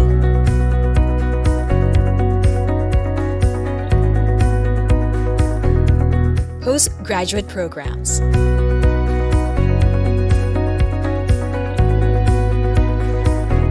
managing 2 fields of study, education-based and non-educational study programs. UNESA is committed to improving the quality of education, fostering scientific traditions in research, promoting the spirit of community service, collaborating with stakeholders, and performing excellent, transparent, and accountable services.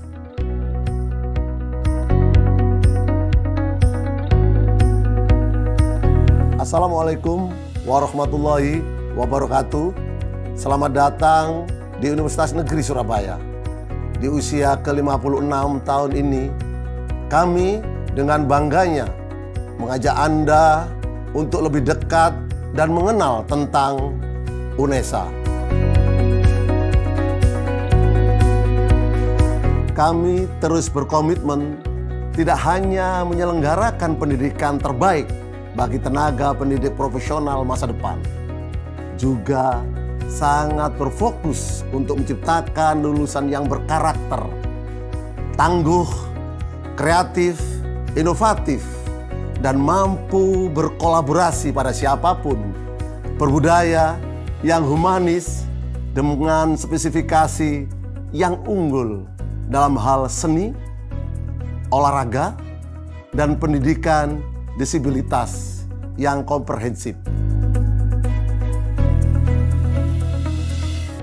Education is not only the key of our existence, but also the spirit of struggle of UNESA. Becoming one of the campuses that organize teacher professional education programs that produce professional educators, UNESA is committed to organizing various empowerment programs as a stimulus to develop faculty members and student, research development, and innovative products as the solutions to problems in the society.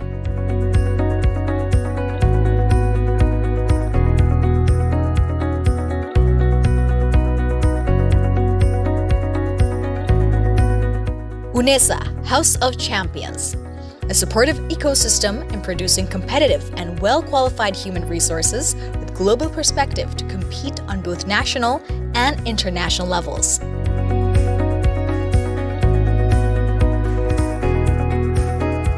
Collaboration is the key to progress in becoming a globally competitive campus. UNESA collaborates with a number of international institutions in the field of industry, government, and educational institutions. Set the higher class with complete facilities as a space for developing students' interests, talents, and potential. UNESA also continues to develop facilities and infrastructure to support academic and non-academic activities.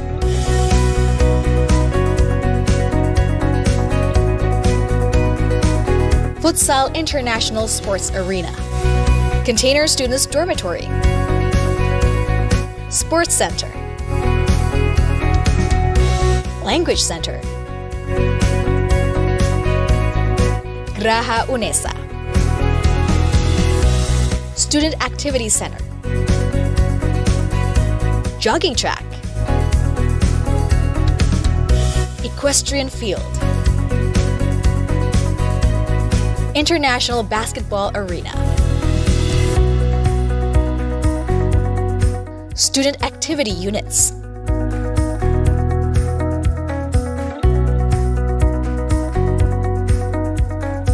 Art Development,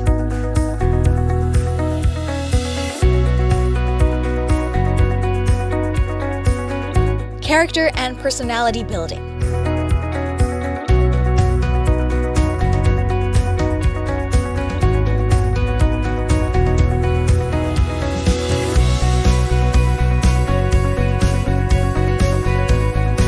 Sports,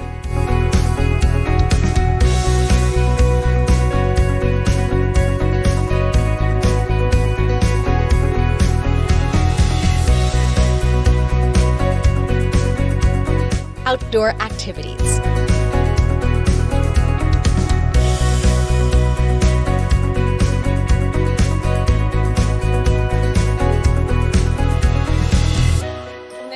UNESA, UNESA, UNESA, UNESA, UNESA, UNESA, UNESA.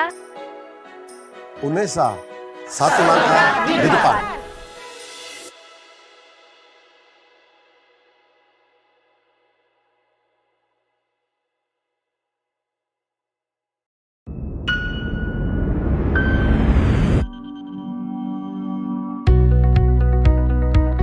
a campus from the best city in Indonesia, a city with a long history of struggle and heroism.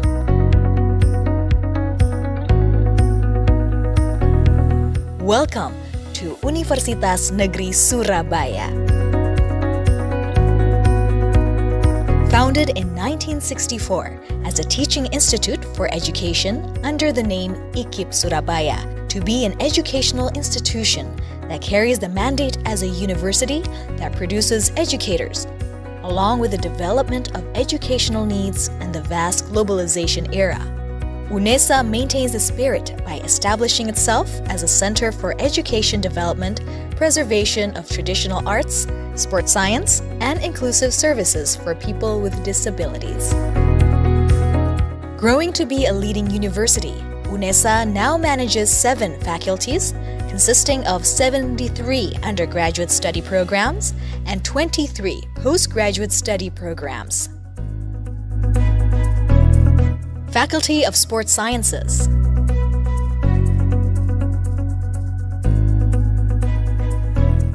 Faculty of Languages and Arts,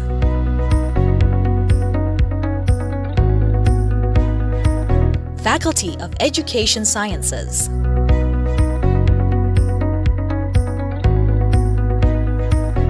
Faculty of Social Sciences and Law,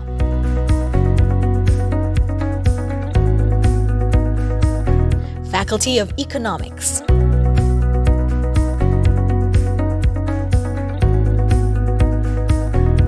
Faculty of Mathematics and Natural Sciences,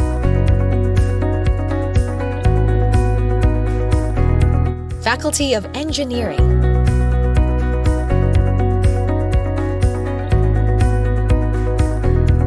postgraduate programs.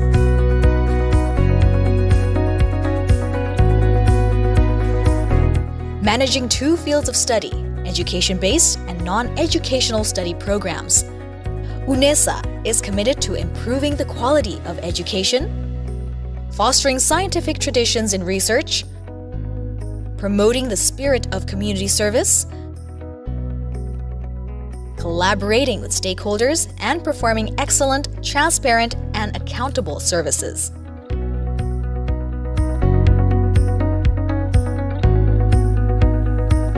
Assalamualaikum warahmatullahi wabarakatuh. Selamat datang di Universitas Negeri Surabaya. Di usia ke-56 tahun ini, kami dengan bangganya mengajak Anda untuk lebih dekat dan mengenal tentang UNESA.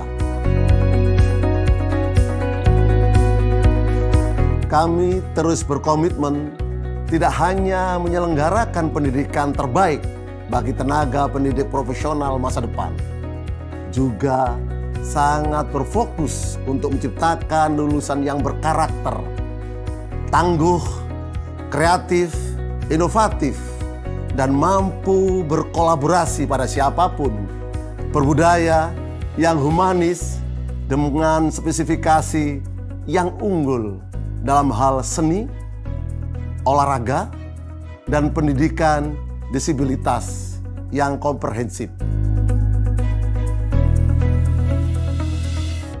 Education is not only the key of our existence, but also the spirit of struggle of UNESA. Becoming one of the campuses that organize teacher professional education programs that produce professional educators, UNESA is committed to organizing various empowerment programs as a stimulus to develop faculty members and student, research development, and innovative products as the solutions to problems in the society.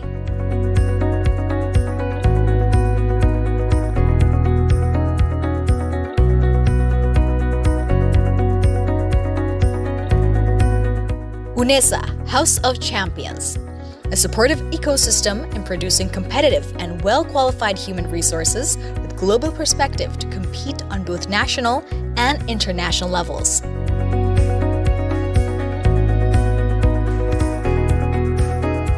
Collaboration is the key to progress in becoming a globally competitive campus.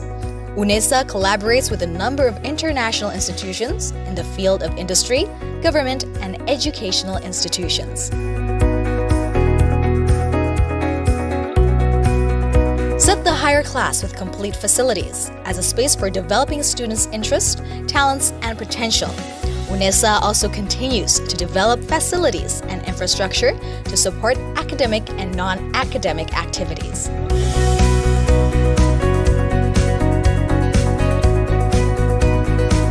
Futsal International Sports Arena, Container Students Dormitory, Sports Center, Language Center, Graha UNESA, Student Activity Center, Jogging Track, Equestrian Field, International Basketball Arena,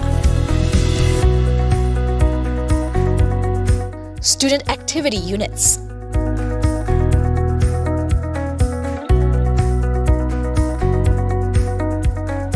Art Development,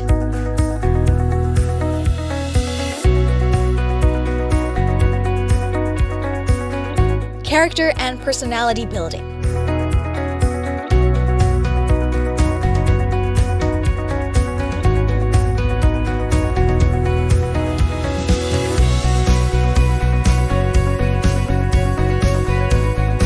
Sports,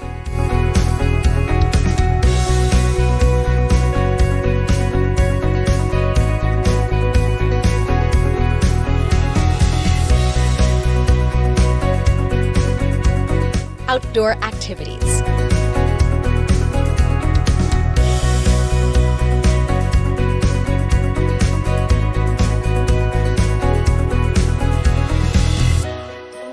UNESA, UNESA, UNESA, UNESA, UNESA, UNESA, UNESA, UNESA satu langkah di depan.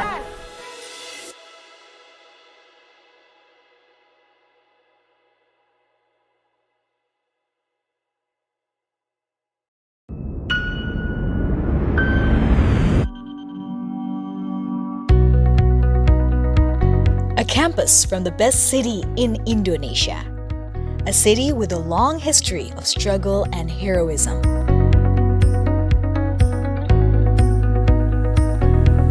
Welcome to Universitas Negeri Surabaya.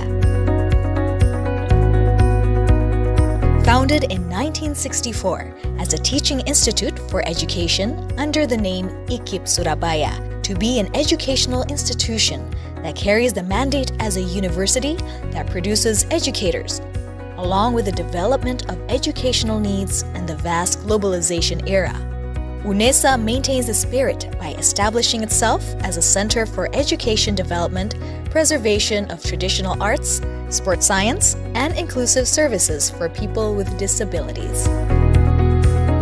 Growing to be a leading university, UNESA now manages 7 faculties, consisting of 73 undergraduate study programs and 23 postgraduate study programs. Faculty of Sports Sciences,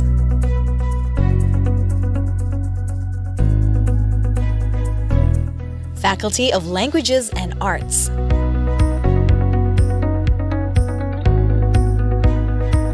Faculty of Education Sciences,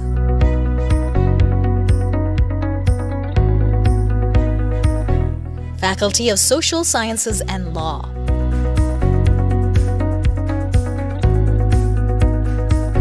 Faculty of Economics,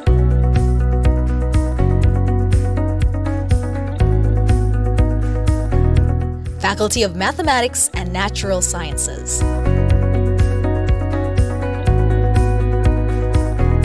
Faculty of Engineering,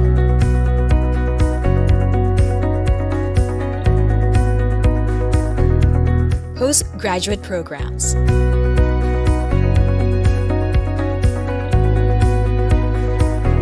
managing 2 fields of study, education-based and non-educational study programs. UNESA is committed to improving the quality of education, fostering scientific traditions in research, promoting the spirit of community service, collaborating with stakeholders, and performing excellent, transparent, and accountable services.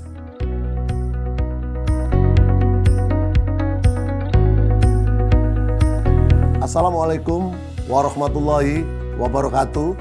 Selamat datang di Universitas Negeri Surabaya.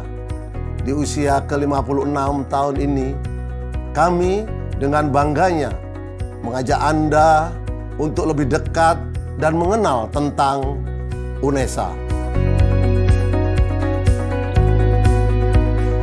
Kami terus berkomitmen tidak hanya menyelenggarakan pendidikan terbaik bagi tenaga pendidik profesional masa depan, juga sangat berfokus untuk menciptakan lulusan yang berkarakter, tangguh, kreatif, inovatif, dan mampu berkolaborasi pada siapapun, berbudaya yang humanis dengan spesifikasi yang unggul dalam hal seni, olahraga, dan pendidikan disabilitas yang komprehensif.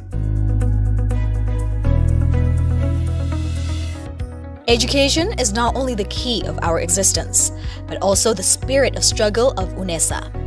Becoming one of the campuses that organize teacher professional education programs that produce professional educators, UNESA is committed to organizing various empowerment programs as a stimulus to develop faculty members and student, research development, and innovative products as the solutions to problems in the society.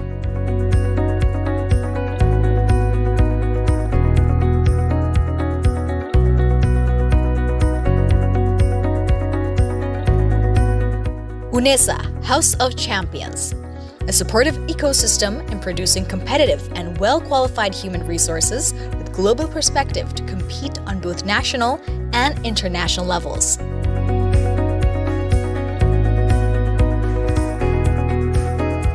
Collaboration is the key to progress in becoming a globally competitive campus.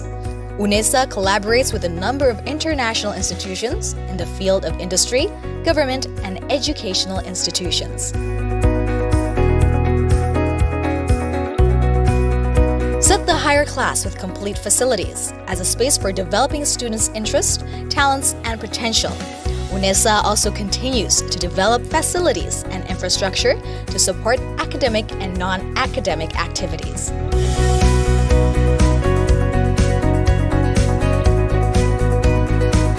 Futsal International Sports Arena, Container Students Dormitory, Sports Center, Language Center, Graha UNESA, Student Activity Center, Jogging Track, Equestrian Field, International Basketball Arena, Student Activity Units,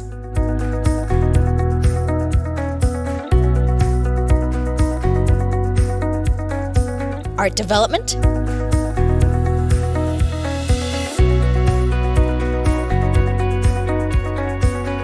Character and Personality Building,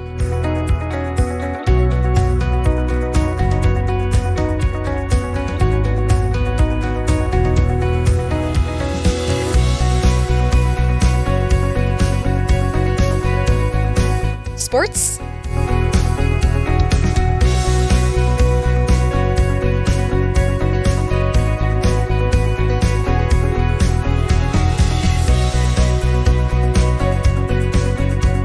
Outdoor activities,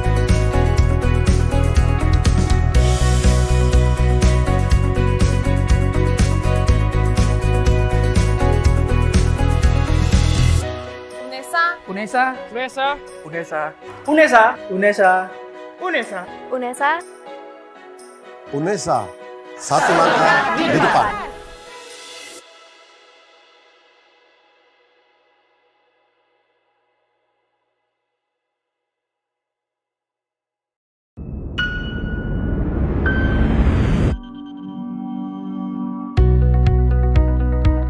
a campus from the best city in Indonesia, a city with a long history of struggle and heroism.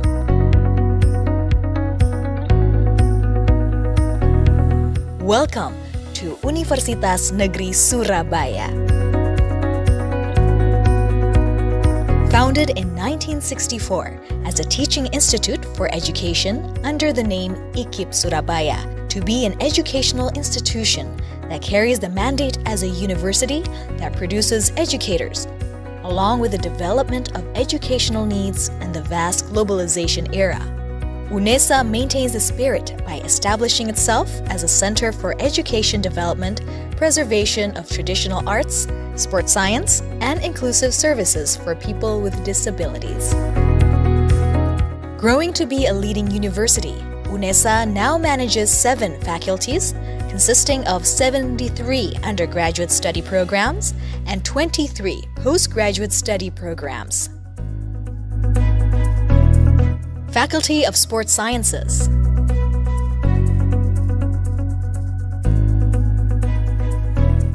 Faculty of Languages and Arts,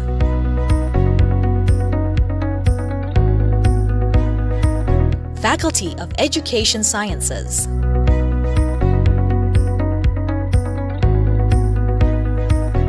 Faculty of Social Sciences and Law,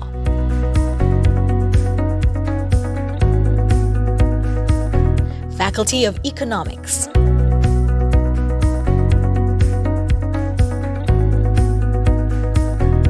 Faculty of Mathematics and Natural Sciences,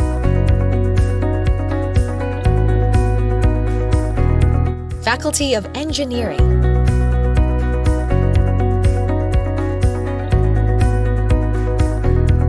Postgraduate Programs,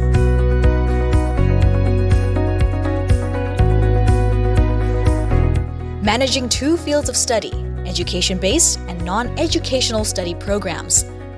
UNESA is committed to improving the quality of education, fostering scientific traditions in research, promoting the spirit of community service, collaborating with stakeholders, and performing excellent, transparent, and accountable services.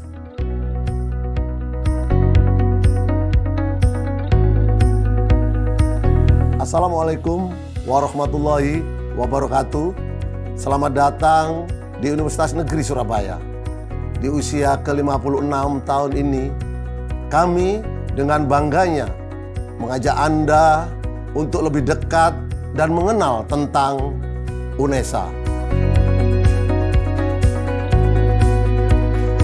Kami terus berkomitmen tidak hanya menyelenggarakan pendidikan terbaik bagi tenaga pendidik profesional masa depan, juga sangat berfokus untuk menciptakan lulusan yang berkarakter, tangguh, kreatif, inovatif, dan mampu berkolaborasi pada siapapun, berbudaya yang humanis dengan spesifikasi yang unggul dalam hal seni, olahraga, dan pendidikan disabilitas yang komprehensif. Education is not only the key of our existence, but also the spirit of struggle of UNESA. Becoming one of the campuses that organize teacher professional education programs that produce professional educators, UNESA is committed to organizing various empowerment programs as a stimulus to develop faculty members and student, research development, and innovative products as the solutions to problems in the society.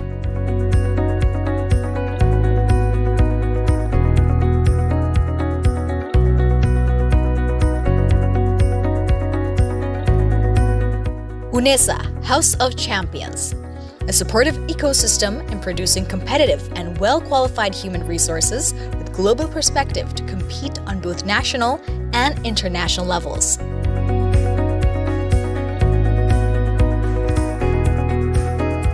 Collaboration is the key to progress in becoming a globally competitive campus. UNESA collaborates with a number of international institutions in the field of industry, government, and educational institutions. Set the higher class with complete facilities as a space for developing students' interests, talents, and potential. UNESA also continues to develop facilities and infrastructure to support academic and non-academic activities.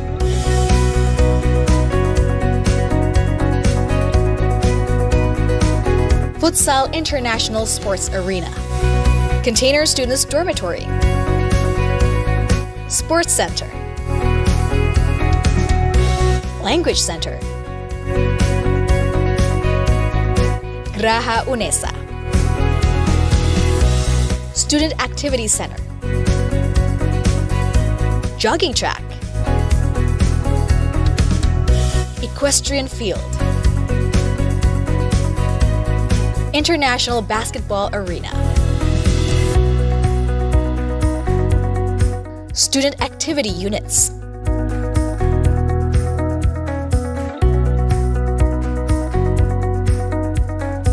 Art Development,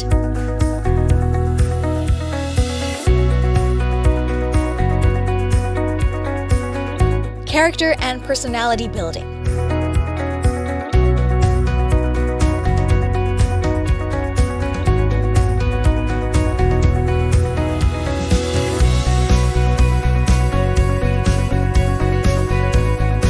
Sports,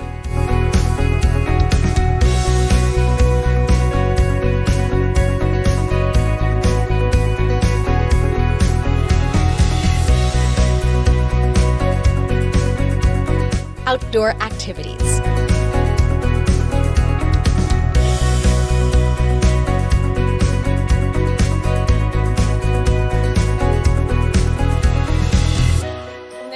UNESA, UNESA, UNESA, UNESA, UNESA, UNESA, UNESA. UNESA, satu langkah di depan.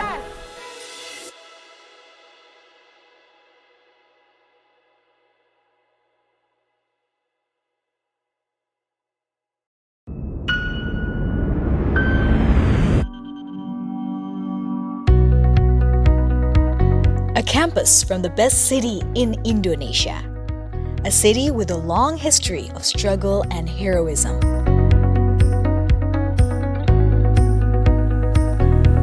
Welcome to Universitas Negeri Surabaya. Founded in 1964 as a teaching institute for education under the name IKIP Surabaya, to be an educational institution that carries the mandate as a university that produces educators, along with the development of educational needs in the vast globalization era. UNESA maintains the spirit by establishing itself as a center for education development, preservation of traditional arts, sports science, and inclusive services for people with disabilities.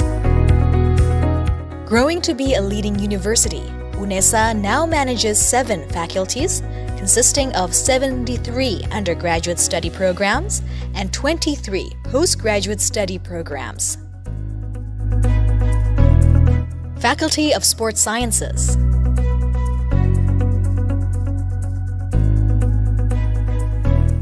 Faculty of Languages and Arts.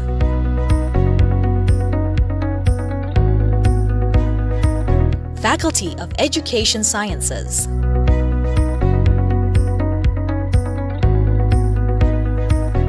Faculty of Social Sciences and Law.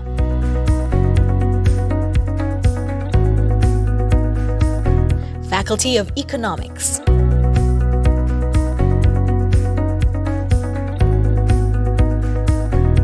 Faculty of Mathematics and Natural Sciences.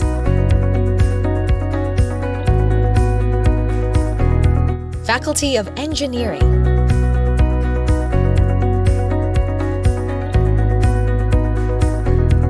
Postgraduate programs.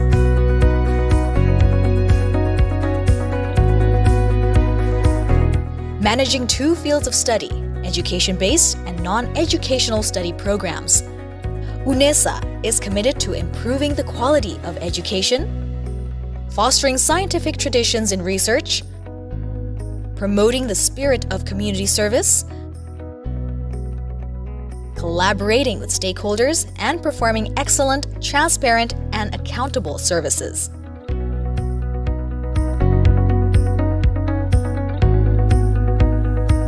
Assalamualaikum warahmatullahi wabarakatuh. Selamat datang di Universitas Negeri Surabaya. Di usia ke-56 tahun ini, kami dengan bangganya mengajak Anda untuk lebih dekat dan mengenal tentang UNESA.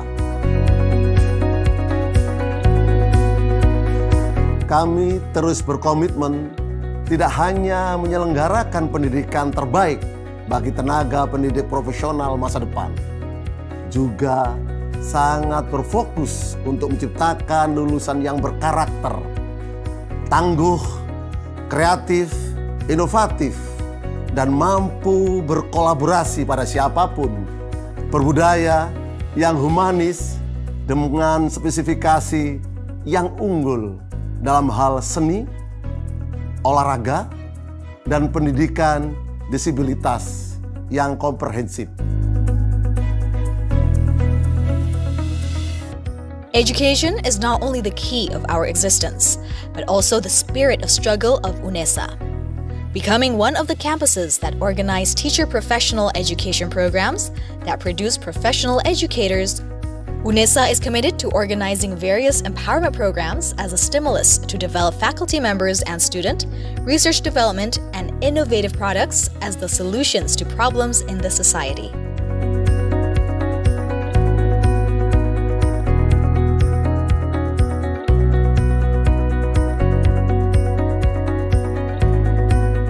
UNESA, House of Champions, a supportive ecosystem in producing competitive and well-qualified human resources with global perspective to compete on both national and international levels.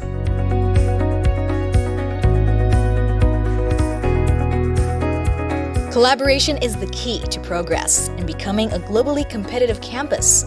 UNESA collaborates with a number of international institutions in the field of industry, government, and educational institutions. Set the higher class with complete facilities as a space for developing students' interests, talents, and potential. UNESA also continues to develop facilities and infrastructure to support academic and non-academic activities.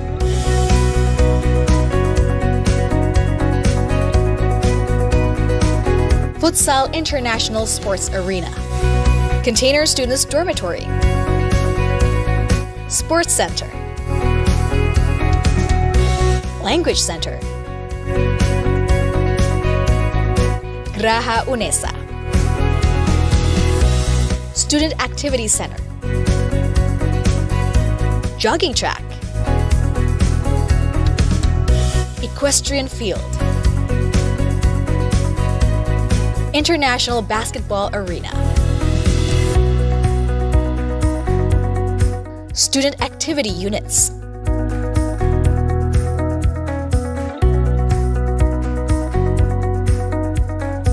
Art Development,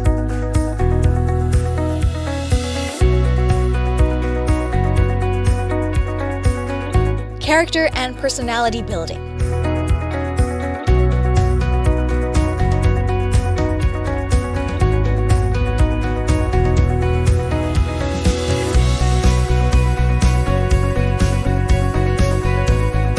Sports,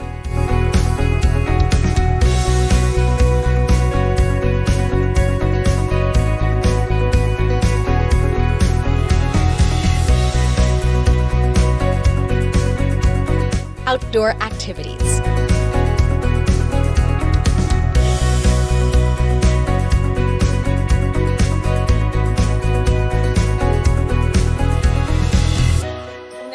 UNESA, UNESA, UNESA, UNESA, UNESA, UNESA, UNESA.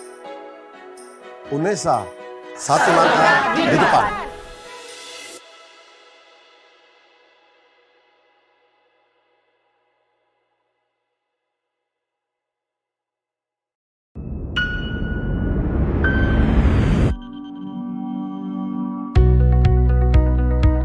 a campus from the best city in Indonesia, a city with a long history of struggle and heroism.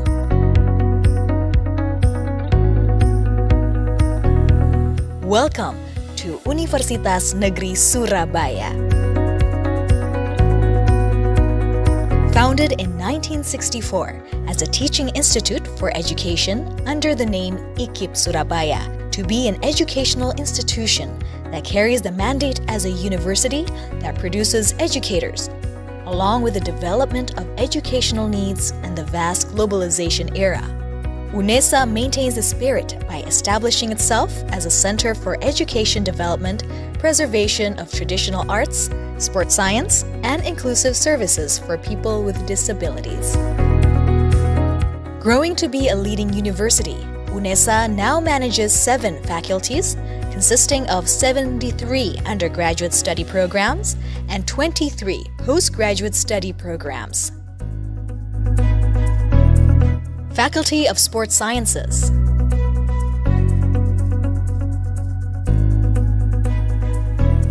Faculty of Languages and Arts,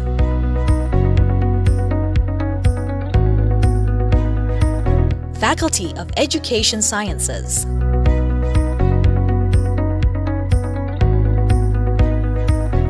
Faculty of Social Sciences and Law,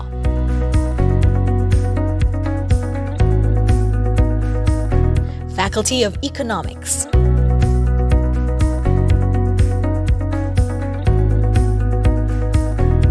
Faculty of Mathematics and Natural Sciences,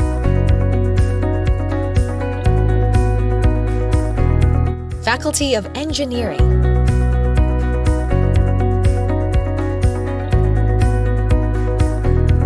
Postgraduate Programs,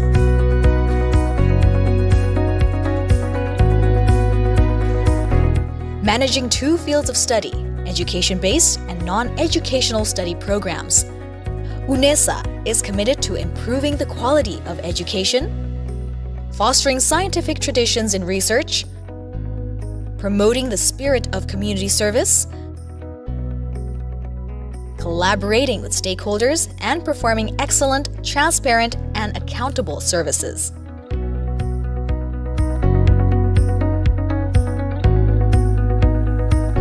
Assalamualaikum warahmatullahi wabarakatuh.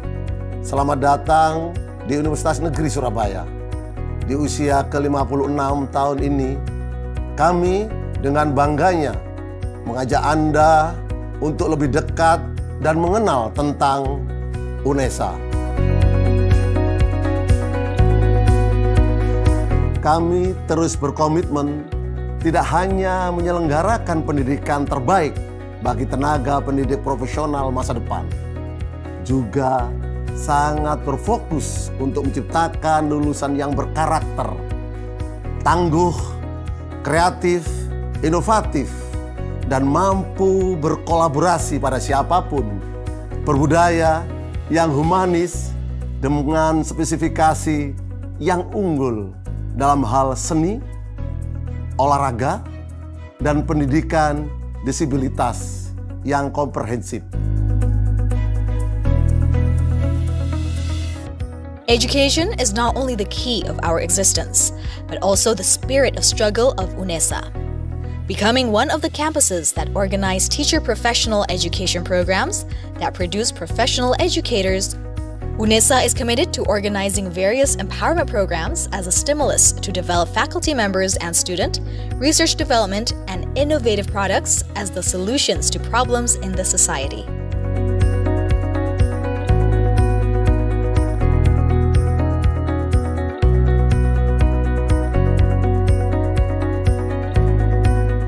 UNESA, House of Champions, a supportive ecosystem in producing competitive and well-qualified human resources with global perspective to compete on both national and international levels.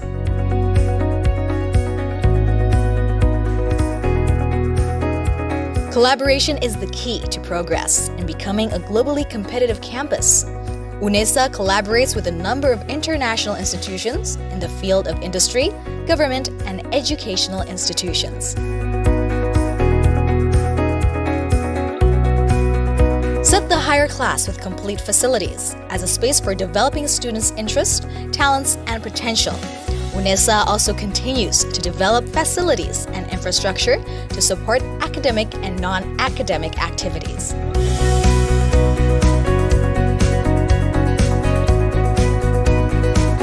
Futsal International Sports Arena, Container Students Dormitory,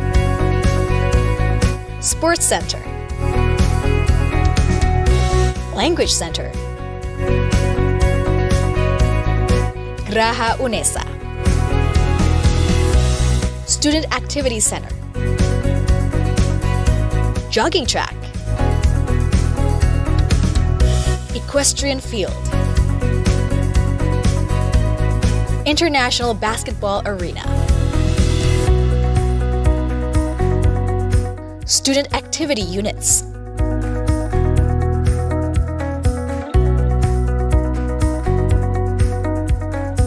Art Development,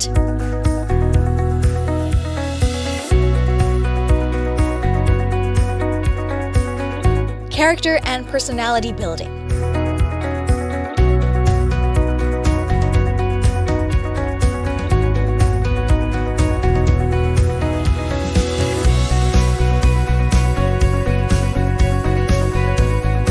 Sports,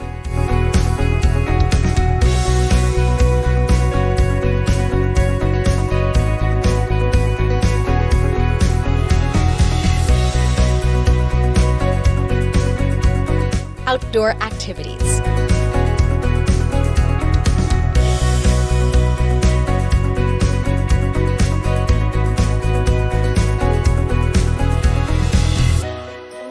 UNESA, UNESA, UNESA, UNESA, UNESA, UNESA, UNESA. UNESA, satu langkah di depan.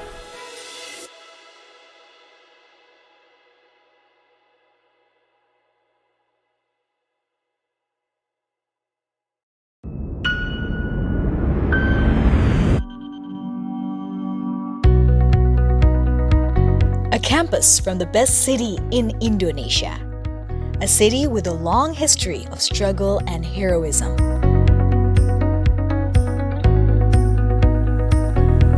Welcome to Universitas Negeri Surabaya. Founded in 1964 as a teaching institute for education under the name IKIP Surabaya, to be an educational institution that carries the mandate as a university that produces educators, along with the development of educational needs in the vast globalization era. UNESA maintains the spirit by establishing itself as a center for education development, preservation of traditional arts, sports science, and inclusive services for people with disabilities. Growing to be a leading university, UNESA now manages 7 faculties, consisting of 73 undergraduate study programs and 23 postgraduate study programs. Faculty of Sports Sciences,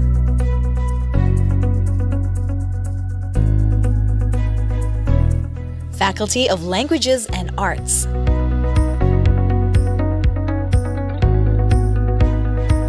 Faculty of Education Sciences,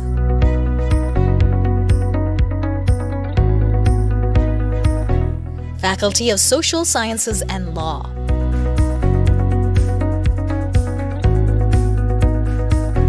Faculty of Economics,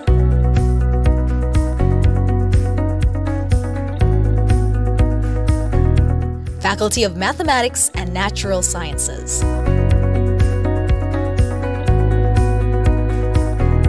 Faculty of Engineering,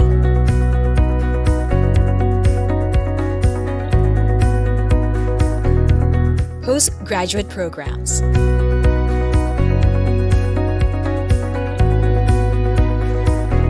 managing 2 fields of study, education-based and non-educational study programs. UNESA is committed to improving the quality of education, fostering scientific traditions in research, promoting the spirit of community service, collaborating with stakeholders, and performing excellent, transparent, and accountable services.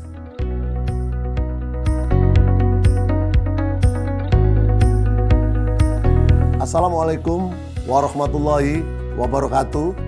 Selamat datang di Universitas Negeri Surabaya. Di usia ke-56 tahun ini, kami dengan bangganya mengajak Anda untuk lebih dekat dan mengenal tentang UNESA. Kami terus berkomitmen tidak hanya menyelenggarakan pendidikan terbaik bagi tenaga pendidik profesional masa depan, juga sangat berfokus untuk menciptakan lulusan yang berkarakter, tangguh, kreatif, inovatif, dan mampu berkolaborasi pada siapapun, berbudaya yang humanis dengan spesifikasi yang unggul dalam hal seni, olahraga, dan pendidikan disabilitas yang komprehensif.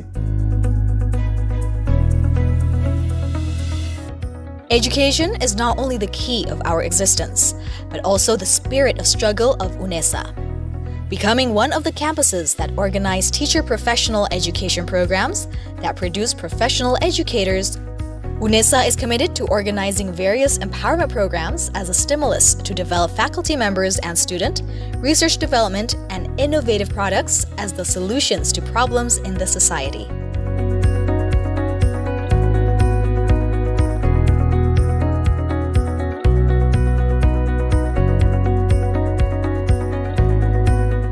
UNESA, House of Champions, a supportive ecosystem in producing competitive and well-qualified human resources with global perspective to compete on both national and international levels.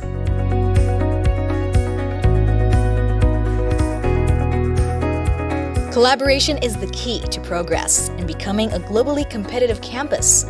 UNESA collaborates with a number of international institutions in the field of industry, government, and educational institutions. Set the higher class with complete facilities as a space for developing students' interests, talents, and potential. UNESA also continues to develop facilities and infrastructure to support academic and non-academic activities.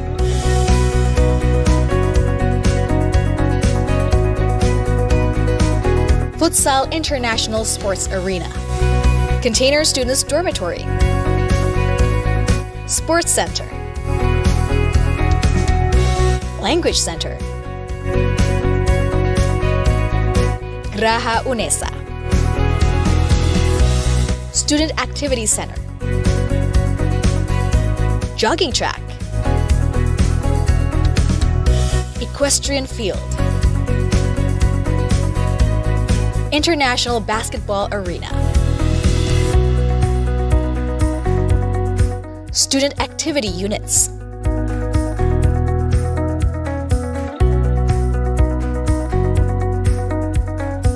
Art Development,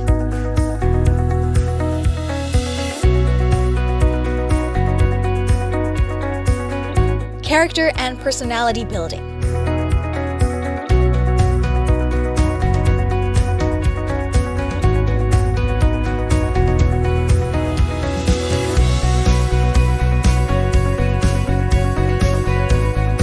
Sports,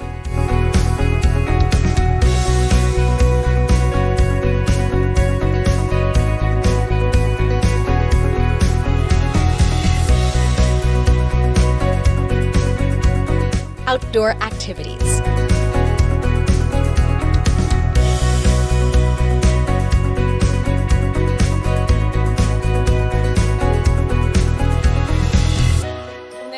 Unesa, Unesa, Unesa, Unesa, Unesa, Unesa, Unesa. UNESA, satu langkah di depan.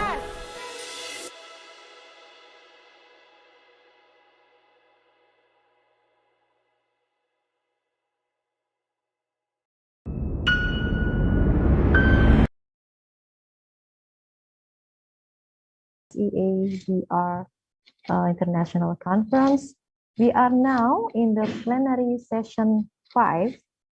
Now we have two prominent speakers. There are Dr. Pariono from CMU, and then Dr. Ruli Caritas Indra Brahmana from Universitas Ahmad Dahlan, Indonesia. Good afternoon, doctors. Good afternoon. And we have Ibu Unitri PhD here, who will serve as the moderator. Ibu Unit is also our lecturer in the field of engineering. Ibu Unit, good afternoon. Good afternoon, Miss Yeni. Okay, without further ado, I'm handing on the screen to Bu Unit. Please, Bu Unit. Okay, thank you, Miss Yeni. I am Unitri Kartini from Electrical Department as moderator for plenary session in today. The Honorable Dr. Pariono from Brunei Darussalam speaker. The Honorable Dr. Ruli Caritas Indra Brahmana from Ahmad Dahlan Universitas speakers, and distinguished guests, fellow students, ladies and gentlemen, good afternoon. Assalamualaikum warahmatullahi wabarakatuh. First of all, I would like to welcome you all to this prestigious seminar about empowering creative educational for freedom of teaching and learning. In this occasion, we shall have outstanding presentation from our prominent presenters whom I believe shall enrich our insight and knowledge regarding the theme of this international conference. Before the presentation begins, allow me to introduce the presenters. Our first presenter is Dr. Pariono, Deputy Director for Professional Affairs and Research Manager Specialist Siamio Regional Center for Vocational and Technical Education, Siamio Voktek, from Brunei Darussalam. I will read curriculum vitae of Dr. Pariono. He has worked in technical and vocational education and training TVET for more than 25 years. He started career as a TVET teacher before becoming a TVET associate professor at the State University of Malang. He also has experience teaching educational theory and philosophy. as well as languages such as Indonesian and Japanese in various universities throughout the United States, including Cornell University, University of Wisconsin-Madison, and the University of Washington Seattle. He is currently the Deputy Director for Professional Affairs as well as Research Manager and TVET Specialist at the Regional Center for Vocational and Technical Education and Training under the Southeast Asian Minister of Education Organization, Siamo Voktek in Brunei Darussalam. He holds a dual title PhD degree in Workforce Education and Development and Comparative International Education from Pennsylvania State University, a master's degree in Continuing and Vocational Education from the University of Wisconsin-Madison, and a bachelor's degree in Civil Engineering Education from the State University of Malang in Indonesia. The research on technical and vocational education and training has been published in numerous international journals. Without further ado, I would like to welcome our first presenter. He will deliver a presentation entitled Innovative Teaching and Learning in TVET in the Era Digitalization. Ladies and gentlemen, please welcome Dr. Pariono. The time presentation is yours, please. Thank you very much, Bu Yuni, for your kind introduction. Everyone, ladies and gentlemen, very good afternoon and Assalamualaikum warahmatullahi wabarakatuh. Again, it's my great pleasure to be here in front of every one of you.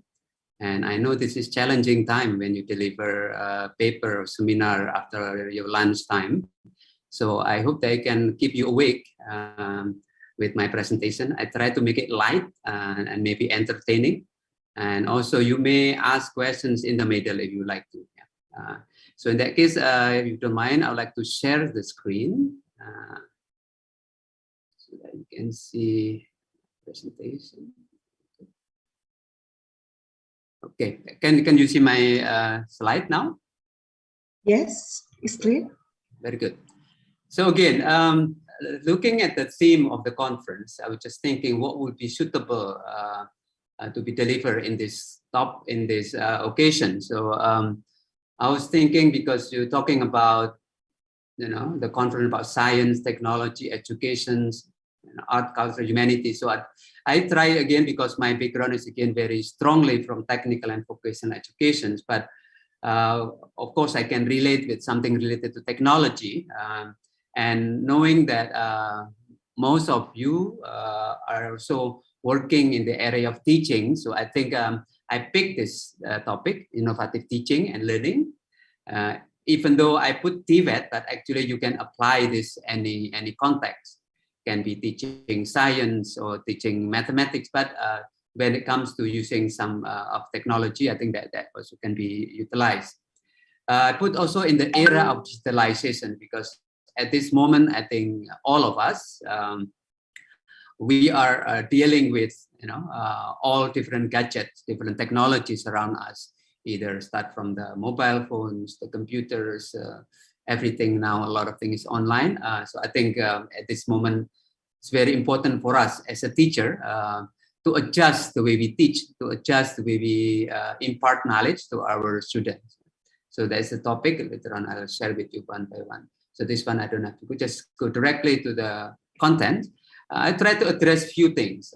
First, just to give an idea in terms of what are the impacts of digitalizations on work, employment, and technical and vocational education particularly, because I think we need to be aware of this if we work in education setting, that now employment keep changing because of the new environment. So we need to be able to adjust our curriculum, the way we teach, and the way we assess. So that is the one I'm planning to give some data from the region, from Southeast Asia, from ASEAN countries. And then ways and strategies on how to impart relevant 21st century abilities. I think recently I just conducted a guest speaker for UNISA and the Faculty of Engineering, share about the soft skills or transferable skills. So some of it I try to share that lecture. And then the next one, this is very trendy now, knowing that we used to teach using teacher-centered. So try to shift from teacher-centered to more the learner-centered. So how should we condition the teaching and learning process so that at the end will become more learner-centered?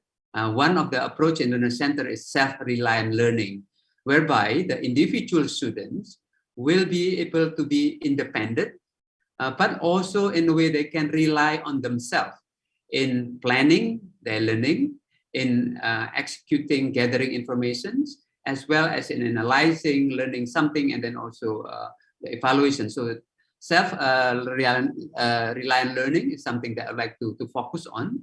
And this is again a very trendy, especially in the countries where TVET is very popular, like Germany, Switzerland, Finland. Those are where TVET is very strong. So self-reliant learning now is considered very important. We cannot dictate our students as before because time has changed. Yeah? The next one is about the concept of learn and work assignments. Again, this is more contextualized to TVET, to technical and vocational. When you teach someone to enter a labor market, to work in a company, this kind of environment need to be created. So learn and work assignments is basically the way we plan, the way we execute, the way we assess, as much as possible will include the school or the education institution, as well as the workplaces, in this case, the workshop or the industry, so that at the end, these two must interact and must be close to each other. So after that, I will have the wrap up, the conclusion and recommendation. Okay. Let's start with just a background. Okay, it's a little bit boring here, but I think it's nice to see why this topic appeared, and I think I try to emphasize how important it is.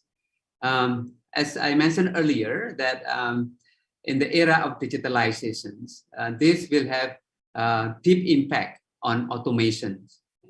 Automations here can be, right now robotics is part of the automation. So a lot of industry now already utilizing robotics. So a lot of automation has been done using sensor and others, so that at the end will minimize the role of repetitive work.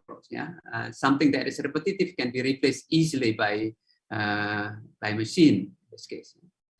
And this will have a massive influence on employment and the workforce. So if some of you are students still searching for job, you could see that the kind of job opening in industry keep changing because of this situation. So in response to this, technical and vocational education and training, or in short we call it TVET, must be able to stay relevant. How can we make our program relevant to the needs of labor market? And we need to be able to seize the opportunities, meaning we need to try to find the opportunities, because actually on one side, there are a lot of challenges, but on the other side, will also offer opportunities for us to embrace this. Yeah? So to seize the opportunities, to enhance qualified work, and by profiling occupation. Occupation is the kind of job, part of the job that keep changing every now and then.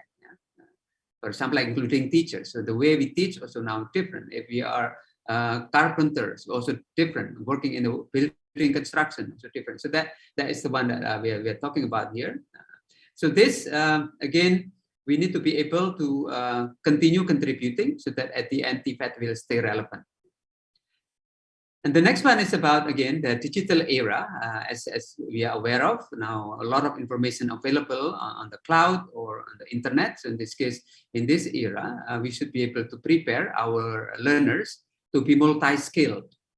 So monotonous one type of skill now is not sufficient, because the job will keep changing. So we need to prepare our students to be able to adapt and to adopt, yeah, so that at the end they can easily adjust themselves. Yeah.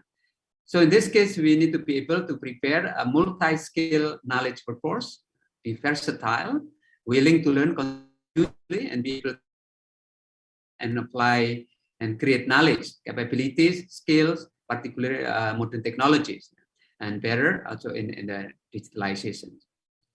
So in this case, beside having all of this curriculum and teaching learning process, also we should be able to create working environment or learning environment that is conducive for learning 21st century skills, 21st century competencies, which is competencies that can be easily used or applied in different settings.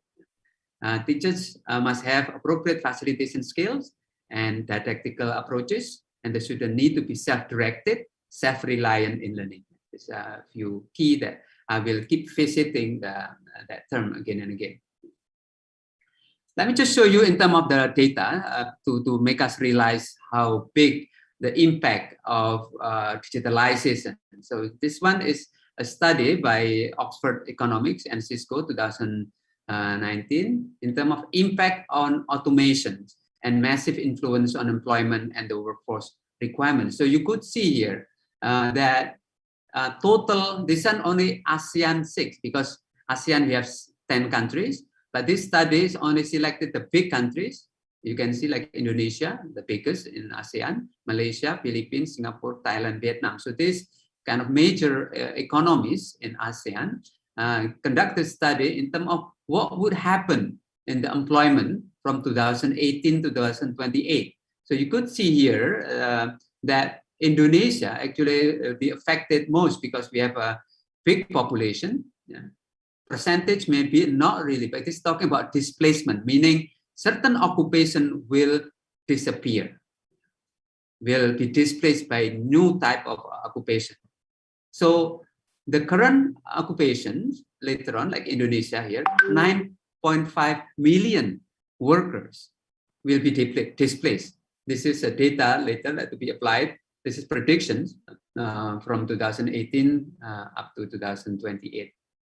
Or we look at the total workforce, Indonesia will be 8.1. So it's quite significant in terms of total, and also in terms of the percentage of the total workforce, so quite high. And you could also see others here in terms of the displacement. In terms of percentage, the highest, you can see Singapore, because the more modern the country, normally the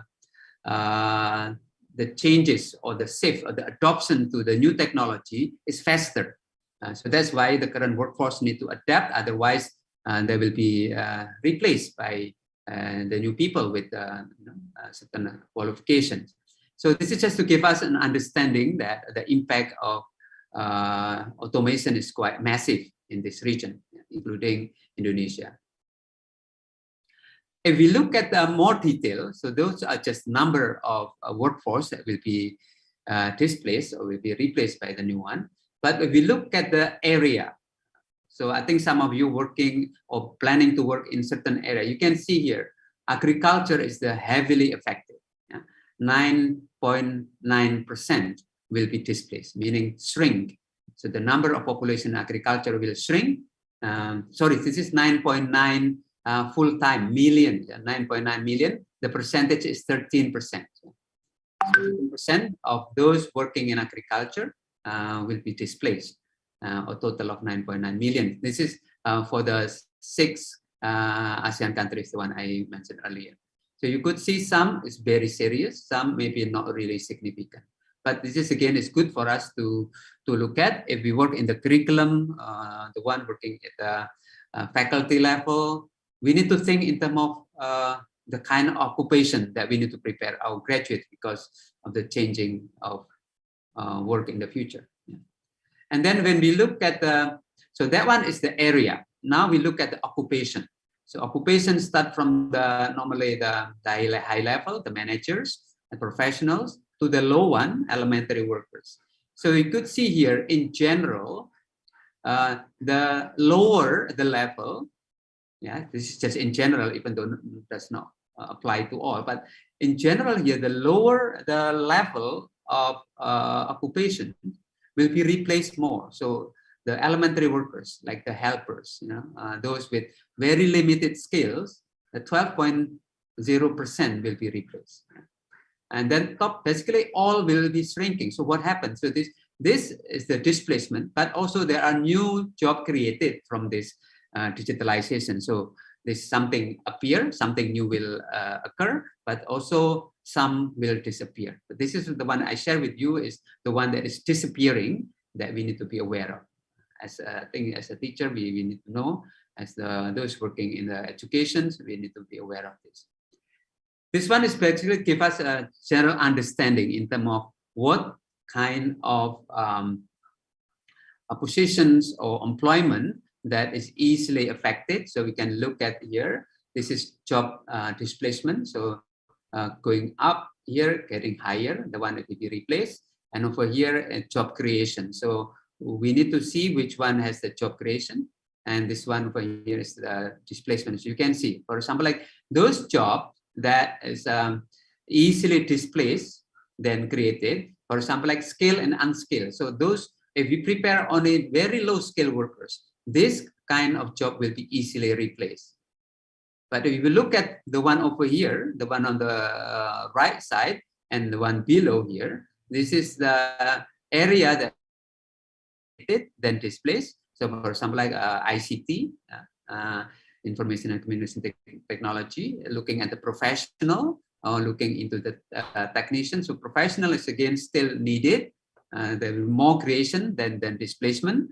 And then the technicians is slightly less, but you could see here. I think this is a good way of looking at it. And also if our occupation is not monitored here, not mapped out here, we can also conduct the study and where is it? So whether we are above, that is easily displaced, or is it below, the one that is more creation than displacement. This is again to give us a better understanding in terms of the impact of digitalizations. And these are the sectors that will be created. So on the previous pages, I mentioned about the job that will be displaced. This one is the one that will be created. You could see that certain areas are increasing. Wholesale and retail, 1.8 million will be added. And manufacturing, 0.9, construction, 0.9, transport, 0.7, and so on and so forth. So this is again to give us a better understanding about the impact. Oh, sorry, I think this one is duplication. Okay, we conduct a study with regards to the response from the industry, because when we talk about digitalizations and now everyone also experiencing COVID-19, so these two kind of merge together, they affect the way we live, affect the way we work. So industry, business and industry also need to make plans. So after the study, these are the response from the business. Yeah? So plan business adaptation in response to COVID-19. So what do you think? Do you think they just close the industry or what? So if we look at this, the highest percentage of the employers, they said that accelerate the digitalization of work processes. So instead of narrowing down, instead of making the company smaller, they do the acceleration, but in the area of digitalization. So again, it's a key here that many industry is not trying to run away, but they try to adapt and adopt by bringing technology, bringing digitalization in the process. For example, like using digital tools, video conferencing and stuff like that. So like what we do as well, normally I can go to Indonesia, to Surabaya for conference like this, but because of this COVID and also with digitalization, we just use Zoom like this. So that is our replacement. This is the way we live at this moment. Provide more opportunities to work remotely. I think that's also happened. Now we can work basically from anywhere. Maybe later I don't have to be in Brunei to work for Simeo Poktek. I can be from Malang, enjoy my nice home or nice place over there, a cool place. Yeah. But that I think slower, especially in the developed countries, more and more people now work in remote area. They don't have to work in the office. That is another policy done by the employers, by letting the workers to work from home or from anywhere they want. Accelerate automation of tasks, accelerate digitalization and upscaling, accelerate implementation of upscaling and reskilling program, accelerate ongoing organizational transformations, temporarily reassign workers to different tasks, temporarily reduce workforce. So you can see some of them are reducing. So that's why the number, some of them are decreasing, because some employers, some industry also reduce the number of workforce. Yeah? Reduce the permanent workforce, temporarily increase workforce. So some of them also increase with small percentage here. no specific measures, and permanently increase. So as you can see here, this is the reactions or the plan that has been adopted by business and industry. Just general, maybe I don't have to go very detailed here, but I just would like to inform everyone that the trend in ASEAN, we are one of the ASEAN members. So digital technology is unstoppable. Yeah. Basically, this continue to proliferate, to continue expanding quickly in all regions of the world, even so due to COVID-19. Digitalization as an instrument of automation will lead to massive loss of jobs. So I highlighted here, this is a key. There are massive loss of jobs, but also there are some new jobs will be created. So in this case, the workforce must be retrained accordingly. With the current skills that some of our workers have, still not sufficient. They need to do the retraining. The next one, we call it hybridization. So hybrid, meaning kind of merging different kind of occupation into one. And this is a key. So sometimes you work as mechanical, and then also sometimes you talk about electrical, so electrical and mechanical can merge together more closely because of the type of occupation that we are facing at this moment. So please be aware of these hybridizations of qualifications, so that at the end our program will stay relevant. Because of this, because of changing that, some occupation will merge, some occupation will disappear, some occupation will appear. So we need to prepare our students with broad competencies. Again, if we go to very specific, they can get outdated very quickly. So we need to prepare with a broad competency so that at the end they can easily adapt and adopt and survive in the new working environment. So in this case also, we need to be able to prepare our workforce with a different kind of capabilities. The collaboration between DFED institutions and the government, as well as with industry, we need to continue working together, because if we do this, we should be able also to fulfill the requirement of the industry or the changing workplaces.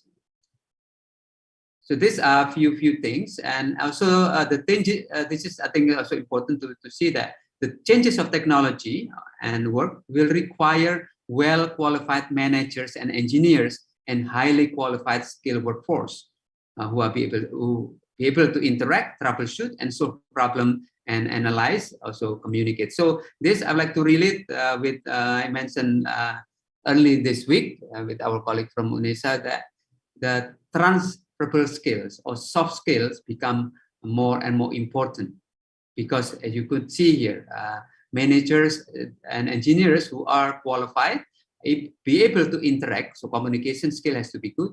Troubleshooting, meaning problem solving, has to be good. Analyzing and communication, this is more kind of high order thinking skill, also has to be good. So a few things that we will pay attention on this, so that at the end our education and training will stay relevant. So again, the impact, if I summarize the impact of digitalization in education and training, number one is the skills. So technical skill, hard skill, I'm talking about the one using hand, using physical, and combination of soft skill, that both are very important. But now the shift is getting more and more to the soft skill. More and more foundation need to be strengthened.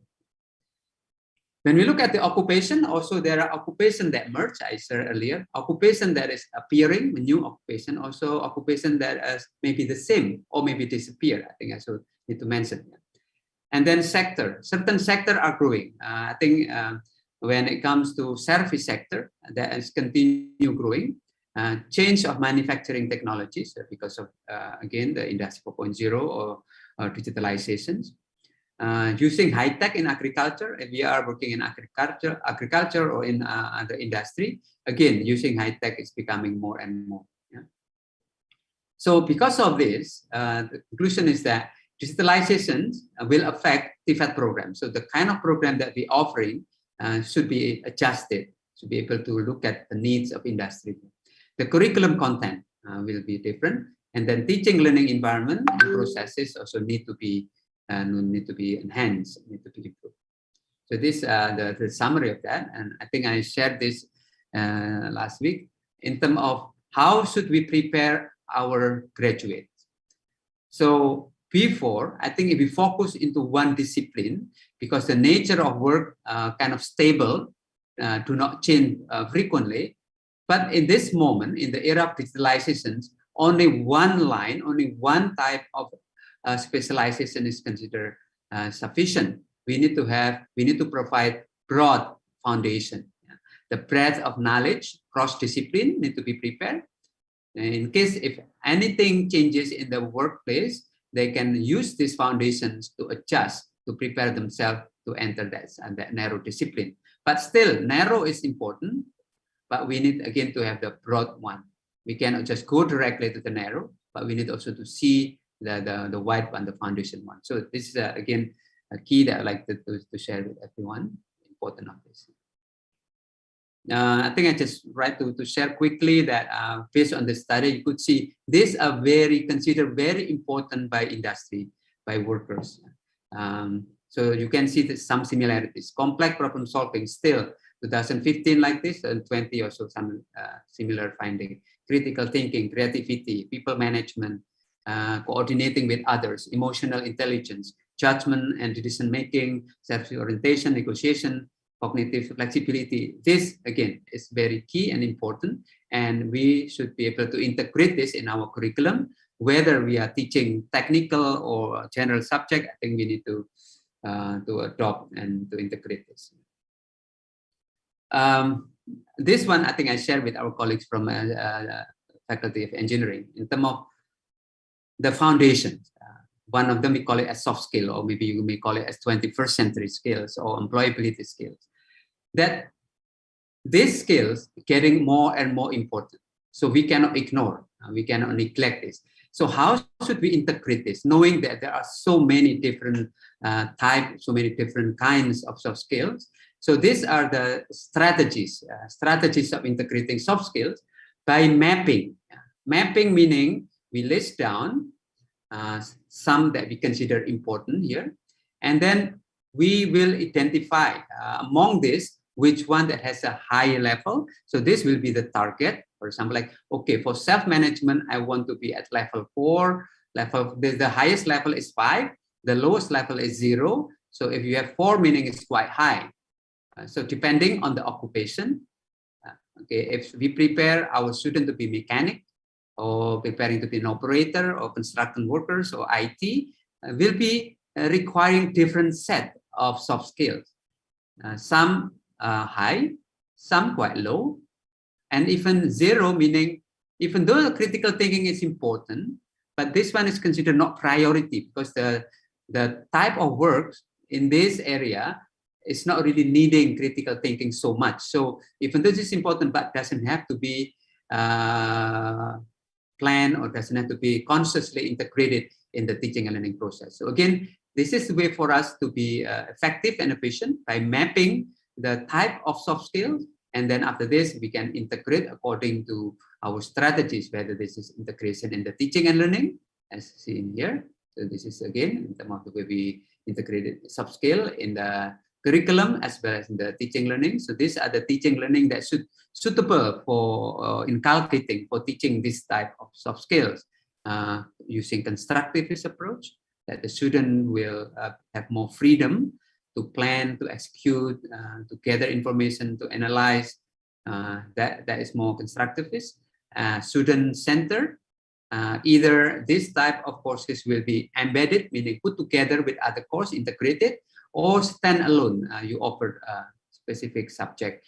And in terms of the methods, we can use project-based, problem-based, or combination of the two, competency-based, research-based, experiential learning, scaffolding. This is again is a new ways of inculcating this type of soft skills, so that is can be easily transferred. If we just teach normally like using lecture, this wouldn't work. So something good to consider in terms of how to integrate this soft skill into our students. And the next one is in terms of assessment. I think I shared also earlier last week. How should we assess? Because we don't want to burden our teacher with so many tasks to assess. So actually, you can just do the self-monitoring. You can use ask the student to do self-assessment or peer assessment or teacher assessment. And then we look at the target earlier, and then with the assessment and see whether this person meeting the requirements or not. And then if meeting requirement, then pass. But we don't have to give grade or anything. And normally this is just to certify that someone already meeting the requirements of soft skills. So we just have to check, or just have this kind of, you can draw some kind of a web diagram like this, and you can see what is the target, what is the average. You can see the target is here, average here. If this is above the target, then it's already good, pass. If below the target, we need to improve it. So before the student graduate, they need to meet this requirement. And this type of assessment can be done continuously. So it has to be continuous and simultaneous. We do it, we plan it, we monitor. Maybe we can monitor every end of semester, so that at the end, before the student graduates, we already have a good understanding in terms of their competencies in soft skills. This is again important at this moment, and right now with the era of digitalization and the era of COVID-19 pandemic like this, it's become more and more important. Okay, let's move on to the other topic. So after we talk about how the foundation skills important, this is different type of learning that at the end very suitable in the era of digitalizations. We call it as a self-reliant learning. Self-reliant, meaning if you can see this picture, I just want to make it more, you can see the person here. This is our student. Our student sitting down studying, but he or she actually is surrounded by so many different things. Either this is related to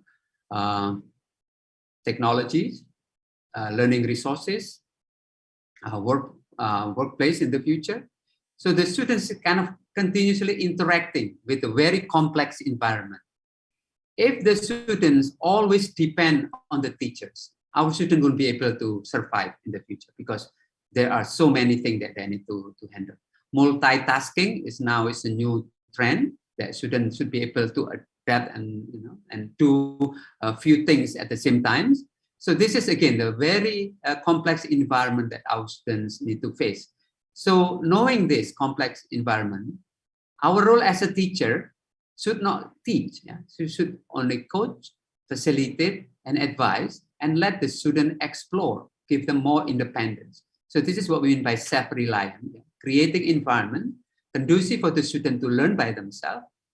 I will explain more detail later, but this is the key basically. And this is in line with the constructivism, because everyone construct their own knowledge, understanding, and find meaning depending on what their background or the need in the future. So this is the way that we need to think of how can we create environment so that the self-reliant learning can happen, can occur in the environment. Just go a little bit deeper in terms of what self-reliance learning is. So a learning method that comprehensively contribute to personality development. So again, the importance of personality development is a key. So not only just skills that using hands, but the personality is very, very key. So self-reliant learning is good for that. A learning method in which learners acquire high level of personal responsibility. So you could see they're surrounded, teacher only guide. So not dictating, only guide. So that's why level of personal responsibility is very high. With regard to the design, implementations of the individual learning processes, especially through determining the content, targets, approaches, framework conditions for learning and working actions. So this again is providing them the autonomy so that they can construct their own knowledge by planning to the implementation and assessment. A learning method that enables learners to develop qualified vocational skills to plan, carry out, and control activities individually. Again, for those who are preparing the student to work, or we call it as vocational education, so we need to give them also room, because I know that this is challenging in vocational because the equipment sometimes is very dangerous. Equipment is also very expensive. So we need to balance between giving freedom for them to utilize all of those facilities, as well as giving autonomy, giving freedom for them, and giving the opportunity for them to learn.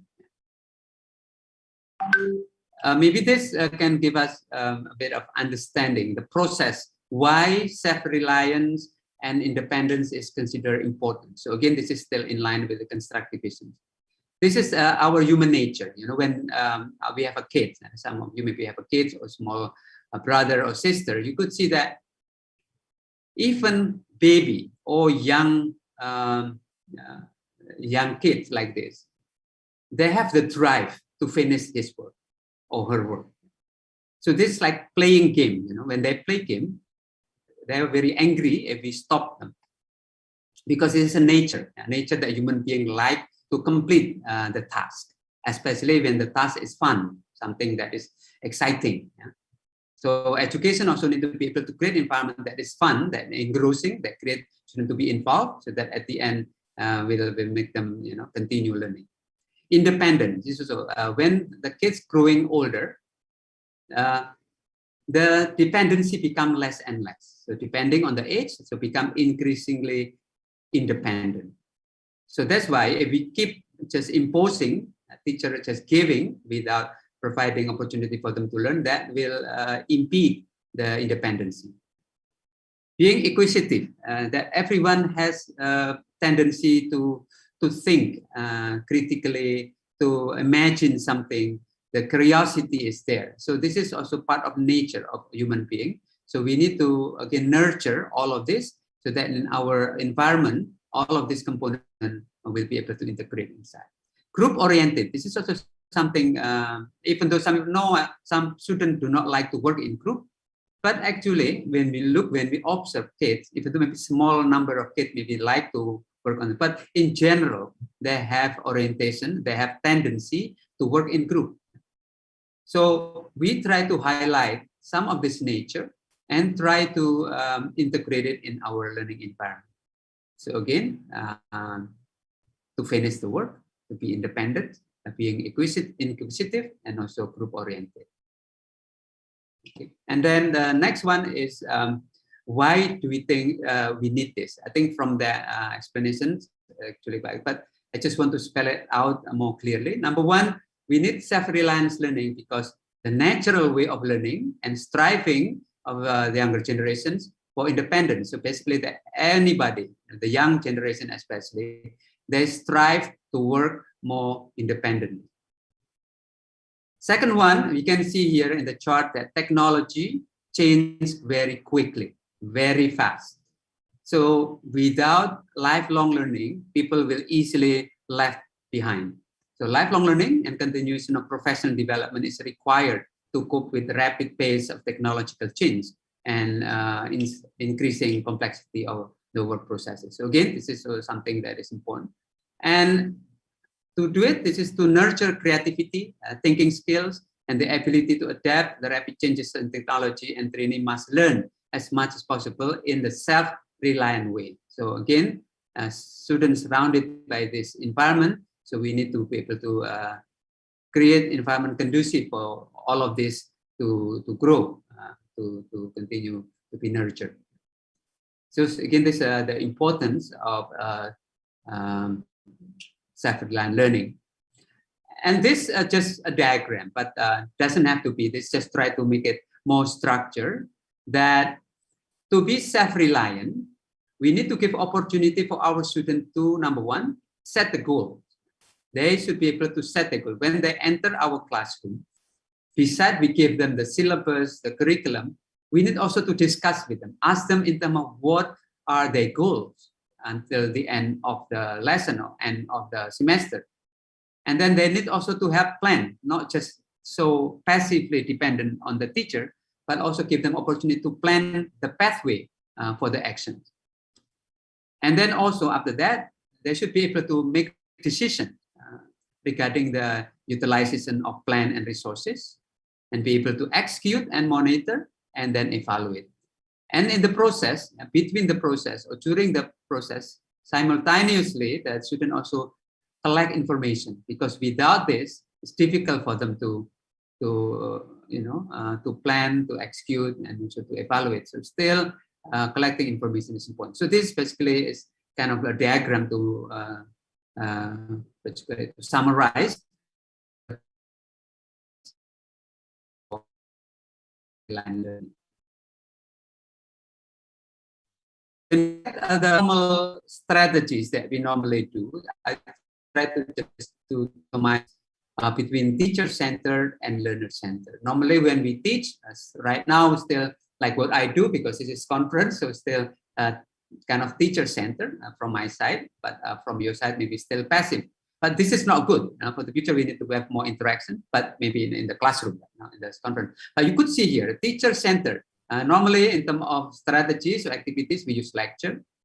And then the upper we go, and then getting more and more self-reliant. So we try to push further high so that, again, the self-reliant learning can be inculcated there. So from lecture to project. But in the middle, sometimes also we can use demonstration, discussion, tutorial. But this is just an example of how to improve, to strengthen our teaching and learning process so that at the end become more self-reliant. One of the example of the low part here, the lecture or demonstration or low level of self-reliant, this is still commonly used. In Tibet, we still commonly use this. We call it a 4-step approach. I will share with you in the next page. And then this one is the mix between this traditional and consider very constructive-based approach here. Learn and work assignments. What it is, I will explain to you later. Work and learn and work assignments. But there's also a mix in the middle. But the idea here is that it's okay to use this occasionally, but as much as possible, we try to bring up higher to use this. In the area of Tibet, we call this as a learn and work assignments. I will explain in more detail later. But at least at this moment, we understand that these are the type of teaching and learning or the kind of activities in the classroom that is more meaningful or approaches. This one is more on the approach or the methods here. Okay, let me just double check. What time do I have? What time I have to finish, Pooh? So that I wouldn't. How many minutes do I have? 5 minutes again, Professor. 5 minutes. 5 minutes. Okay, so I need to be a bit quick. Okay, let me just move quickly. So this is again also the mapping like what I did earlier. Whether this is teacher center or learner center, whether we use curriculum based or solving problem, complex problems. So you can see from lecture, case based to problem solving, from assignment, case study, and project. It's just again different way of presenting what I just shared earlier. This is what I mean by 4 steps in method. This is very traditional. This is okay. I mean, not bad, but you can improve it later on. Yeah? We call it as 4 steps in method. So step number 1, you can see in the technical area here. Prepare and explain. The teacher prepare and explain to the learners. The second step, do and explain. Demonstrate how to do, how to operate, how to assemble or disassemble, and explain. Number 3 is let them do and explain. Yeah? Let them do and explain, meaning you basically relinquish your power to the students. The student will do more and be just observing. And then step 4, ask the student to practice. This is still very common. And I think STEM degree is still very effective in teaching technical and vocational subjects. But the more complex the environment, this situation is not sufficient. So later on, I will share with you about learn and work assignments. Okay, now talking about learn and work assignments, you can see that basically the name here, learn, normally when you talk about learn, is learning in the classroom. But learning in the classroom has to be linked, has to be associated with work. Work here is related to industry. So when we talk about technical and vocational education, we cannot just solely conduct the training in the school. We need to also collaborate with industry. But if industry is not possible because limited number of industry, we can create miniature or not real industry. We can bring it to the school. We call it as teaching factory in Indonesia. So the important here is how can we balance from the creating the objective, the content, approach of learning and teaching, so that also we use the self-reliant as much as possible from the early stage. Will be a training center, and then also self-reliant in the lifelong learning. So we all consider all of these components.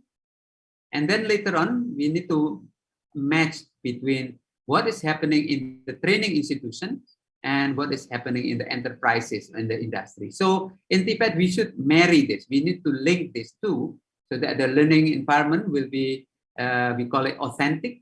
Authentic meaning almost real, or real the working environment. So these are the concept that in Germany, Switzerland, why they're so successful in Tibet, because of this concept of the learn and work assignments. So from the early stage to the implementations, industry and school work together in planning, in teaching and learning, also in the assessment and so on and so forth. So this is an idea, even though maybe it's not really new, but maybe put it together like this become more interesting. So you can see that when it comes to self-reliant learning, there are different levels.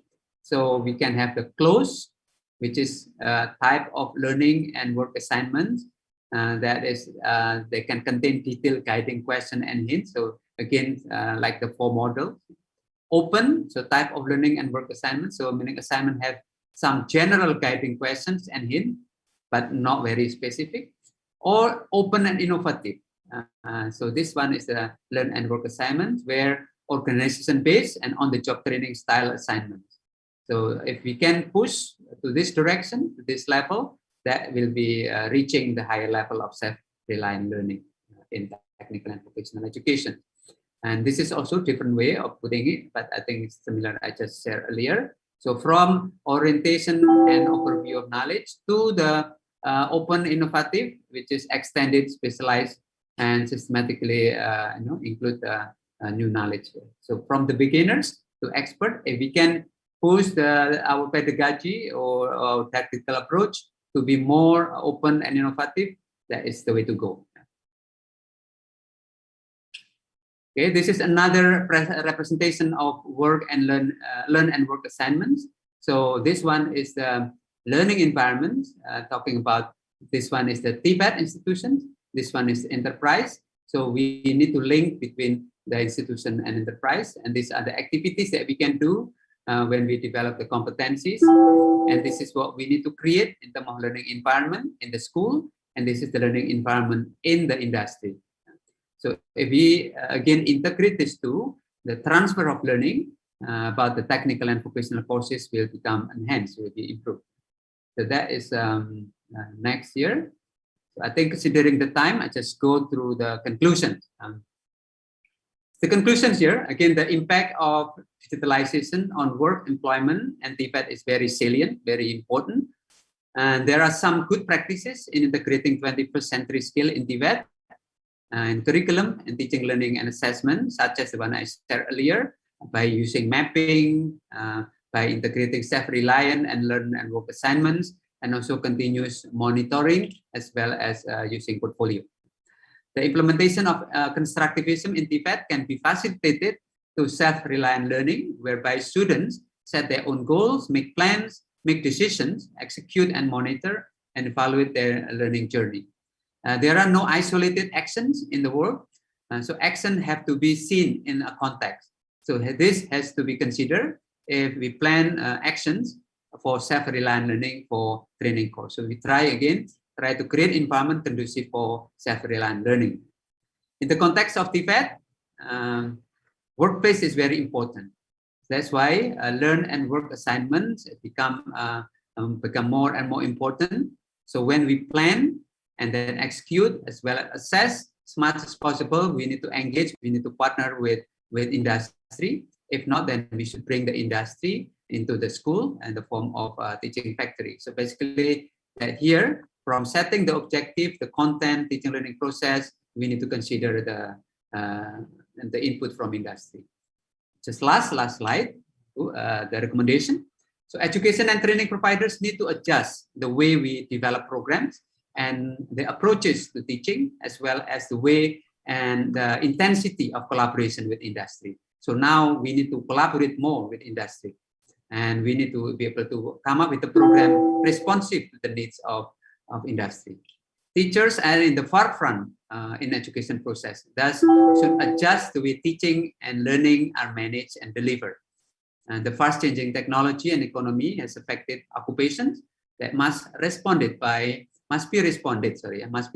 by providing strong foundation to our students, especially by providing 21st century skills or transferable skills. I think that is the key. Students should be more self-directed and self-reliant, and teaching learning process should be more authentic by utilizing both classroom and workplaces from the planning to the implementation. These are maybe some key recommendations that I can share with everyone.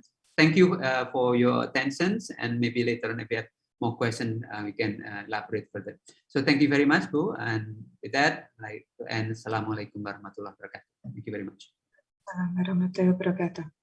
Okay, thank you, Mr. Pariono. It's very good and very interesting for your presentation about innovative teaching and learning in technical and vocational education and training TVET in the era digitalization. Okay, next second presentation. Good afternoon, Mr. Ruli Charitas Indra Prahmana.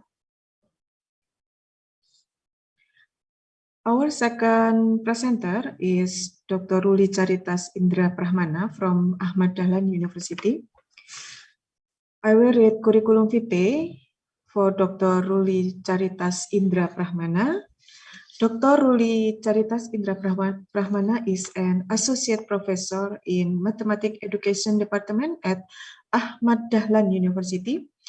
Ruli Charitas Indra Prahmana was born in the city of Medan on January 24, 1987. He completed his elementary high school study in his hometown Medan. After graduating from high school, he continued his undergraduate studies in mathematics at Gajah Mada University, then continued his master degree in bilingual master program on mathematics education, a collaboration between Dikti, Sriwijaya University, and Utrecht University in 2012. Then he continued his doctoral study in mathematics education at the Indonesian Education University using the BPDN scholarship and graduated in 2016. Currently, he is listed as a lecturer and research at the Mathematics Education Master Study Program, Ahmad Dahlan University, Yogyakarta, and deputy head of scientific publication at Indonesia Mathematics Educator Society. His research interests are ethno-mathematics design research and realistic mathematics education. Without further ado, I would like to welcome our second presenter. He will deliver a presentation entitled Ethno-Realistic Mathematics Education, the Promising Research Approach in the City of Culture. Ladies and gentlemen, please welcome Dr. Ruli Charitas Indra Prahmana. The time presentation is yours, please. Thank you, Miss Unitri, for the kind introduction. First of all, Assalamualaikum warahmatullahi wabarakatuh. Good afternoon, everybody. In this session, I would like to present my presentation about the ethno-realistic mathematics education, the promising learning approach in the city of culture. First of all, thank you very much for the opportunity for invite me as the keynote speaker in this conference. Thank you very much for the all committee. In this presentation, I would like to introduce to all of you when I would like to combine both of learning approach.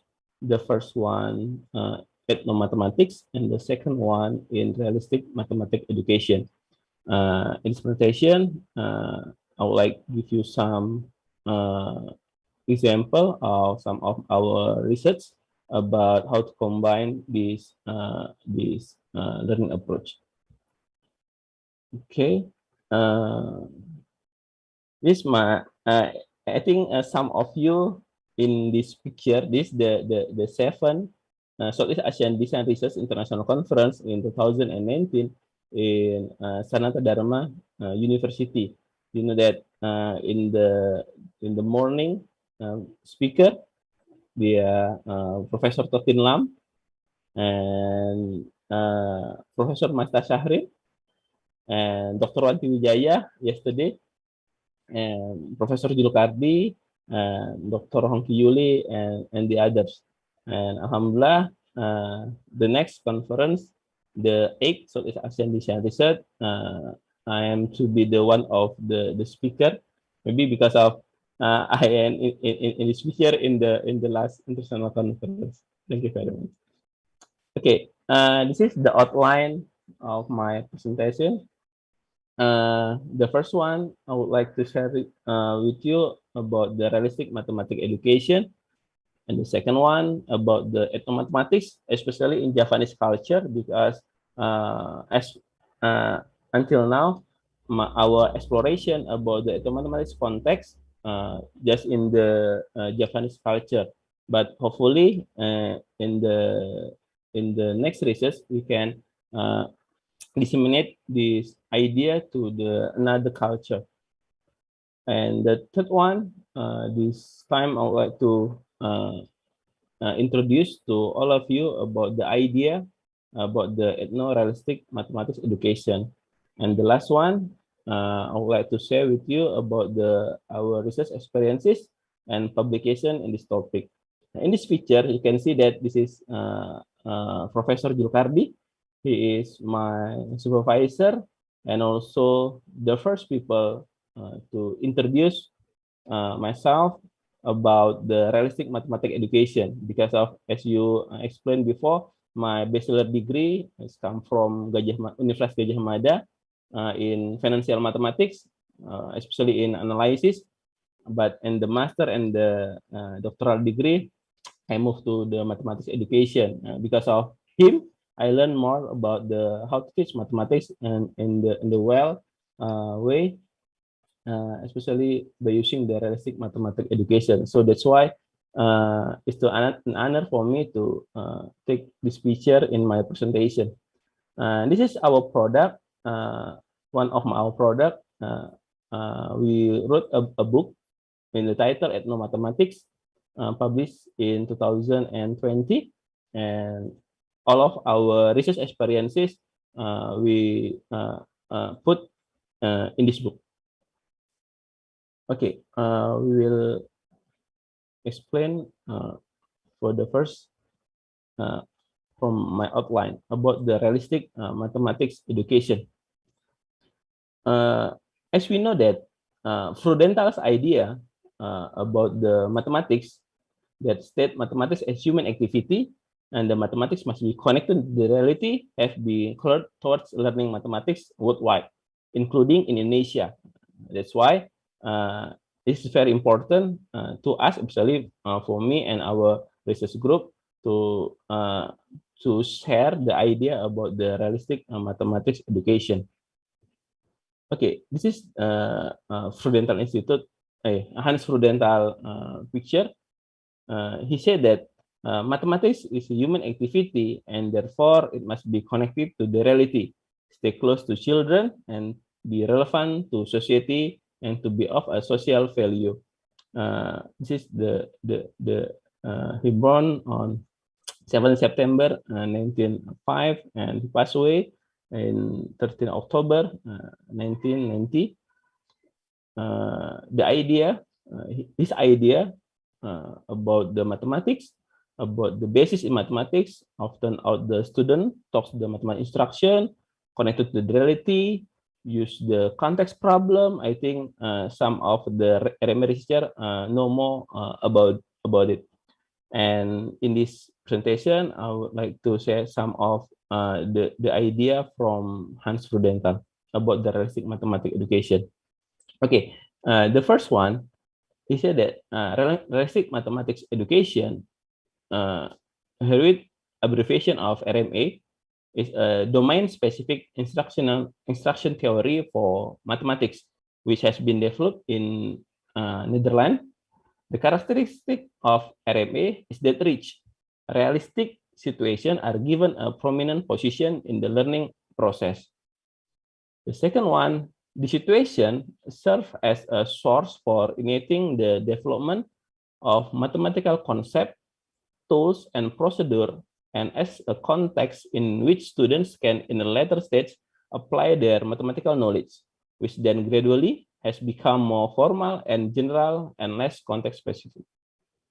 The next one, although realistic situation in the meaning of real world with the quote, situation are important in RMA. Realistic has a broader connotation here. It means students are offered problem situation which they can imagine. Now, the interpretation of realistic traces back to the Dutch expression zich realism, meaning to imagine. It is the emphasis on making something real in your mind. For more details, you can read the publication from the Maria van der Verhoeven and Paul Rivers in 2020 about the realistic mathematics education. This is the link. You can read more about it. But on the other hand, Goffey Meyer and also Dorman in 1999 said that the context problem in RMA are used from the beginning until the end of the learning sequence to add on. RMA until now is adapted in the main country, including Indonesia. And in Indonesia, we have the special version of RMA is known as the Pendidikan Matematika Realistik Indonesia, or we can call it PMRI. The story of RMA is Indonesia begin with, you can, I will explain to you more about it. Okay, about the assessment and realistic mathematics education, you can read the book. It is the open source. You can download it free in this link about the assessment and realistic mathematics education. This is I think the dissertation of Marija in 1996. I can read in this book. Okay, before I continue to the next chapter about the mathematics in Javanese culture, I would like to give some remarks why I use why the idea of this topic use RMA, because as we know that RMA continue to grow in Indonesia, is seen from the increasing number of RMA articles published in various national journals in Indonesia. In general, many people still view mathematics as a subject that is far from reality and culture in everyday life. Historically, mathematics is very close to daily life and was developed by humans in response to the surrounding phenomena. The history of the development of RMA in Indonesia has been published by Zulkardi, Putri, and Wijaya in 2020. Is the result of their article in each May 2016 in Hamburg, talk about the two decades RMA, two decades realistic mathematics education in Indonesia, or PMRI, starting from developing the idea, disseminating, and until now there are several activity about this learning approach. Okay, and the second one about the mathematics, because of our research group still focused in Javanese culture, so that's why in this chapter I just focusing in Javanese culture about the exploration the mathematics. Okay, the idea about the ethnomathematics comes from Ugratan de Ambrosio. He said that ethnomathematics is the study of the relationship between mathematics and culture. It's often associated with culture without writing expression. This Ugratan Ambrosio, he born on December 8, 1932, and he passed away several months later in 12 May 2021. It's very all of ethnomathematics research said because of he passed away in this time. Okay, this is my last communication with him because of we have some project, and one of the project have been published about the batiks, about the batik pattern. I explore the motif of batiks, about the transformation geometry, and then I discussed with him around 4 or 5 months. I got some information, I got some lecture from him, and then you can see that in the December 8, 2020, this is the last email, and we commit to have some future project with him. And she said to me, I'm glad to know that you and family are well in pandemic, because of every email we discuss. We also asked about the condition, because of, you know, that in the 2020 the pandemic situation in Indonesia and also in Brazil is very scary maybe. And after the last communication in May, I hear he passed away, and I'm very sad because of this condition, because some project, and also I'm myself try to make a plan. One day I would like to go to Brazil in Sao Paulo University to learn more about ethnomathematics with him, but yeah, I can't do the plan. Okay, this is our paper collaboration about the learning geometry and value from pattern mathematics on the batik pattern of Yogyakarta. This paper written by me with Ambrosio as the supervisor of this research. In this paper, we indicated that Yogyakarta batik, it used the concept of geometric transformation in making of Yogyakarta unique batik motif. Besides, each motif or pattern also contain the local value. This is the important thing of this research, because in the batik pattern we don't only learn about the geometry, but also we can learn about the value. As we know that in our ministry, in this curriculum, like Professor Julkardi said before in the last presentation yesterday, about the character education from the ministry. So we must add some value or some characteristic education in our learning process. So that's why it's very important we can combine the ethnomathematics in the learning process. Okay. In this paper also, I share about the several pattern. For example, like this, it is the babon angrem pattern, and the babon angrem or incubating hen is batik that's usually used by the Yogyakarta people during the 7-month ceremonial for pregnant women. This is some of the value. This batik motif symbolizes the love and patience of a mother to her child, who hope the trait can be inherited and imitated later. So the value that can be taken from the babon angrem batik pattern is that when you become a parent, you have to give love to the child and be patient in educating the child during his or her growth and development.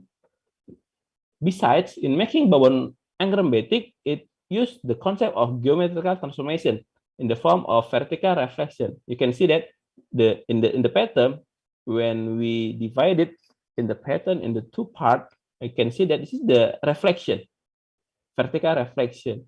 So when we learn transformation geometry by using the babon Anggram pattern, we have two something that student can get. The first one about the geometric transformation, and the second one about the value based on the information of the motif symbols in this pattern.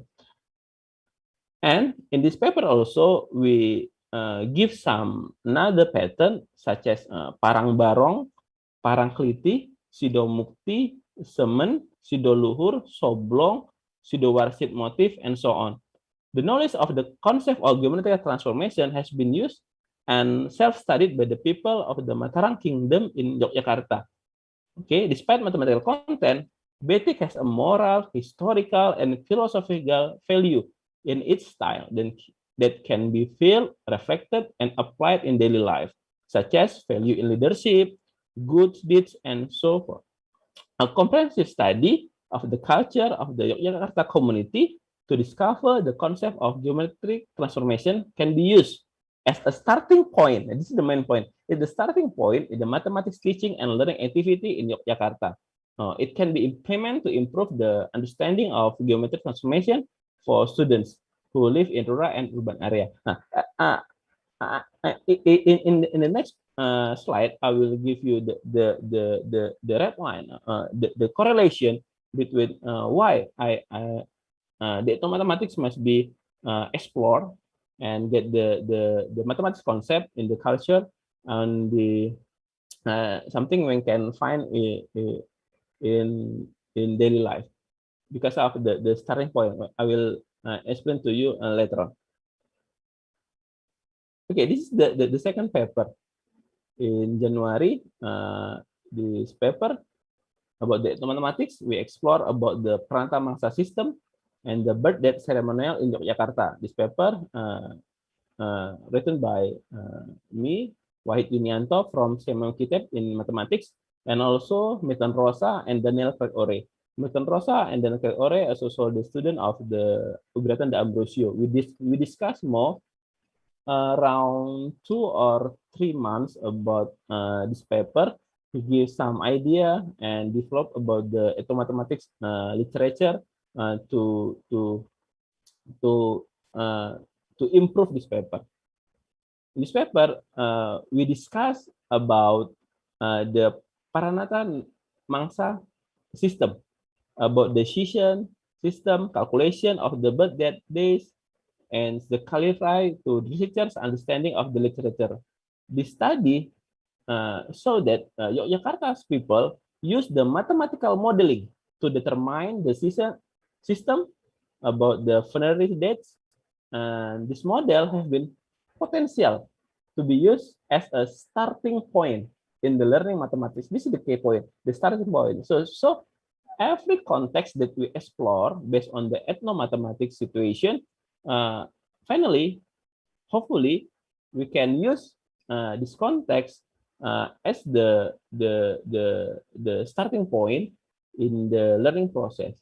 For this paper, we found this is the well of Tata Mangsa, one of the major result of our results about the detailed explanation of the Pranata Mangsa in this well.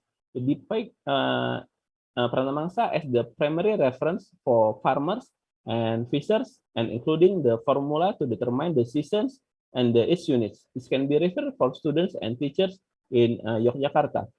From this result, we get information about the Yogyakarta's culture, includes the mathematics modeling to determine the season in the Pranata Mangsa system and the birth death ceremonial. In determining the seasons, people of Yogyakarta use a 1 to 10 season system, which is essential for them, especially for farmers and fishermen. They predict which fish they will catch, and tools to be used by studying natural phenomena. Meanwhile, the farmers use the pratamangsa to determine the crops they will plant, seeding time, and the crop time. Besides, in Yogyakarta culture, people mount the dead on the 3, 7, and 40, and 100, and 1,000 to pray for the disgraced one. They also celebrate their birthday by using the Neptu days. Maybe one of you for Javanese know about the Neptu days. Determining of the date of birthday ceremonial use the mathematical modeling, integrating by using modulo 5, modulo 7, and lastly, this ritual still exists in people of Yogyakarta who live in the village. So that's why the study has found a rich culture containing mathematical modeling, which are potential to be used in the learning mathematics. Topics such as pattern, modulo, and number sense. So based on this paper, if you would like to learn more about what I talk to you, you can download it, this paper in this link. Okay. And the next outline I will I will share with you about the idea how to combine the ethnomathematics and the realistic mathematics education. And the idea is the first one. We know that ethnomathematics is a way to learn and combine the idea, methods, and technique used and developed by socio-culture or member of different culture. Ethnomathematics tries to reposition mathematics to be rooted in the other cultures, accommodating different ideas so that students become critical reasoners, democratic, and tolerant. Therefore, ethnomathematics as the pedagogical innovation in mathematics teaching and learning aims to make students love mathematics, get motivated, and improve creativity in doing mathematics. No. So in our presentation, I will try to combine the two approaches in the process of the teaching mathematics. Ethnomathematics will be seen as the exploration of culture that has elements of the mathematics in it. This culture will be later on can be used as the context in the learning process. Like I said before, the culture or the context that we will explore by using the ethnomathematics, we get something in the mathematics content in the culture. This context is used as the starting point. It's the starting point in the learning mathematics to improve student understanding of the mathematical concept. We have several improvement, several proven about the situation. For the first one, the research from Nasrullah and Zulkardi, he teach number operation by using bermain satu rumah. Bermain satu rumah is one of the Indonesian traditional games in Makassar. And also my research by using the traditional games tepuk bergambar. I think several city in Indonesia know about this game. And the last one in Yogyakarta, we know the Indonesian traditional games, namely kubuk manuk. Now, we can explore by using this game. We can teach the social arithmetic. And the research from Wijaya, Dorman, and Kaiser about the gundu marble. By using gundu, we learn about the linear measurement and nadron. Because of I believe in the city with many culture, Indonesia have the many culture. We can explore more about the mathematics context. Then hopefully the context can be used as the starting point in the learning mathematics. So this is the idea. This is the idea from this term. Okay. On the other hand, I got the idea about the realistic context in realistic mathematics education is from the Paul Drivers with the title Realistic Mathematics Education Introduction. This is presented in the Utrecht Summer School in 2019. He said that an appropriate context is consists of first is meaningful for students. The context must be meaningful for the student. And the second one can be a real situation, real life situation, but can also emerge from the world of science and mathematics itself. This is the context in realistic mathematics education. And the last one should take into the account the skills, competencies, and interests of the student. So hopefully, when we can explore the mathematics context by using ethnomathematics in the culture that around the student life, it can be meaningful for students, and also it's the right situation, and also hopefully it can be interest for the student. So that's why the context from our idea, but in the ethno-rational mathematics education, is come from them. Okay, the next reason I try to find in the Scopus database. We know that Scopus database is the largest database around the world, reputed publication. When I find by using the keyword ethnomathematics, I found that there has been increased number of articles in the Scopus database since 2017. You can see that the number of article and the Scopus database have increased. You can see that. So I think so. The ethnomathematics can be the new trends in the research. And then when I zoom in about the data, I found that the highest country that contributes the publication about the research result in the Scopus database is come from Indonesia. You can see that Brazil as the origin of mathematics itself is in the second rank. United States and the third, and South Africa and so on. You can see the number is almost 2 times from Brazil to contribute the paper from talk about the ethnomathematics. And the next one, when I zoom in again, you can see that 5 for top 10 universities that contribute the publishing the research result about the related to ethnomathematics, because I use ethnomathematics as the keyword, is come from Indonesia. You can see that Universitas Pendidikan Indonesia is the first one. The second one, Bengkulu University. The third one, Universitas Negeri Yogyakarta.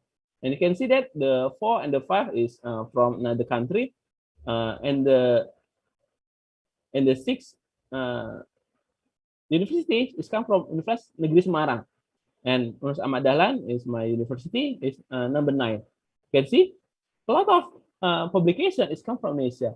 So I think the research about the ethnomathematics is very common and to be the trend research in Indonesia during the, I think, 5 years later. However, when I read most of the publication about the ethnomathematics, the research just until the exploration.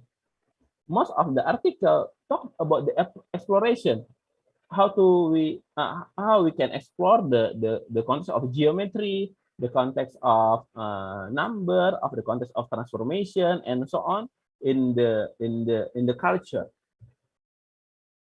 Just it. We thought implemented in the learning process. So that's why the idea based on the situation, I try to combine both of them when I call ethno-realistic based mathematics learning process. What is it? The first one about the mathematical problem. The problem is how to make a student's worksheet. This is for the researcher. How to make a student worksheet based on the context of Indonesian culture. This is the first one. So the problem when we input the student worksheet, the context must be come from the Indonesian culture. When we talk about the RMA in general, the context you can remember in the first presentation. The context just can to imagine something that can imagine for the student. But in this situation, the problem or the context must be come from the Indonesian culture, because of we need to put the value, to put the something character, good character for the student in the learning process.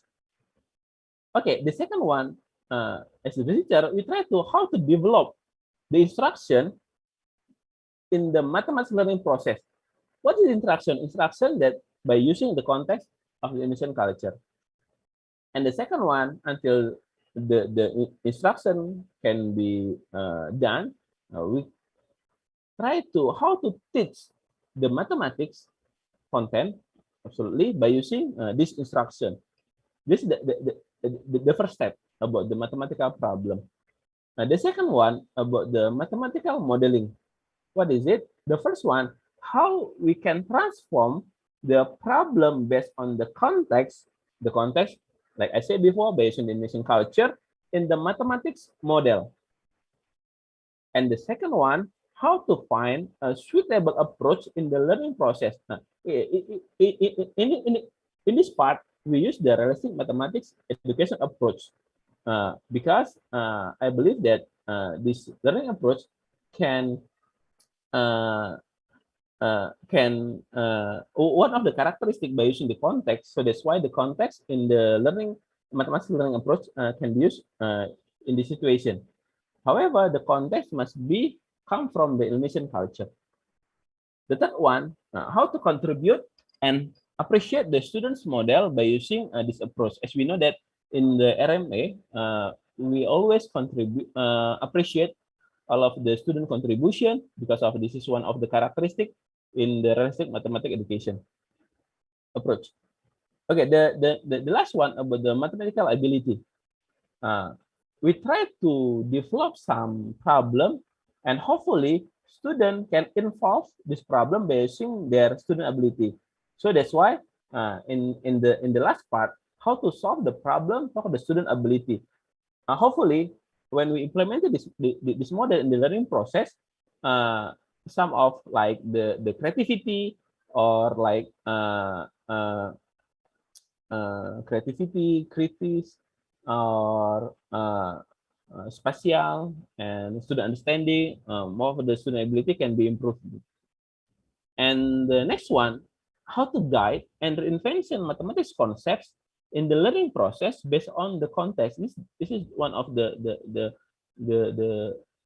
challenging for the teacher, how to find the context that can be guide and reinvention the student based on this context. And the next one, how to measure the student's ability by using this problem, is also the next challenging for us, how to measure this situation. Okay, this model I call the ethno-realistic mathematics education model. The idea, we just change the context from the general problem to be the specific problem. This is the context of Indonesian culture. This is the idea. Okay, the next one, this is the design research for RMA research, ethno-realistic mathematics education. I use design research because I think this is the research approach can be fulfill the standard improvement the ethno-realistic mathematics education itself. This is the Arthur Bakker. I met him in the Utrecht, and he give me his book. It's very interesting book, and this is my book. I published in 2017, and next year he published his book with the little bit same title. Okay, for the sample for our research, the first one, the first step, I myself and my team try to develop the exploration about the Javanese ethnomathematics. We explore the shadow puppet or wayang, because of in the shadow. Okay, sorry. we found some interesting element, characteristic, and pattern in the Javanese shadow puppet. We can be used as a starting point to learn the set concept.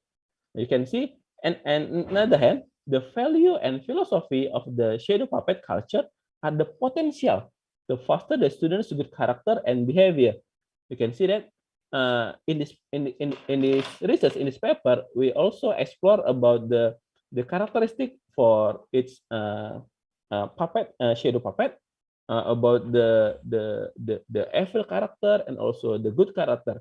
When you see more about the concept, the puppet, you see that, for example, for the evil character, puppet with the evil character, the face with combine of the golden, black, and red color.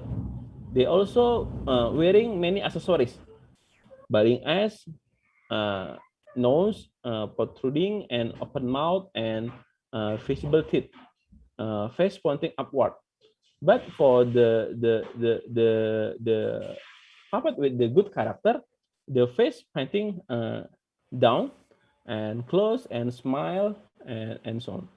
Nah, this paper also still in review process, and hopefully this paper can be accepted and published in this year, so we can give more information about this paper.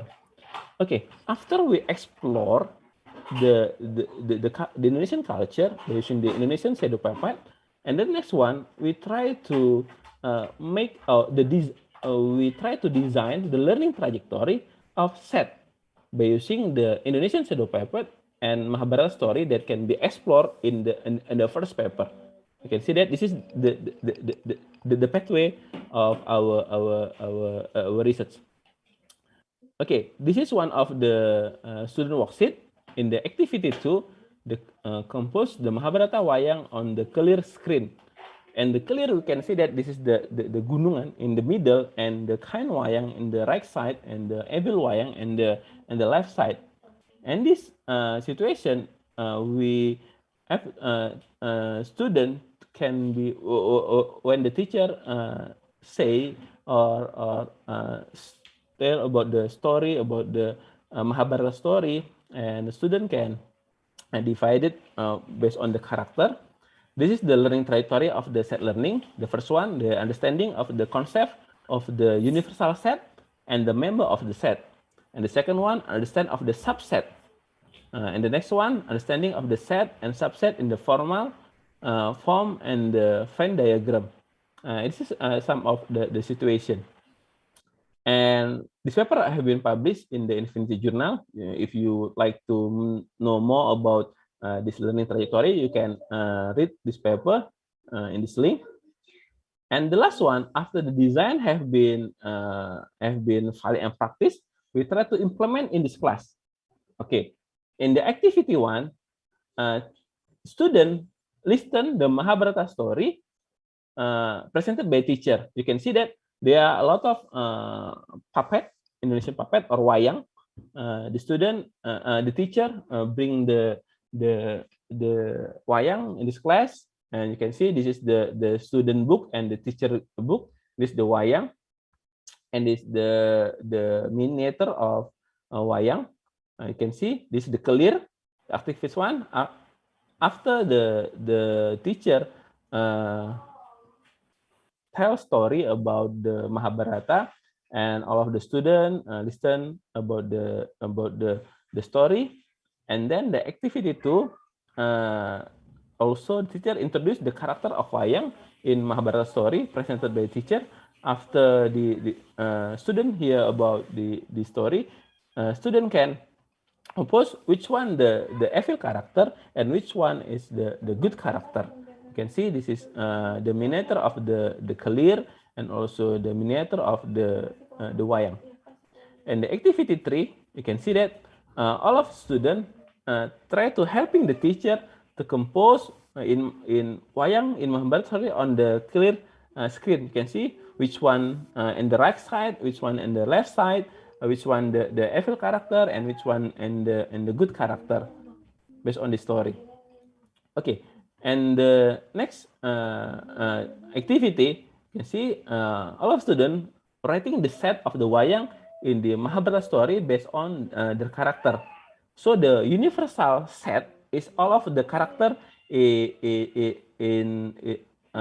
wayang in the Mahabharata story, and the subset, for example, the set of A is consists of the good character. We have Yudhishthira, Bhisma, Pandawa, and so on.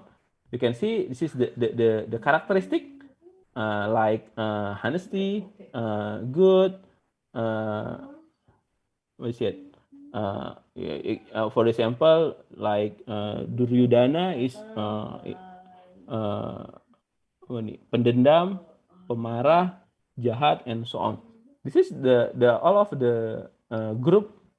The student can write the name of the character and also the characteristic of the wayang, and then they divide it into two parts. Okay, this is the last activity. This is the product of the student until the situation, and the last one we can learn more about the subset, and also about the union, and also about some context about some content, basic information, basic understanding about the basic concept of set. Hopefully, a student can understand about the basic concept of set.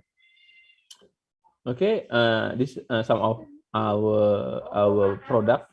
The first one about designing mathematics learning trajectory, an introduction, is published in Laman Academic Publishing. Some of our research published in including in this book.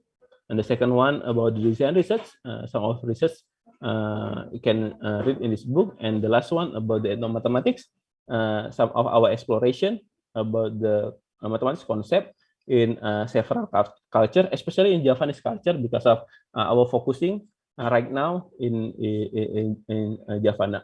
And hopefully the idea can be spread into the another city in Indonesia.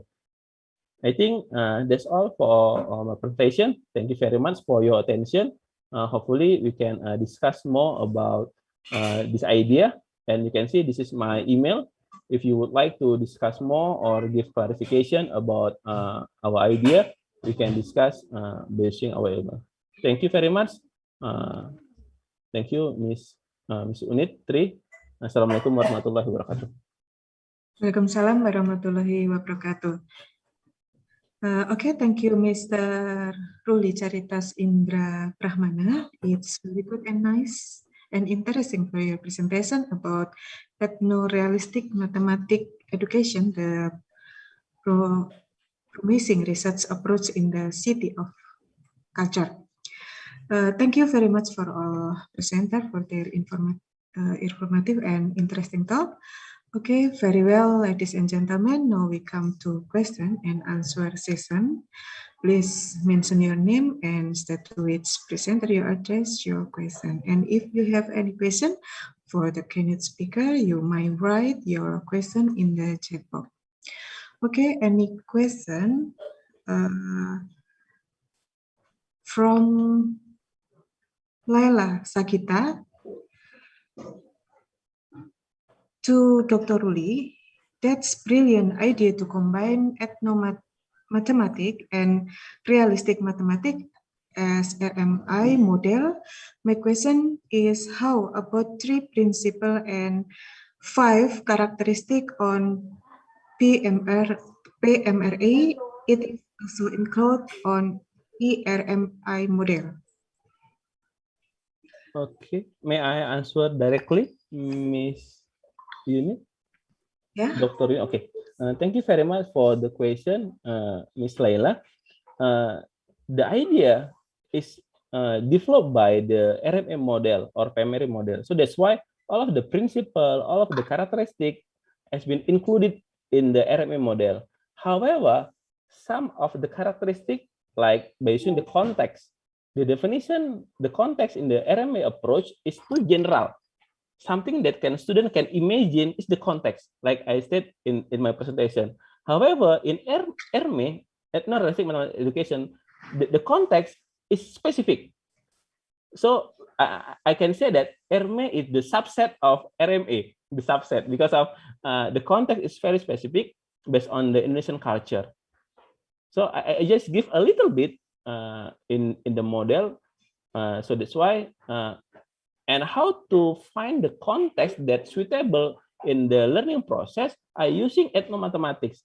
I using ethnography research approach to find the context, because of to find the context is not easy, right? To find the context in the room is not easy. And the other hand, I have the mission to give the value, to give the characteristic education in the learning process. That's why the best method or the best learning approach then can find the good context and also have the value and also the culture. It's called ethnomathematics. So that's why the first step, we explore the context by using ethnomathematics, and after we got the context, we use the context in the learning process by using the RMA approach. I think the idea is like that. Okay, I think that's all, Dr. Unit. Okay, any question again from Ibu Tusatya? Okay. It's interesting explanation. Can we say that ethno-RMA is a promising research method approach for future research? So what is the role of ethnomathematics in RMA when combining them? I am confused. There is ethnography as well in research method. Okay, thank you very much, Dr. Unit, and also Mr. Futu for the question. Like I said before, I don't know this promising or not. I think it's my opinion. Hopefully this is the promising research method for the promising. Maybe I have a mistake for the title. Especially it's the promising learning approach, not research approach, learning approach. Because when we talk about the research approach, yeah, it's another story. It's another story. In the learning process, like I said before, when we explore the context, the ethnomathematics context, we use the ethnography as the research approach. We use ethnography as the research approach to explore the ethnomathematics or to explore mathematics context in the culture. When we call ethnomathematics, especially in Indonesia, we use the Indonesian culture. After the context, we got it, the context. And when we implement in the learning process, we use design research approach. Design research approach to make the learning trajectory, to make the hypothetical learning trajectory, and hopefully we can get the local interactional theory by using this context when we implement it in the learning process. Okay, and when we implement the learning process, we use the RMA approach. Okay, this is the idea. So I combine the learning about the ethnomathematics as the context in the starting point in the process, and the RMA itself in the learning approach in the teaching and learning situation. And how the research approach to make both of them. In the ethnomathematics, we use the ethnography. And the learning process, when we combine, we use the design research methodology. I think that's it. The idea, something like it. Okay, I will ask to Dr. Paryono from me. Dr. Paryono, I will ask, maybe able to explain about digital transformation and the fourth industrial revolution are rapidly changing the skills demanded by the industry and how the skills are delivered in TVET education. While the specific requirements for sector and skill demand are still unclear, there is a consensus that skill requirement will be changed a lot faster? And why focus and vocational skill in the era digitalization? Okay. Thank you, Bu. Is it from Bu Yudit? Yeah. Okay. Thank you for the question. Since we are from the engineering faculty, we are connected. Thank you for the question. And this is a good and so challenging question and not easy to answer. Maybe easy to answer, but not easy to do. Yeah? So why do we need to prepare kind of TVET students where the occupation is still changing because of the industry, and also knowing the occupations is not really clear what's going to happen in the near future. So how can we prepare our graduate or our students? That may be what I understand from the question in general. This is true that right now, those working not only at the university, but also working in the secondary technical and vocational schools, we have to be open and also we have to be responsive. And how? Sometimes, you know, what we do at this moment, we need to give them skills. But whether that skill will be relevant when the student graduate later, this is a big question. So that's why now the strategy is we try now to strengthen the foundation. We still need to give the specific skill because that one is make the student be able to perform in the workplace. But the foundation will give them the competencies, the capability to swift, to adapt and adopt to the new environment. So right now, I think when we offer TVET courses, as much as possible, provide those, I think I said about the future skills, including STEM, you know, and also the soft skills. All of those need to be strengthened, plus also skill related to how to handle the job, and also some of the basic literacies like mathematics, reading, writing, arithmetic. All of this also considered important and foundation. And then in the engineering, for example, if we teach mechanical engineering, we should not go too specific to certain area, for example, like just looking into the engine. But we need to look at also other technology that may affect the future technology. So, of course, the computer has to be included there. Electrical also need to be included, and other utilizations. I think that is maybe the best we can do, is strengthening the foundation. But also we still need to give the narrow, but this narrow should be kind of a little bit minimized than before, because the very narrow skill can be trained in industry.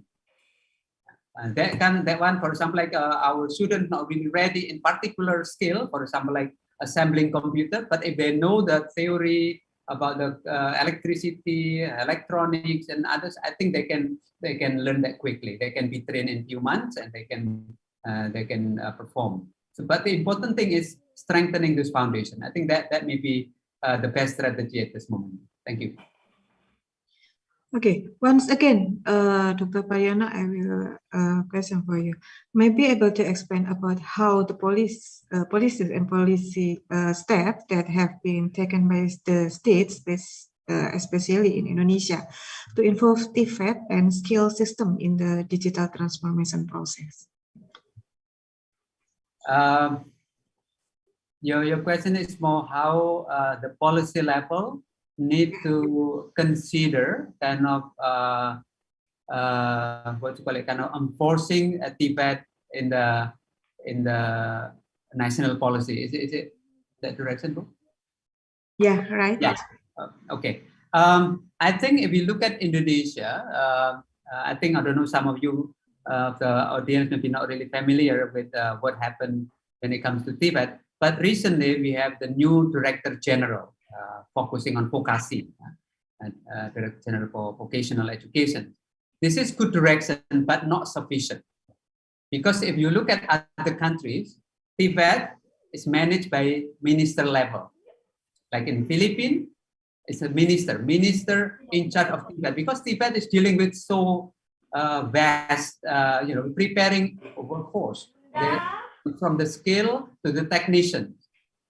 So it's very, very key and very important. So I think how to integrate it, I think slowly. We don't have any on any law yet. In other countries, they have TVET laws. I suggested, I wrote a recommendation to, at that time, still the SMK, to suggest that I think we need to propose having TVET law. When we have TVET laws, become binding. Industry also need to agree, education need to agree, government need to work together. So these three parties need to work together so that at the end we can prepare the future workforce more, in coherent way. I think this is the way to go. But at this moment, it's still fragmented. We have so many ministries dealing with Tibet, and they're not really, they work together, but still far from ideal. But I think this is a progress. Hopefully, that sooner or later will continue the importance, integrating the importance of Tibet at the national level. Okay. Okay. Any question again for participant?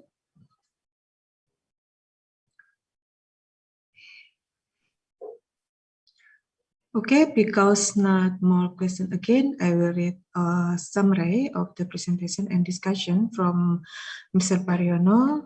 Is TVET, Technical and Vocational Education and Training, must be able to stay relevant to the needs of labor market and seize the opportunity from the enhancement of qualified work and the profiling occupation, which could contribute to a stabilization and further development of the TVET system.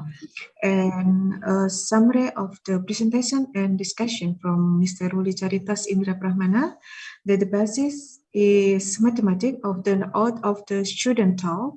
So mathematics instruction must be connected to reality. This complex problem, the Indonesian version of realistic mathematics education is known as Indonesian realistic mathematics education or realistic.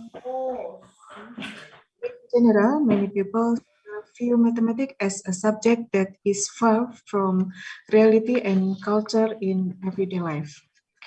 Okay, thank you, Mr. Pariono and Mr. Ruli for interesting discussion.